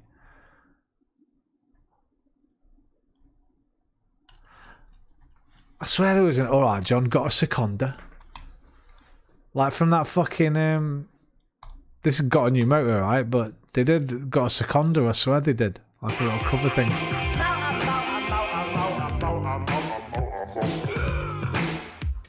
Hello, John got a new motor. Hello, John got a new motor. They put me in a special hospital. They put me in a special hospital. Is their life on mold? Is their life on mold? Is their life in Peckham? Is their life in Peckham? What's that switch over there for? What's that switch over there for? Hello, John got a new motor. Hello, John got a new motor. He can't play the bongos. He can't play the bongos. He's got a record by Billy Joel. He's got a record by Billy Joel. Them lots are easy. Them lots are easy. Here's my calling card. Here's my calling card. That's a piece of balsa. That's a piece of balsa. You can make a model out of that. You can make a model out of that. He stuck his head in a dustbin. He stuck his head in a dustbin. Then ran through the long trip. Then ran through the long trip. Hello, John got your motor. Hello, John got your motor. Here, John, do you like the suit, dear? Hey, it's a lovely suit, you know. Want a brown ale? Yeah, want a brown ale? Fucking mental lyrics. Just Totally nonsensical. Funny though. Hello, John. Got a new motor. All right, John. Got a new motor. But I fucking swear they did a Seconda advert on that, man. Alexi Sale Seconda.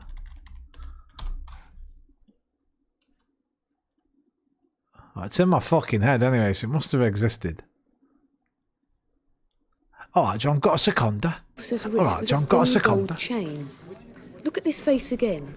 There is a £500 reward from the local West Indian community for information leading to an arrest. Shortly after 1 a.m. on Saturday the 10th of October, 31-year-old Daniel Callahan was knocked off his bicycle on the A506 Kirby to Ormskirk Road in Merseyside. He was killed instantly, but the driver of the car did not stop. However, particles of red paint as small as this were found on Daniel's clothes. If it's the car's original colour, it's one of two types. Most probably it was a Volvo 340 or 360 model in signal red and manufactured since 1984. Or it could be one of these Jaguars, the XJS, XJ6 or 12 models in Sebring red and made between 1981 and 1983. And tiny glass particles indicate that the car's windscreen was most probably damaged in the collision. Now, if you know of a red car similar to these with damage to the front bumper, bonnet and windscreen, please ring us now.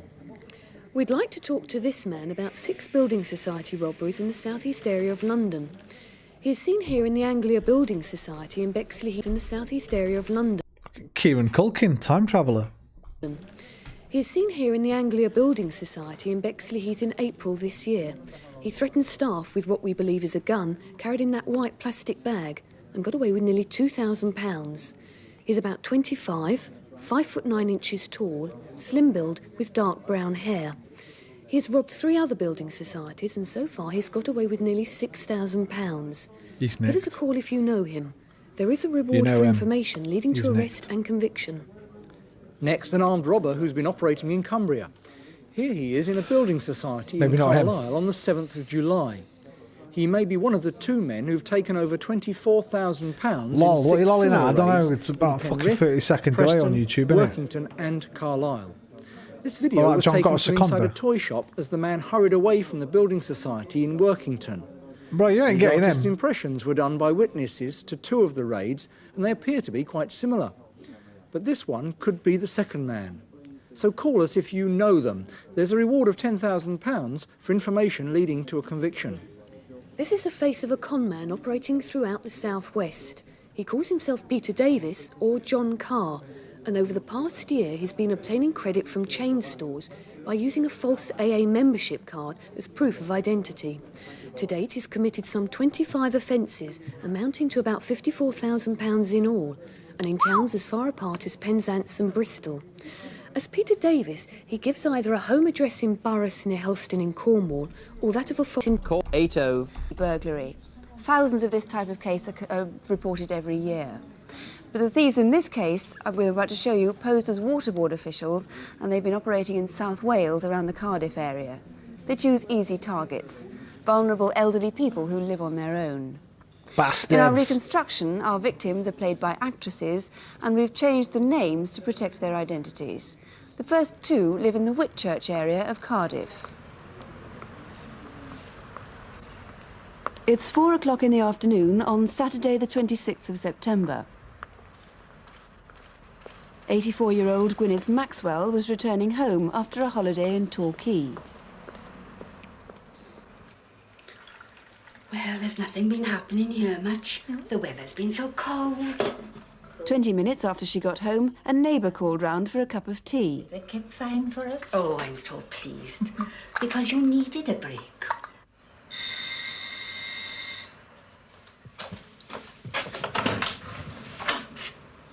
Yes?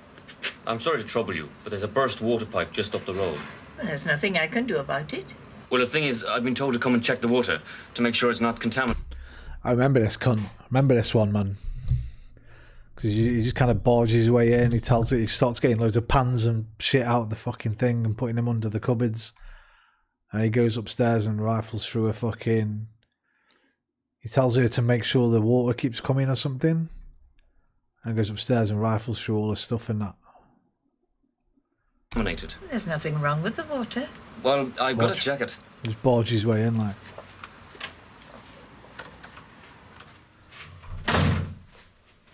I think he fucks off on this one, actually, when he sees her mates there. And goes somewhere else.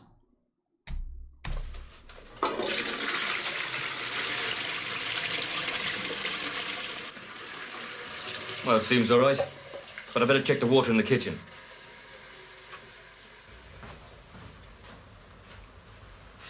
Well, I'll just check the taps. Yeah.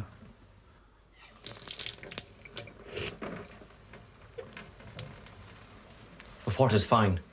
I'll be on my way now.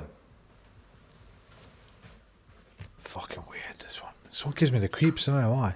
I think it's him. Both The women actor. thought the man's behaviour very suspicious, and they watched to see where he went. But it Seemed wasn't bothered until with there a was a fucking similar uniform. incident 19 days later that they reported the matter to the police. From the waterboard on a bike with no fucking uniform.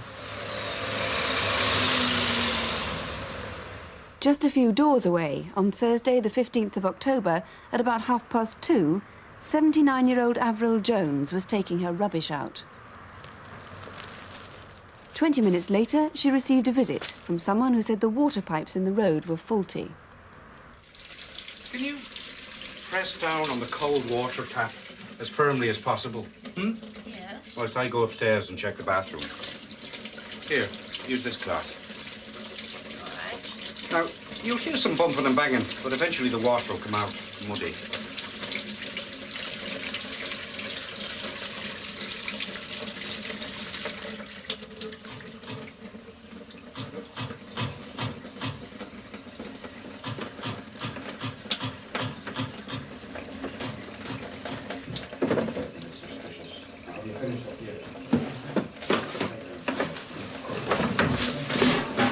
What's going on up there?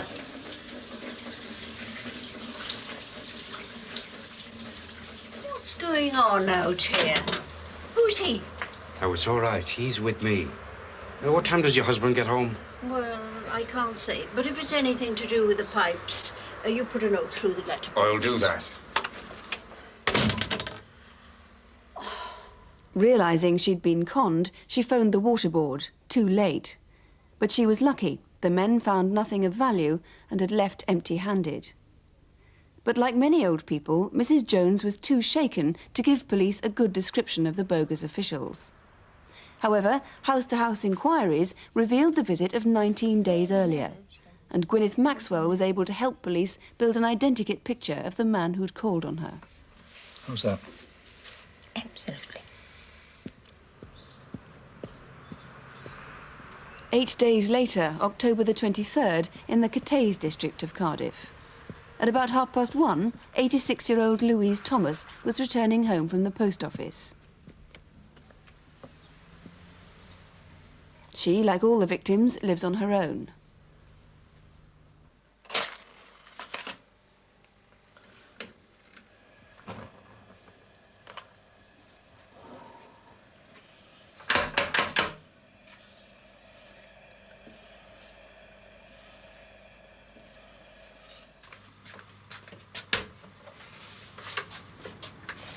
I'm sorry to disturb you, but there's been a gas explosion, and I've come to check your water.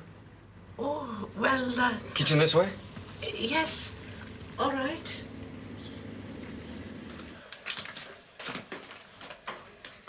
I've just got to check the purity. Can I have a glass of your water, please?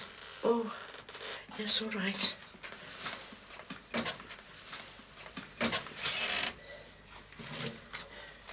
You are. Looks all right. Better test it. It's okay. Nothing to worry about. Do you live here on your own? Yes.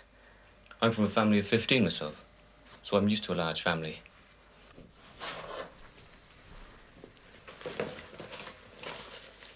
You're a Cardiff girl, yeah? Yes. I lived here all my life.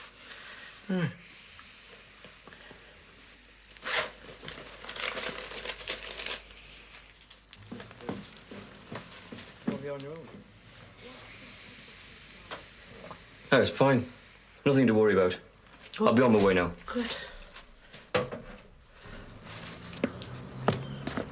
In just a few minutes, the burglars had got away with more than £3,000. But it was 2 hours before Miss Thomas realised what had happened, that her savings were gone. 15 miles north of Cardiff, on the A470, is the expressway service station. On the afternoon that burglary happened, witnesses remember that this car broke down there and was abandoned by 3 men. A routine police inspection a few days later revealed the missing handbag. Documents belonging to Miss Thomas were still inside, but the money, of course, was missing. Well, Detective Chief Inspector Alan Buck is investigating. The best part about that, hopefully, £3,000. First guy probably thought, fuck me, jackpot here. That cunt downstairs won't think there's 3 grand. I'll stick 2 grand down my fucking pants and say I found £1,000. Hopefully they fucking had a bit of a scrap about it after and kicked his head in or something. Miss Thomas was still inside, but the money, of course, was missing. Well, Detective Chief Inspector Alan Buck is investigating the case, and just about an hour ago you had another report of a very similar incident, didn't you? Yes, at 3:30 this afternoon, a similar incident occurred in Kidwelly in the Dyfed-Powys police area when £1,500 was stolen from an elderly couple. So you think it could be the same people? They could well be the same people, yes. Right. Perhaps we could have a closer look at the identikit picture that we saw. Put your money in your bank. The old people back then, man, they didn't trust banks in that. A man in his early 20s. What are you doing with 3 grand in the house back then? That was a lot of money. It was like fucking 8 grand or something in today's money. Imagine just sitting with fucking 8k in your house. What was 3 grand in 87?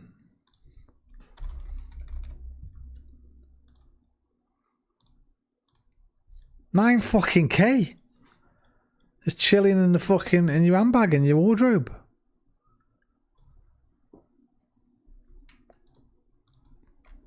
Why didn't old people in the 80s trust banks? Old people in the 80s may have had a distrust in banks due to several factors. The rise of digital banking and the closure of high street branches left many older individuals reliant on these services, which could lead to financial exclusion. The need for a more supportive infrastructure and better adapted tools for the over 80s was often overlooked, leading to concerns about privacy, security and fraud when using new technologies. Additionally, the physical and cognitive challenges older individuals faced in managing their finances on a daily basis, including at ATMs, could contribute to their distrust in banks. It's like old people just always used to fucking keep their money like under their beds and shit. And in their handbags in their fucking wardrobe.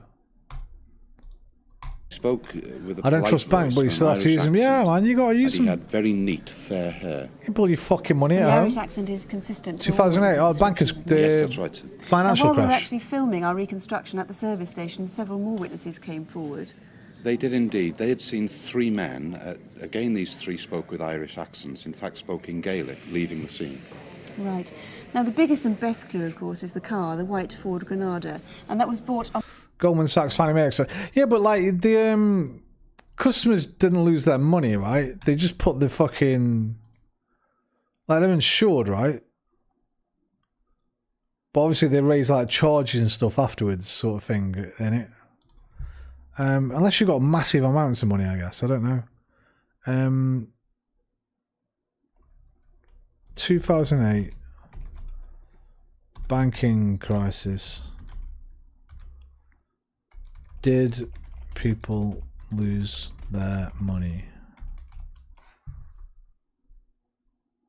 Individuals.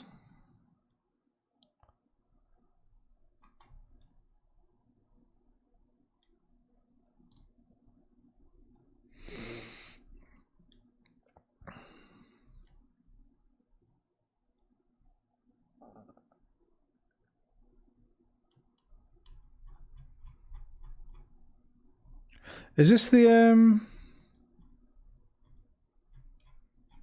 fuck me, this is a massive wiki page. You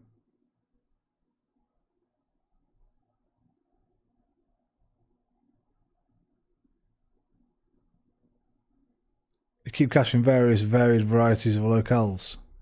Buried under trees and that. In old graves.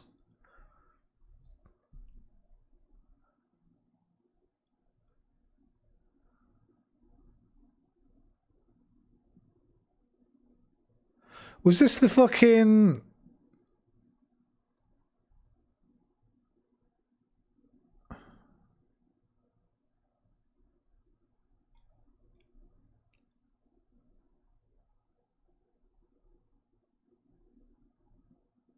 Fuck me, look how big this fucking page is.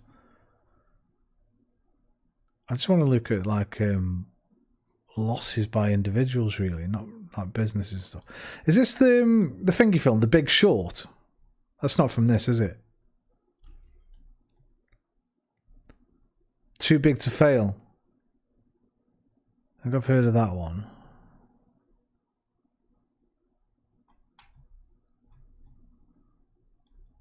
The Big Short, is that something different?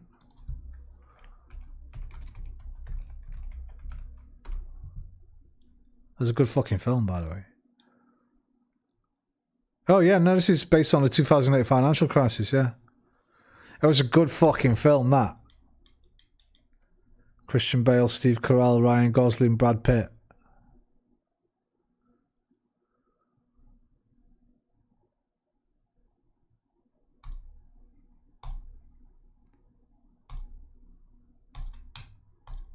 On Wednesday, the 21st of October, here's the receipt from it, at an auction in West Bromwich. Old and new graves. That's right. It was bought in West Bromwich and the person buying it gave a Wolverhampton address. What we'd like to know is where the vehicle was from the 21st to the 20th. On there a yogurt called Yop. Oh, Yoplait. Yoplait. Yeah, Yop. Drinkable yogurt. I thought it was. Back in the day. Still do that. Yop. Yogurt pop. 23rd. Leonardo did one as well. We'd like to know. Was that the Wolf of Wall Street? I've never seen that one. If anybody saw the people abandoning the car on the A470, did anyone give them a lift? Where did they stay overnight on the Friday, Saturday? They certainly came back on the Saturday evening. Did anyone give... Do call if you can help, but if it's owed treble. A robbery is rare. Jim office. Out. Con men. First, don't keep large amounts of cash in the house. Use a bank or building society or put it in the post office. Second, never open the door to strangers if you're unsure of them. Who is it? Who's there? Welsh water. It's most important to have a chain. That way you're not vulnerable once the door is unlatched. From the water board, madam. Door chains give you real security. Did they ever though? You always had one and you'd always put it on, but were they ever secure? One fucking shoulder barge and break that fucking thing in a matter of seconds, wouldn't it? It'd either rip off the door, rip off the wall, or snap the chain its fucking self, I imagine. Look at that fucking thing. I reckon I could break that. It's most important to have a chain. That way you're not vulnerable once the door is unlatched. We all had one when I was a kid. Door chains give you real security. Can I see your identification? Yes. But even then, ask for proof of who they are. I guess if you're a criminal, once you broke that though, then you had breaking and entering to your charge, which would get you a bigger sentence if you were ever caught. And check. If possible, look up the phone numbers in the telephone Nobody got directory jailed? to make sure they're the real What, for the ones. fucking financial crisis? Nobody at all? That's crazy. Would you confirm that you have They an just bailed them inspector out, didn't working they? in this area? The I US look government. at Castlefield Place. The name, Mr. R.W. Thomas. So if you're worried, don't open the door unless you're Nothing sure. changes, mate. And I think it's important to stress that no genuine caller is going to object to you asking them to leave for the moment and telling them that you'll phone their headquarters, their firm or their company to make an appointment at a more convenient time to you and perhaps have somebody there with you when they come back. Alan Buck, have you got something to mention? Right. The pieces of that later on. Neighboured in 12 on Wednesday, October the 14th. 10 to 12 on Wednesday morning at Brighton Road Industrial Estate. Brian Mottishead, a warehouseman, had gone for lunch. That's your van gone, mate.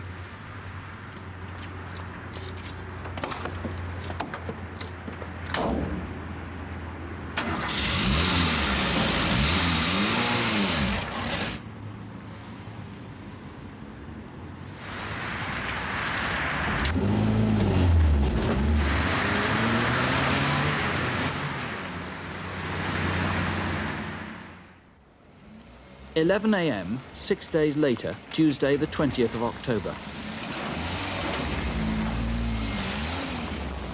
This farmhouse is 4 miles from the nearest main road. Kathy? Yeah? There's someone here. Will you come down with me? I don't like the look of them.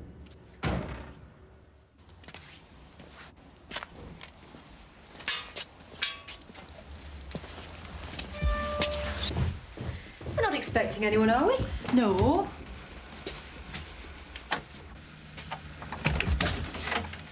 Hello? Hello, love. Is Chris in? No, he's not in. What do you mean he's not in? We've come to do the job. He must be in. The blanket! The blanket! Down! Down! Down! Get down! Get down! Right, come on, let's tie him up. Tie up the rope! The rope! Right. Lie on your stomach. I can't! I said lie on your stomach! pregnant! All right, give us your hands. Give us your hands. Right, now, where's the safe? No! Both of you, where is the safe? No, it's safe! There must be a safe. I know there's a safe. Yeah, look at that room. No, that fucking needs proper scallywags, mate. Where's that safe? There's no safe. Where's that safe? There's got to be a safe. Here. There's no safe. Where? Take my watch. Never mind your There's watch. cash. Where's... There's What? cash upstairs. Where? Dressing table. In the dressing table? Dressing table. Oh.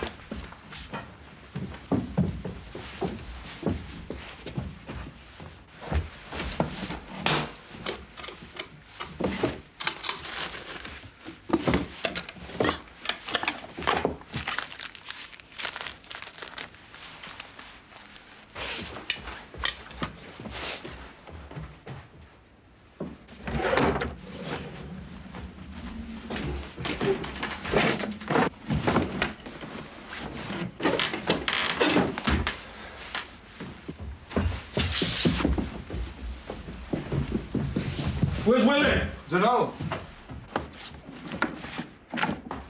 Right, where are the keys? The keys to the Porsche. I haven't got them. My husband's got them. Take mine. They're in the fruit bowl in the kitchen. Willie, go and get them. Now, don't call the police. We won't. We won't. We won't. Don't worry, love. Just think of the insurance, eh?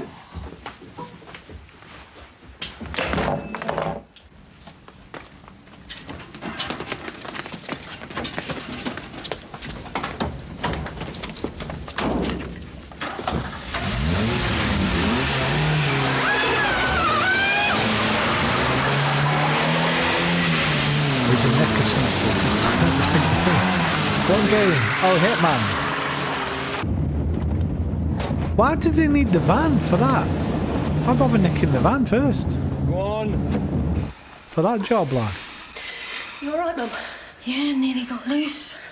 How are you, love? I can't do it. Oh, I must get to the other phone upstairs.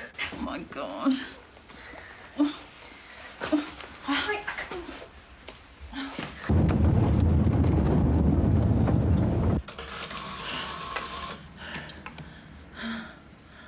Police. There's been a burglary. They've just left.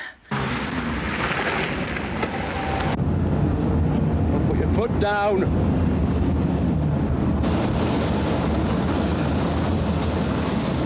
Oh, shit! Watch out!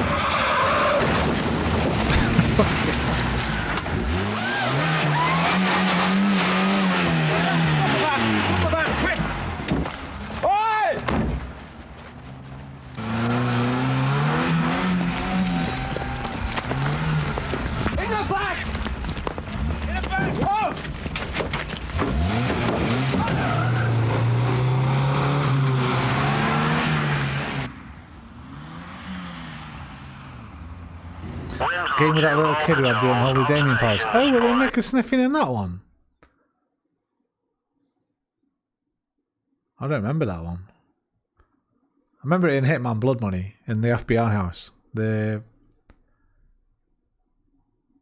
feds are protecting a witness or something. Some gangster and his wife and kid.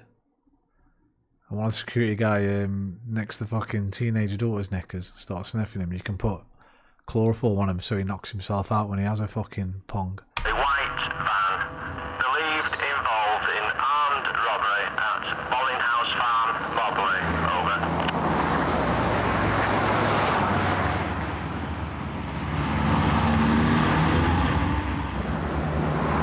I've seen no bill call like that. 272 to Wilmslow, urgent. Yeah, I'm following this white van on the A538, through Hale Village, towards Altrincham. Received.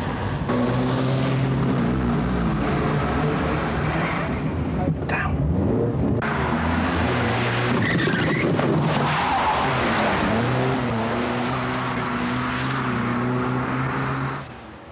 This is a private drive off the Hale Road at the north of Hale Village.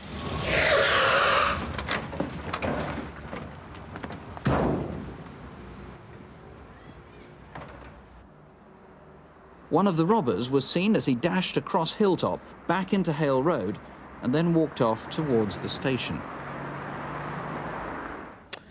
Ian Johns, how are the victims? It's a particularly horrid sort of crime, isn't it, in your own home? Fucking barely with it. What a load of... Fortunately, the girl has now had a baby daughter. Absolute calamity. She's fine. But she's been through a very traumatic experience, as have all the family.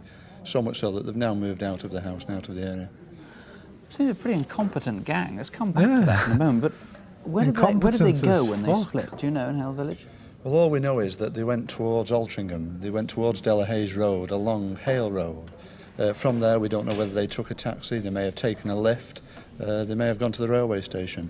And we appeal for anybody that could help us in that matter. The van was stolen, as we saw, in mid-October. It disappeared then for 6 days. You must presumably want to find out where it was until Tuesday the 20th of October. The main source of interest is that when this van was stolen, it had on it some stickers.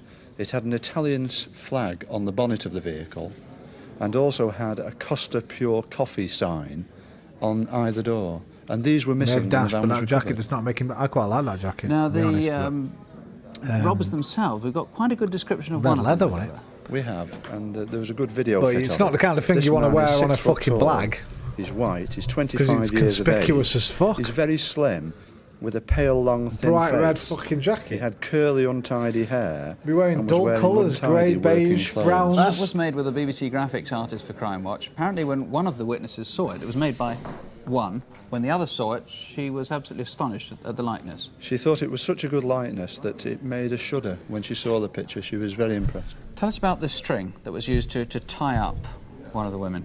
The string is very similar to cord used on curtaining. And it's been doubled up and knotted for strength. It's particularly unusual. Somebody might notice that pattern of using string. I said that the gang seemed pretty incompetent. They were in a number of ways, quite apart from drawing all that attention to themselves. Yes, it was not a very professional job. They came looking for a safe in the house. There was no safe in the house. And they didn't get very much money from that job. There is a reward, isn't there? There is a reward of £1,500 for any information that leads to the arrest and conviction of the offenders. And I take it you're not going to be too fussed who you give it to, provided you get the information. I just want the information. You and the Don Father. Comes from the criminal fraternity, from the family of the offenders. I'm I sure just you want to as well. play this job up. Right. Well, the number to ring, as always, is 01811 8055. You can, if you prefer, ring the Chester incident room.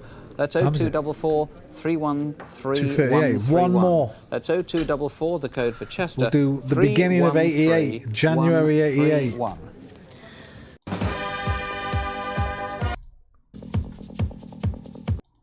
If so, please call us. We're live, as always. And the detectives behind is highly specialised drilling equipment. People die. A Honiton time of the extraordinary escape. No notifications on the Thorpelands estate might come forward voluntarily. Our reconstruction begins on the Thorpelands estate in Northampton for reenactment of what resulted from their action. He, she, or they just might come forward voluntarily.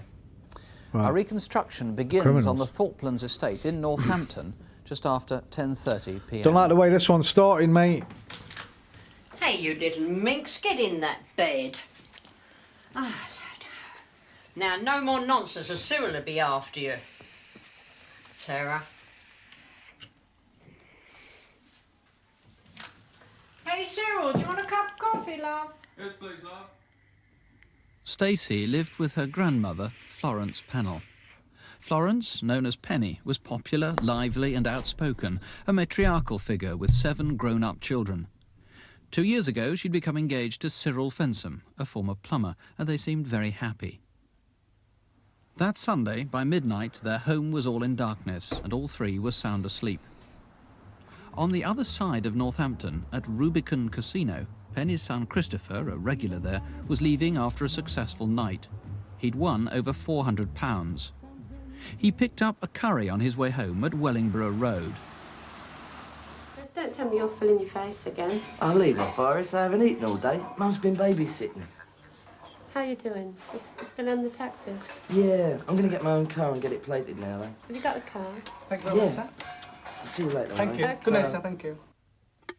Chris lived with his mother, and having bought some Coke and cigarettes, he I ain't headed had an home. Indian takeaway in fucking decades. Coffee's that an evening thing there? Yeah, man. It was after midnight when he pulled into Southholm Court. We'll have a coffee or a hot He sat chocolate in or the a car cup of for tea. a moment, listening to the local midnight news. Murder. Independent Radio News. And the weather forecast, cloudy over. That'll be a decaf. Everything is here. On the first floor, Christopher was watching BBC Two, a war film called Castle Keep.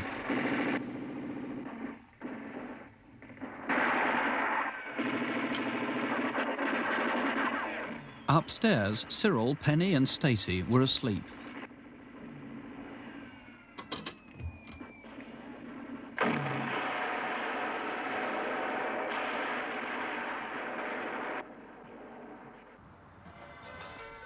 "50 yards away, this woman, a neighbour, had bumped her car and got out to check the damage. A man had come from the direction of Southholm Court. She remembers there were red slats on the back of his Renault Fuego. The car drove off towards Lumbertubs Way dual carriageway.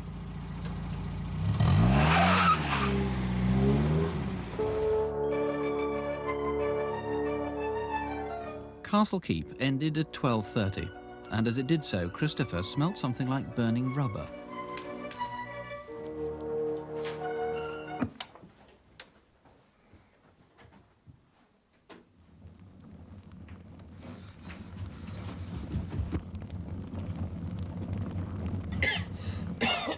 His first thought was to dial 999. But the phone wires were Fuck that, burnt bro. Get the through. kid out.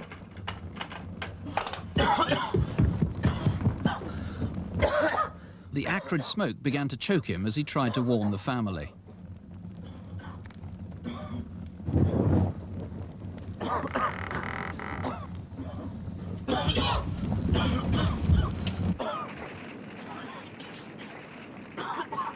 Help! For God's sake, help!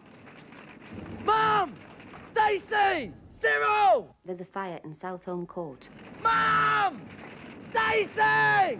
Cyril! Someone started a fire! Mum! Go round the back!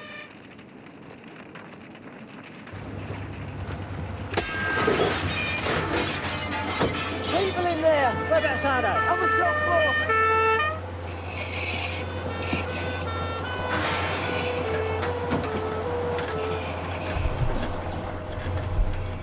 Penny had jumped from the second floor window.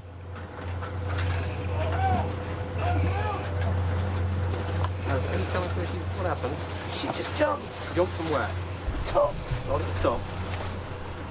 At first, firemen thought Stacey was asleep, but she'd inhaled fumes from burning furniture.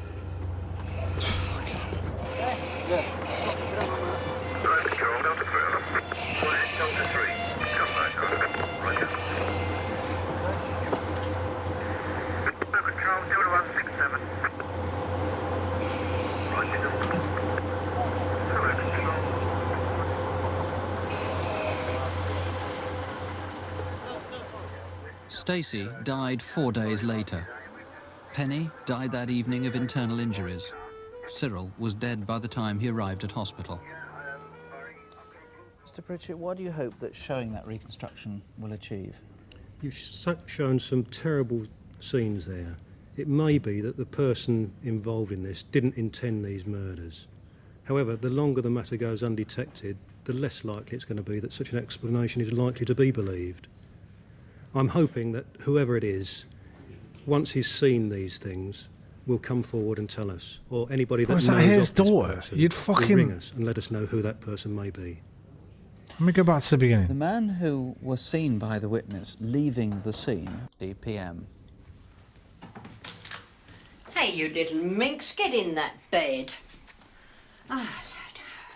Now, no more nonsense, or Cyril will be after you. Terror.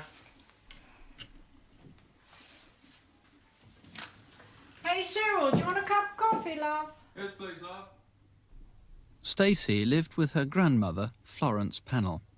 Florence, known as Penny, was popular, lively and outspoken, a matriarchal figure with... Right, that's not necessarily her father then, but it's probably her uncle, right? He fucking turned back because of smoke. I'm already suspicious.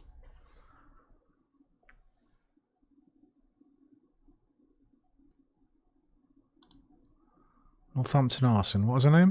Just after 10:30 p.m. Penny. Penny and who? Hey, you little minx, get in that bed. Now, no more nonsense, or Cyril will be after you. Terror. Hey, Cyril, do you want a cup of coffee, love? Yes, please, love. Stacy lived with her grandmother, Florence Pennell. Florence Pennell, Stacy and Cyril Pennell.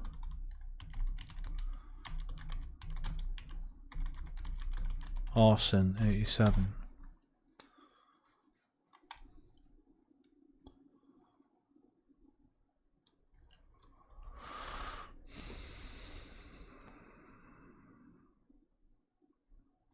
Unfortunately, the fucking oldest woman in Britain's got the same name. Oh no, it's Pennell. Well, that's Pennell, I think, because I used to have a friend with that surname. Police nailed the killers of Earl Barton's mum. Killers?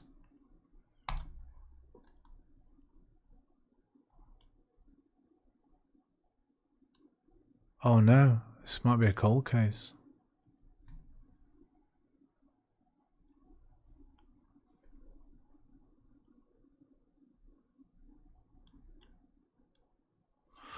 Cyril Fensom, 62, 6-year-old Florence Pennell and 7-year-old Stacey Darlington all died when petrol was poured through a letterbox in 87. Unsolved.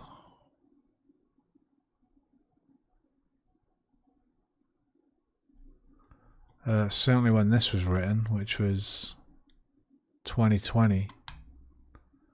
So 23 years later, they hadn't solved it.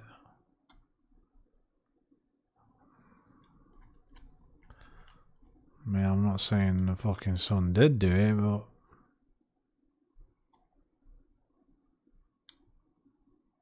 what was he fucking doing?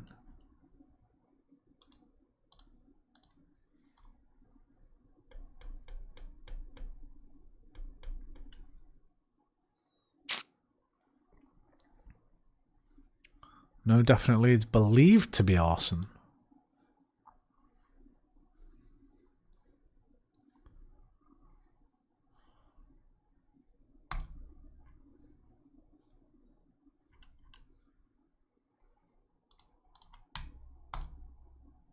Your connection isn't private.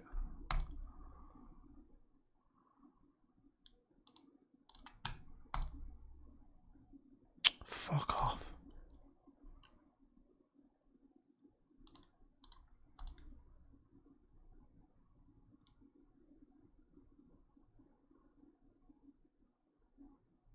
I'm the same. I can't find anything either. Still, that was 4 years ago. They found the same things I found. No replies on Reddit. Mass killers? I don't know if it counts as a mass killer, but I guess 3 people did die, but...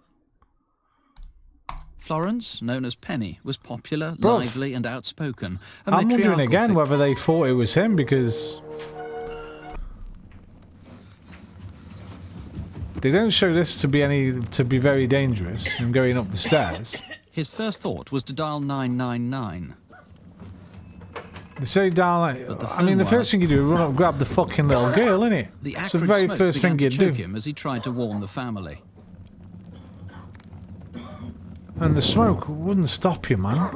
Began to choke him. Then they show him outside, still, you know what, running around, screaming, shouting. Southholm Court. Mom! Stacey! Cyril! Someone started a fire! Mom! Then he says someone started a fire. How would he know that? Might have been an accident. I wonder if they suspected him. People in there! Whereabouts are they? On the top floor!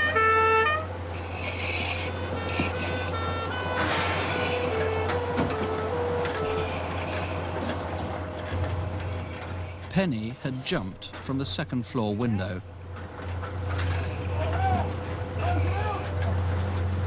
Can you tell us what happened? She just jumped. Jumped from where? Top. Right at the top. At first, firemen thought Stacey was asleep, but she'd inhaled fumes from burning furniture. They highlight at the beginning that he's a gambler. That's got absolutely nothing to do with the case, really. But they basically highlight that he's in a casino. On the other side of Northampton, at Rubicon Casino, Penny's... I think they suspected him. Or you can call the Northampton incident room. That's 0604, the code, 703 572. 0604, the code for Northampton, 703 572. Well, some calls are beginning to come through already, but I'll just tell you briefly about some of the calls from last month's programme. More than 150 viewers rang about the bogus water board officials. One man would keep a householder occupied, while another searched the house for valuables. All right.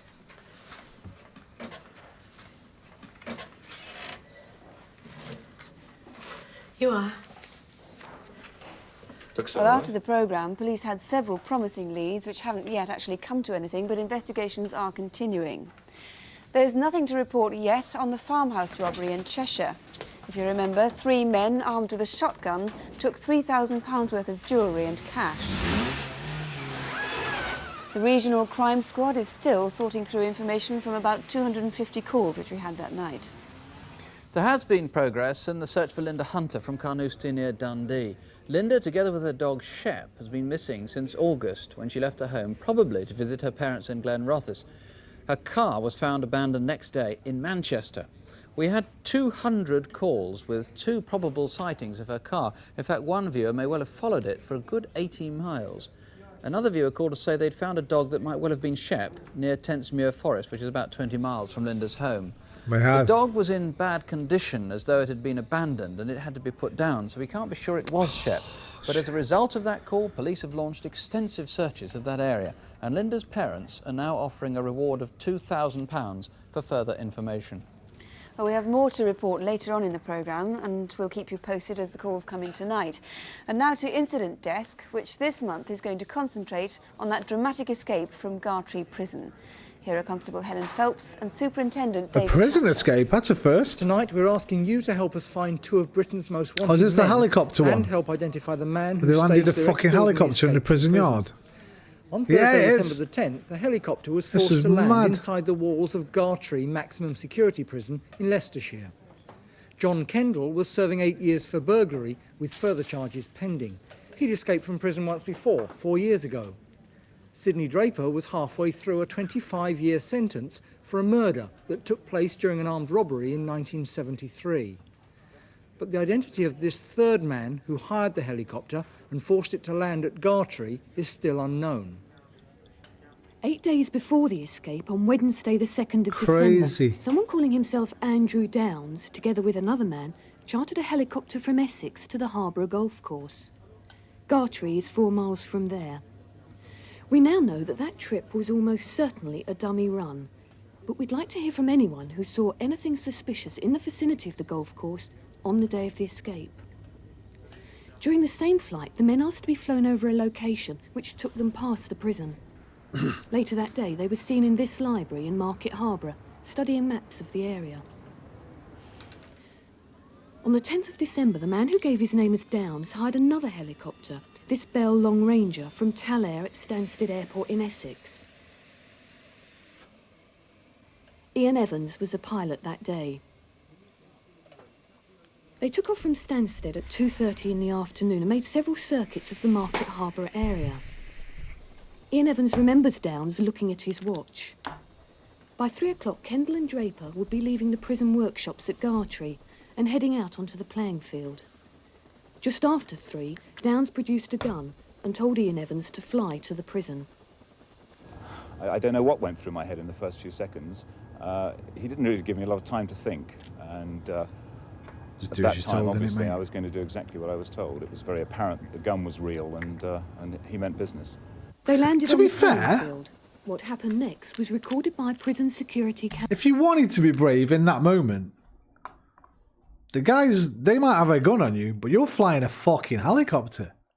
They can't kill you. You got to assume neither of them know how to fucking fly a helicopter.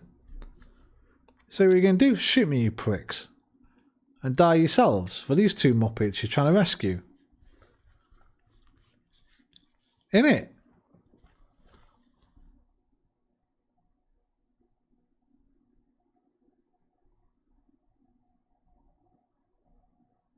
It's a fucking, it's a risky thing, do. You might get someone on a bad day that says, ah, fuck you, and just puts it in a tree or something. Camera. The doors created a slight problem for them. Kendall is the one in the shorts. Draper follows him into the helicopter.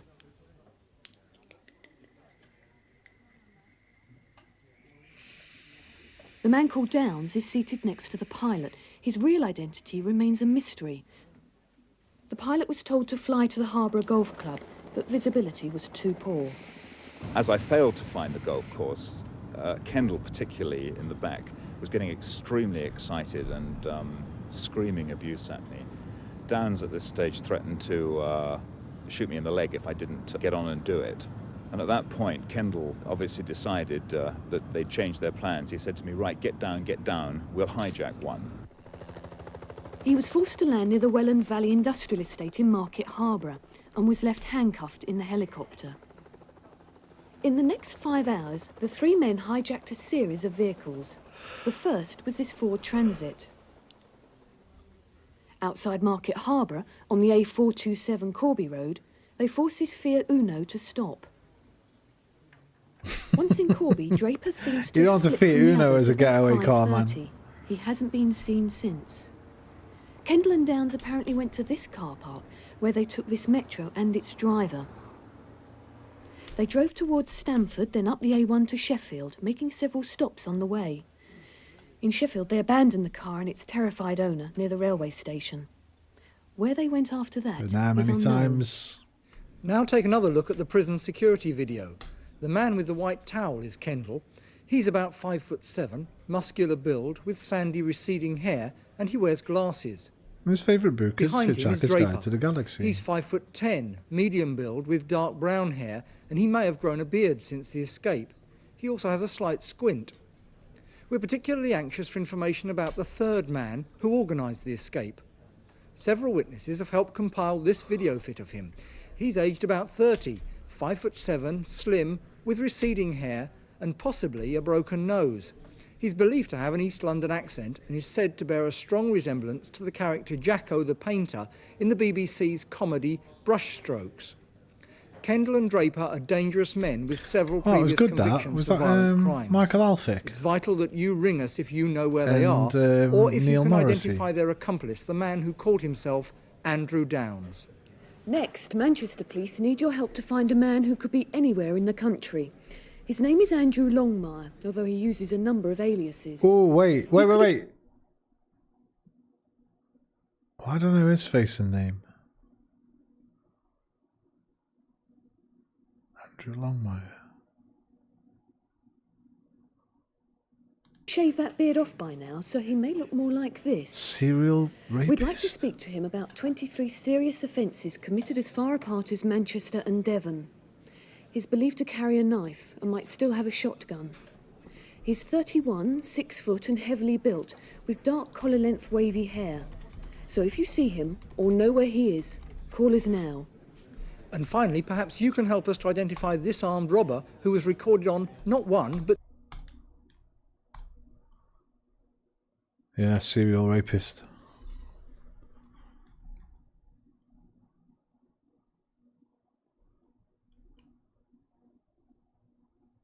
I feel like I've seen a documentary about him.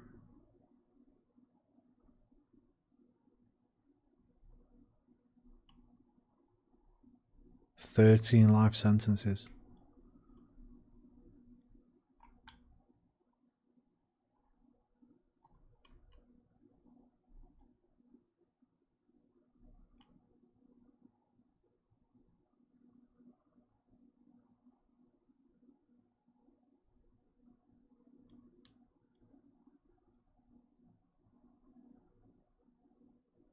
The Coronation Street rapist. Most of his victims were attacked in their own terraced homes in the north of England, the majority living in Greater Manchester.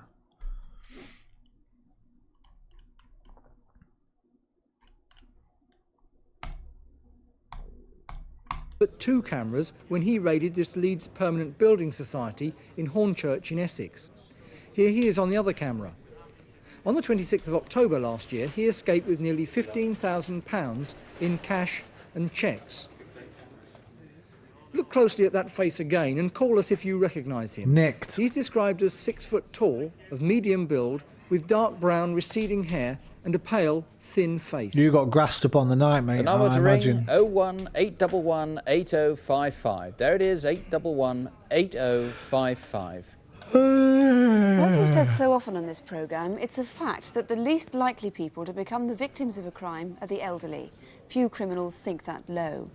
And that's one of the reasons that when it does happen, it's a matter of particular urgency that someone who's attacked an old person is found. Our next case tonight is the murder of an 84-year-old lady in Devon, Miss Ivy Batten. Police don't yet know for sure, but the motive was probably robbery. Somebody hoped she had cash or something else worth stealing at home. Our reconstruction begins near Honiton in East Devon, where Ivy Batten had lived all her life. The hamlet of Chute Bottom lies right on the main Waterloo to Exeter railway line, deep in the Devon countryside. Ivy Batten moved here to this... See, when you're doing a helicopter shot, have the sun the other fucking side of you so you don't see the bastard shadow of the helicopter. Deep in the Devon countryside. Ivy Batten moved here to this bungalow overlooking the railway line with her brother 22 years ago. When her brother died in 1979, she stayed on alone. Ivy had spent all her life in the area. She came from a large family and was very well known and much respected. She had numerous nephews and nieces. Oh, excuse me. Come on, Janet, you've been out there long enough. I've made the tea, so come and have a cup. Come on, Janet. As long as I thought, actually. Her great-niece Janet was a regular visitor. On Wednesday, the 25th of November, Janet had stopped by to see Ivy, who'd been unwell with a chill. Have you done any Christmas shopping yet? No, I haven't even started, Auntie. I haven't even bought my Christmas cards yet. Oh, I've started to do my cards now. Yeah, oh, that reminds me. I picked you up your stamps and a couple of chicken pieces. Oh, thank you, dear. Oh, they look lovely. I should put one in the casserole and the other one can go in the freezer for now. But that's why I got you 2 portions, because I thought that you would want to do that. Well, thanks, dear, for what you've done today. Oh, that's all right, Auntie. But listen, take care of that chill, OK? And I'll pop back and see you on Sunday. Right, Ella. Bye, Thank then. you. Bye. Bye.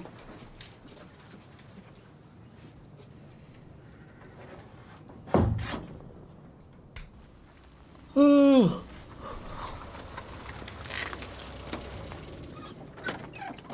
Morning, postman. I was hoping I'd see you. Got 2 letters. Right, lovely. One for Oh, you. thank you very much. Your paper's here a minute. Thank you. Not a very nice day, is it? No, it isn't. Bye now. Bye. Ivy spent most of Thursday working on her nativity basket. She'd made one every Christmas for years. She was known by many of the train drivers who regularly passed her home, And at 4:13, a driver remembers seeing her waving to him from her kitchen window. At 5:20, a neighbour passing the bungalow saw the place in darkness. Even the But fucking at train drivers 6:30, used to another peep too. train driver remembers the kitchen light was on, but there was no sign of Ivy. An hour later, at 7:30 p.m, her great-nephew, Frank, a farmer, drove by, having finished the evening milking. He noticed the front gate was ajar.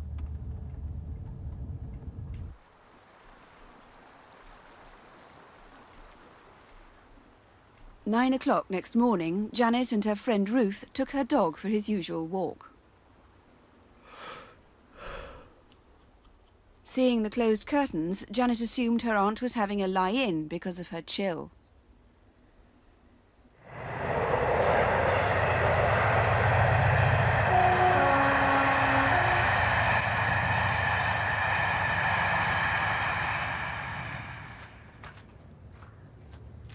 Next morning, Saturday, all the deliveries arrived as usual. Fucking milkman.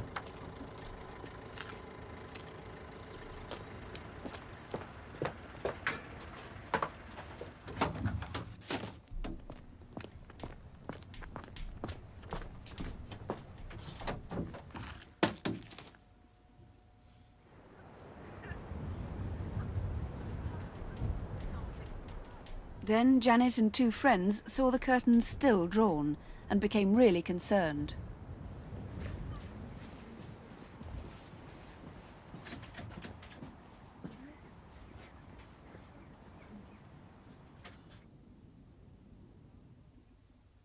Janet found her aunt's body on the sitting room floor. She'd been beaten about the head and had died from her injuries sometime after the attack on the Thursday evening. When the police searched the bungalow for forensic evidence, they found that the electricity had been turned off at the mains.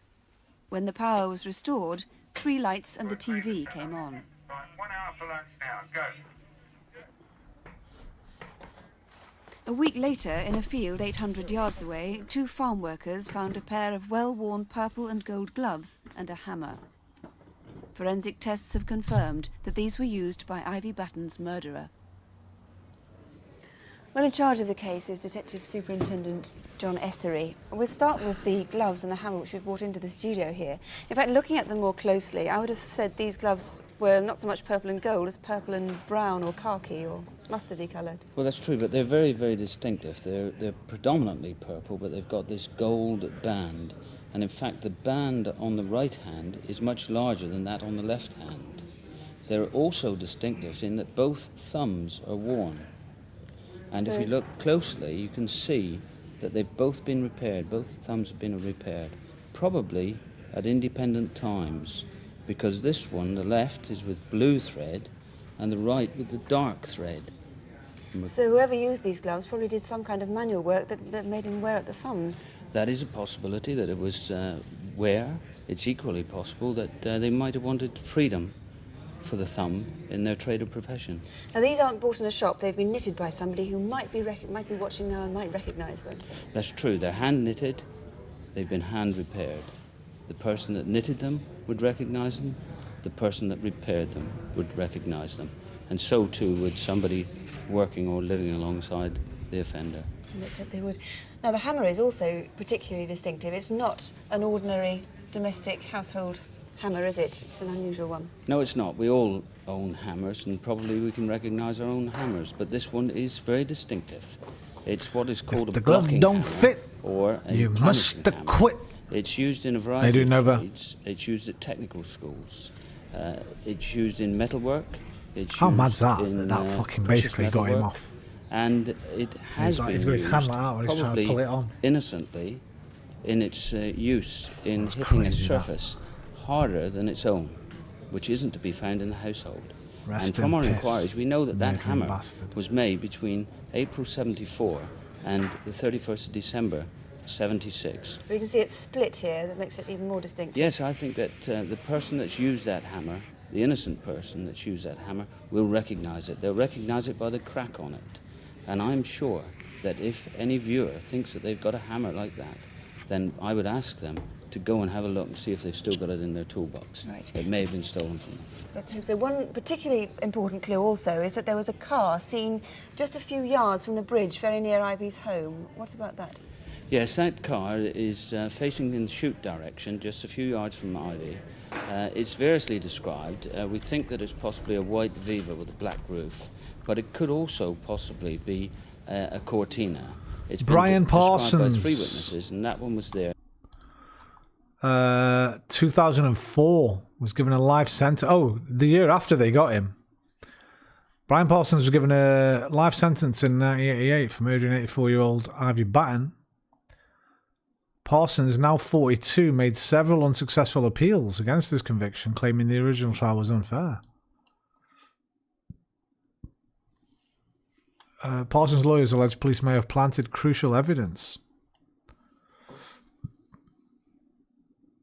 The Court of Appeal in London rejected allegations that fibres from gloves worn by the killer were planted by police officers in the glove compartment of Parsons' car in his coat pocket.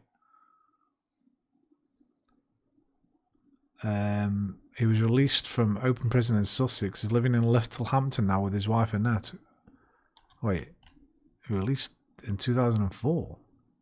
So he did 14 years. Was it him? We've seen a couple already of wrongful convictions.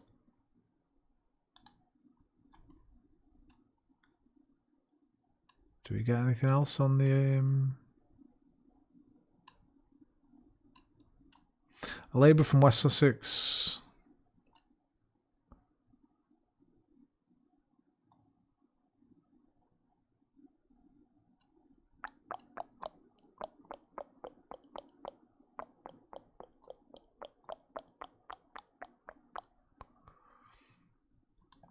Parsons could provide no explanation for the presence of wool fibres or the fact that fibres matching a sweater recovered from his car were found on the cuffs of the gloves.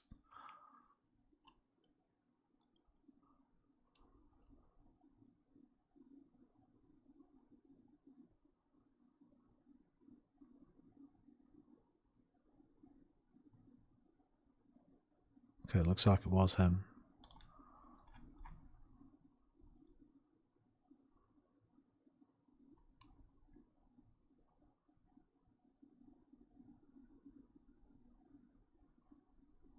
What's this? WhatDoTheyKnow.com. 3 internal reports regarding Ivy Batten.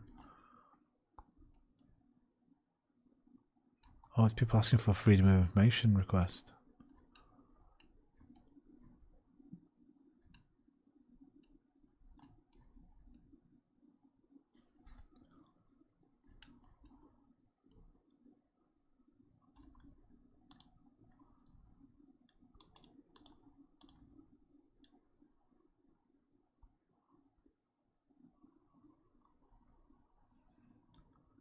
Carol Everett has always agreed that Mr. Parsons is innocent of this crime. The person she sees as being responsible is shown to the right.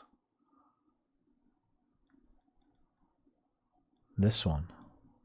This drawing was hand-delivered to his lawyer, Mr. Nunnex, at the time of the trial.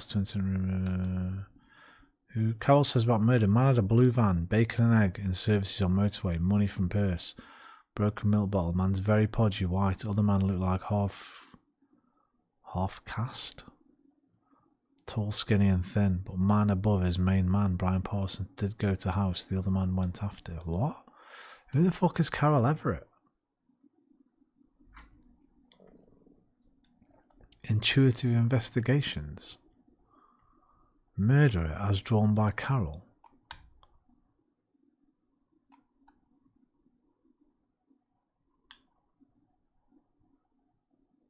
What? Who the fuck is Carol Everett? Intuitive investigations. Intuitive investigations. Investigations. Egg.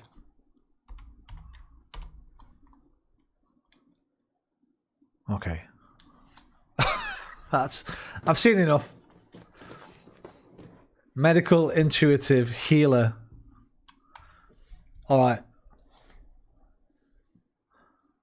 Wait, is it a different one? Oh, it's a different one. Former Abortion clinic owner, maybe?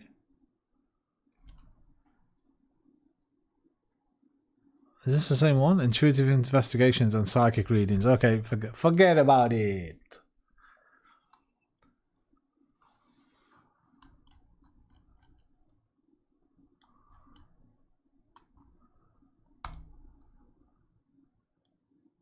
So she's drawn this from her psychic powers, yeah?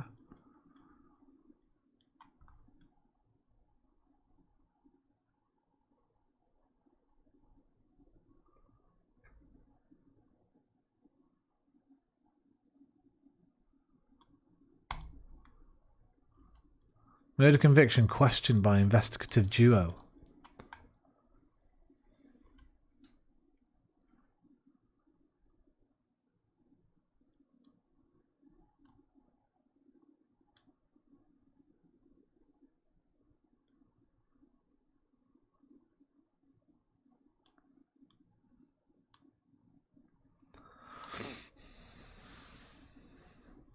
Alright, these seem to have a bit more information.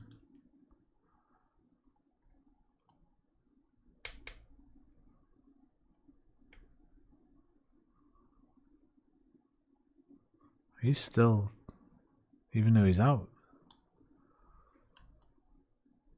protesting his innocence.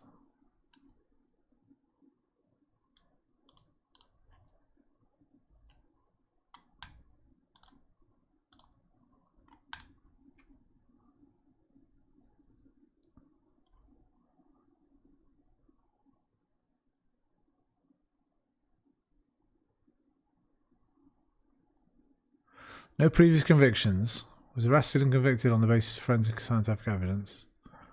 Blah, blah, blah, blah, blah, what we just read. The case was the subject of a program broadcast by West Country Television in which it was suggested the hammer and gloves had been mishandled by the local police constable and that the officer's wife was part of a police conspiracy to implicate Parsons in the murder. Ah, there's a bit of a dodgy stuff around this one. In the evening, between from a very possible he murdered us And Cornwall in 3. We've had other very things some things that are protect. Facts, you fail you still have some in Three Manchester men have been jailed at a shop in last April, recognised. Oh, they got the video Crimewatch robbers. A series of buildings. Foresight and the police shouldn't have. Finally, from the post office, piece together what police believe is the most likely sequence of events. For security reasons, though, we've had to conceal certain elements, and we've taken some dramatic license. Another fucking armed blag. And some of the dialogue is supposition. I should add that the insurance company involved is offering a very, very big reward for information leading to conviction of the gang. It's Saturday, the 28th of November, in the cathedral city of Salisbury in Wiltshire. By 6 o'clock that evening, the sorting office was being locked up for the night. As the programme moved into the 90s, they did a lot less sort of unarmed robberies and a lot more sort of murders and violent crimes. And I'm hopeful that's because more people are concerned with that kind of crime, but I also think it's probably because every time they do one of these, they have to put on a big fucking car chase. It probably costs them a lot of money to film. Wreckage from the South African plane that crashed with 160 people on board has been spotted in the Indian Ocean. A witness was waiting for someone in the station car park opposite the sorting office entrance.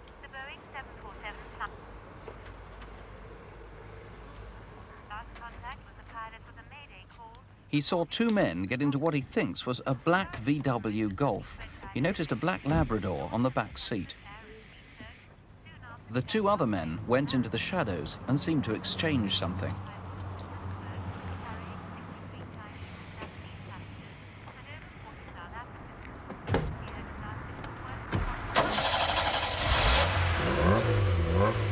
He thinks the registration was either C or E, and the fourth man drove off in a Transit, possibly white and blue.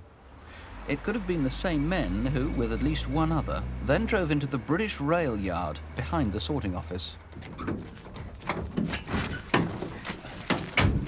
Get the rest of the stuff down here.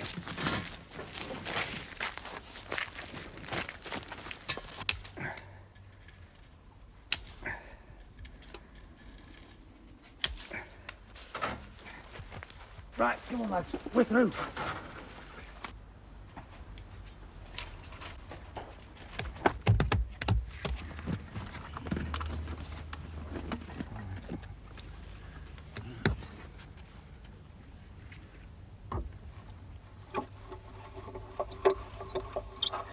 It might have taken the men at least an hour to cut their way through several doors and then carry in their gear.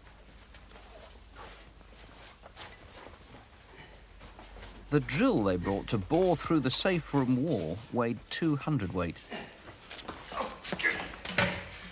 Hey, one of you give us a hand with this drill, will you? Come on. It had a diamond-tipped cutting edge. Come on. Right. Ready? Yeah, a minute. That's a proper job, this one.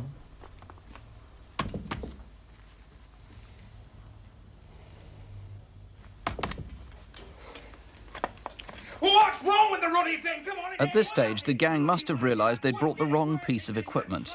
Either they had to abandon their plan or find a replacement part. Go and look at one of those vans in the yard. See if there's anything in there we could use. Right.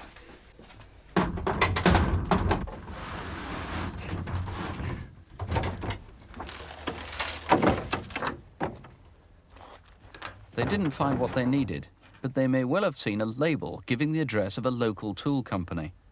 This hire shop was just around the corner, but for some reason another branch south of Salisbury was visited that night. This is on the busy Southampton Road.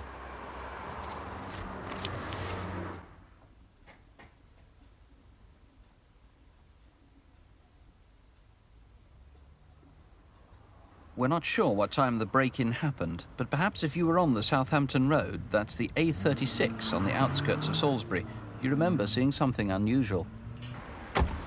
At about 9 o'clock that night, a woman was parking opposite the sorting office. She noticed a man in a camel coat shouting to someone in the yard, who must have been one of the gang. Crisps, cigarette packets and discarded matches were found in the sorting office restroom, where presumably No DNA them, they didn't give a fuck.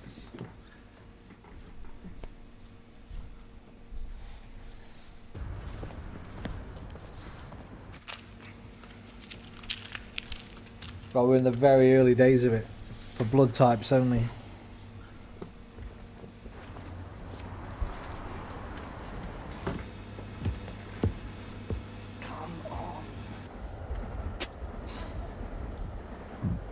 A British Rail employee was on his way to the social club next door.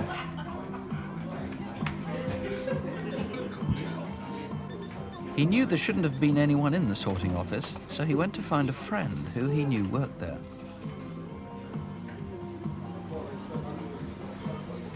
All right, all right. Yeah, Verve, yeah. Here, is there supposed to be someone in over there tonight?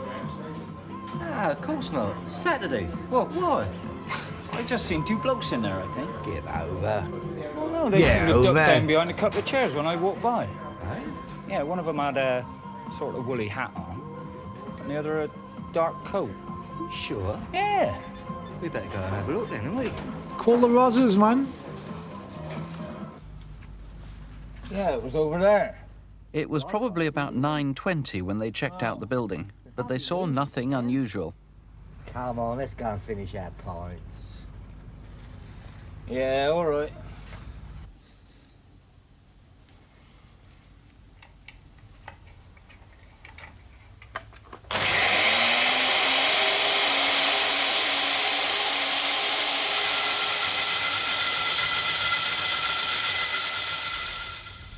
They got away with £250,000. But they may well have been disturbed. They left 700K. behind most of their equipment. Someone must have had a second set of drills, for similar tools to these were used 4 weeks later in the Oxford break-in. Though these burglaries happened in the south of England, this gear comes from the north. Near Leeds over 2 years ago, the drill rig was stolen from a warehouse. Then in Manchester, just 2 weeks before the Salisbury raid, oxyacetylene cutting equipment was stolen. And in Leicester, someone bought a crowbar which was left behind in the Oxford raid. Fucking 213. The robbers brought their tools in these holdalls, including this one, a woman's brown bag, and maybe you recognise this matching pair of ladies' gloves. This plastic funnel was also found in the bag. It's been traced to a chain of shops based north of Coventry. Or maybe you recognise the spanner with Gaz or Kaz written on the sticky tape.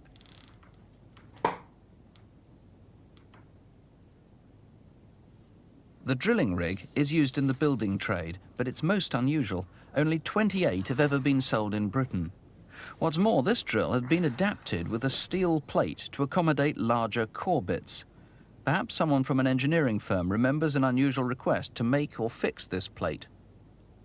And who wrote A on the outer rim of this core bit? And B on this one? Police need to know where these bits come from. Builders usually identify them with marks to monitor how much each one's been used. And where has the drill stand itself been stored since it was stolen from near Leeds 2 years ago? Police also need to trace the man seen in the camel coat, who might have had a good look at the robber in the lumber jacket. And whose was the black VW Golf and the black Labrador? The insurance company is offering an enormous reward, £50,000. Detective Chief Inspector Terry Ford is in charge of the case. We'll be talking to him in Crimewatch 018 are on for A49 till midnight, and you'll find all the local. Don't have nightmares, do sleep well. We show you the most serious and unpleasant crimes each month, but crime isn't something we should be frightened of so much as something we should together determine to stamp out. And as you can see from the activity behind me, hundreds of viewers are doing that right now. So stay with us for the results in Crimewatch Update at 11:10. If you can't wait up till then, don't have nightmares. Don't have nightmares. Do sleep well. Good Thank you, Nick. Good night. Thank you.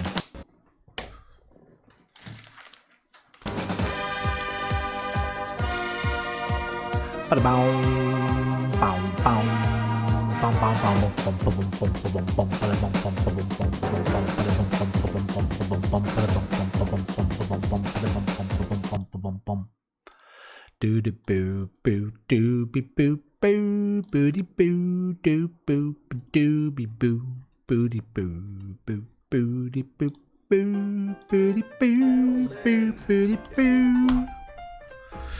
Roman's got a system and a 3-word trick, but tonight he's ditching the yeast and the prick. He used to open with prick, that cheeky chap, but yes, that never sat right in his lap. Something in him changed with a wink and a grin. He's up to Mount Light Years, let the jazz begin. Mount Light Years, that's the holy three. Almost, you see, but here comes quick with a Q and a K. Roman smooth strategy floats away.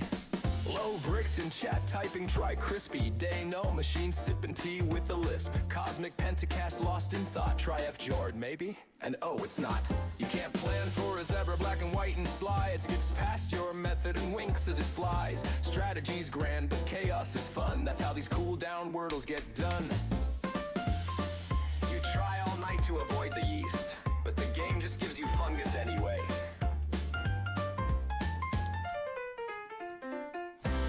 Light years so tidy, so neat, but Wordle's a trickster with wandering feet. Forget the rules, let your instincts click. Just hope it's not yeast or that damn prick. So here's to the guesses, the weird and the bold, to 5-letter riddles in jazzy gold. Roman's the guide, the stream rolls slick, and Wordle, well, Wordle's still a bit of a prick.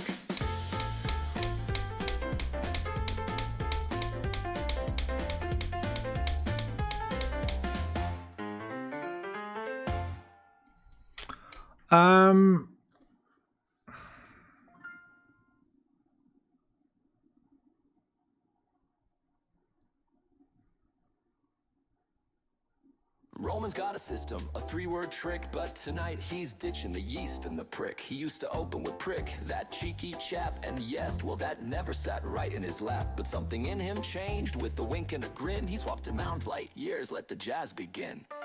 Low bricks in chat, type and try crispy. To Denell machine, sipping tea with a lisp. Cosmic Pentecost, lost in thought, try F Jard maybe? And oh it's not. You can't plan for a zebra, black and white and sly. It skips past your method and winks as it flies. Stretch to grant a cow. So that guava? Maybe I'm doing this man. Fucking yes, man. Try all night to avoid the yeast. I can't check that was a word. I couldn't think it was guava or guava. What's guava then? Nah, I just couldn't think how to spell it. The week in the bowl, 5-letter words in jazzy gold. And Wordle? Wordle's still a bit of a prick. Bow, bow, bow, ba da ba da ba da ba da ba da bow, bow.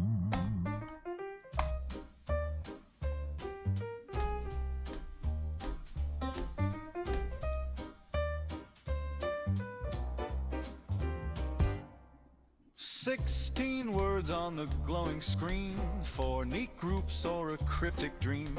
Roman's cool, but his brow's gone tight. We're one away from the fifth damn night. Low brick hums. I'm thinking there's something Western in here. Got it, you're my meta. Dioxide and monorail align. Tetracycline fits, we're doing fine. Triangle seals the set. Oh yeah. A Greek prefix groove with jazzy flair. Nice. Nice. Is this Dino machine is on fire tonight. I don't think so. My organs are conductors of the spirit realm. There's one. Or just anagrams lost in a dusty helm. About grown, voila, and bulge they twist. Unpacking instruments we nearly missed. Spirit bullshit, Roman grins wide. Guide vehicle, medium, we ride. But The only thing I know the Foresight is that like old school comic with all the animals in and that. Gary Lawson. I got a few of his books. And then obviously the Far Side of the Moon, but my organs are not mediums. oh, Peanuts, the Far Side. Coach, train, guide, direct. Well, there's some like old school American comic strips in here somewhere. I don't know what they are though. That and that. Instruct, clean and lean, One away. One of these is right. Leave them on. I think it might be those three and one other. I think there's a comic strip called Blondie. Bloom County.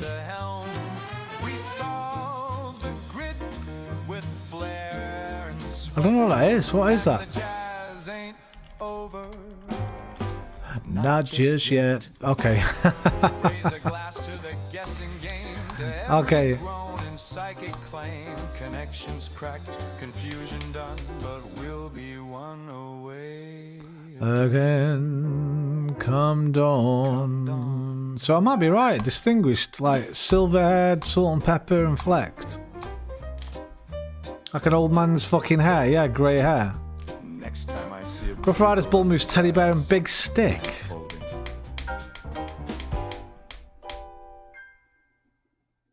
No idea.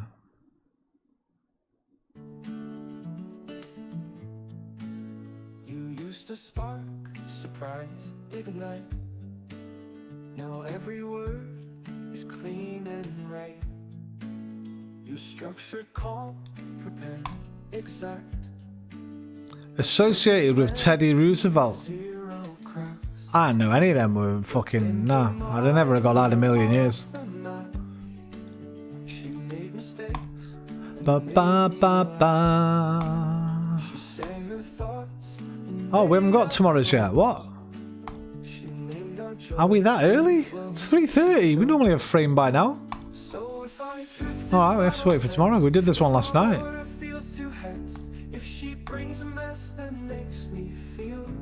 It's not cheating if she's not real.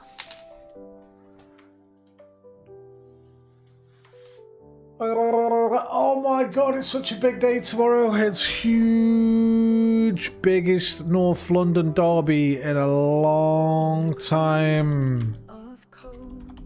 Must win. I mean, they're always must win, but tomorrow, Must win.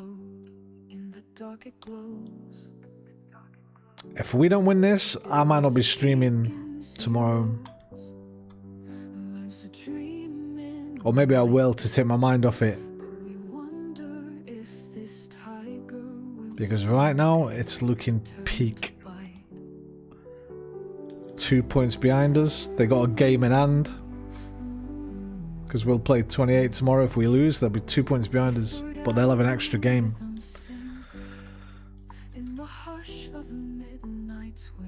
So it's massive.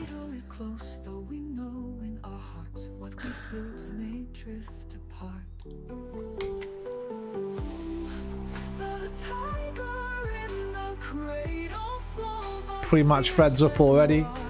Need a thumping win. Title race cannot keep going on like this. Go home to your families. North London is red, mate.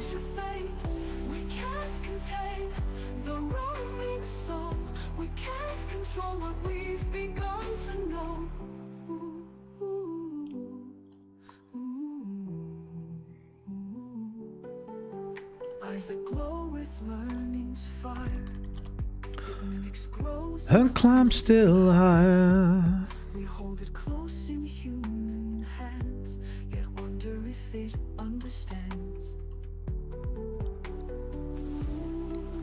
What the fuck? 25.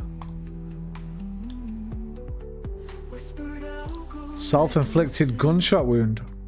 In the hush of midnight swing, we cradle it close, though we know in our hearts what we've built may drift apart.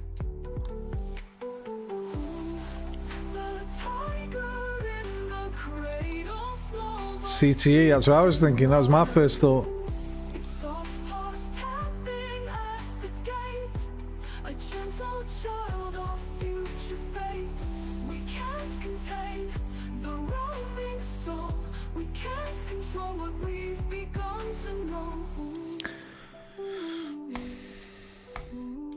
Adios amigos, au revoir mes amis, arrivederci mi amici, a wiedersehen mein Freund, sayonara, do widzenia, zajian, alvida, dui, la kunoc, gornat, gornate, and good night. I love you a long time. I'll see you next time.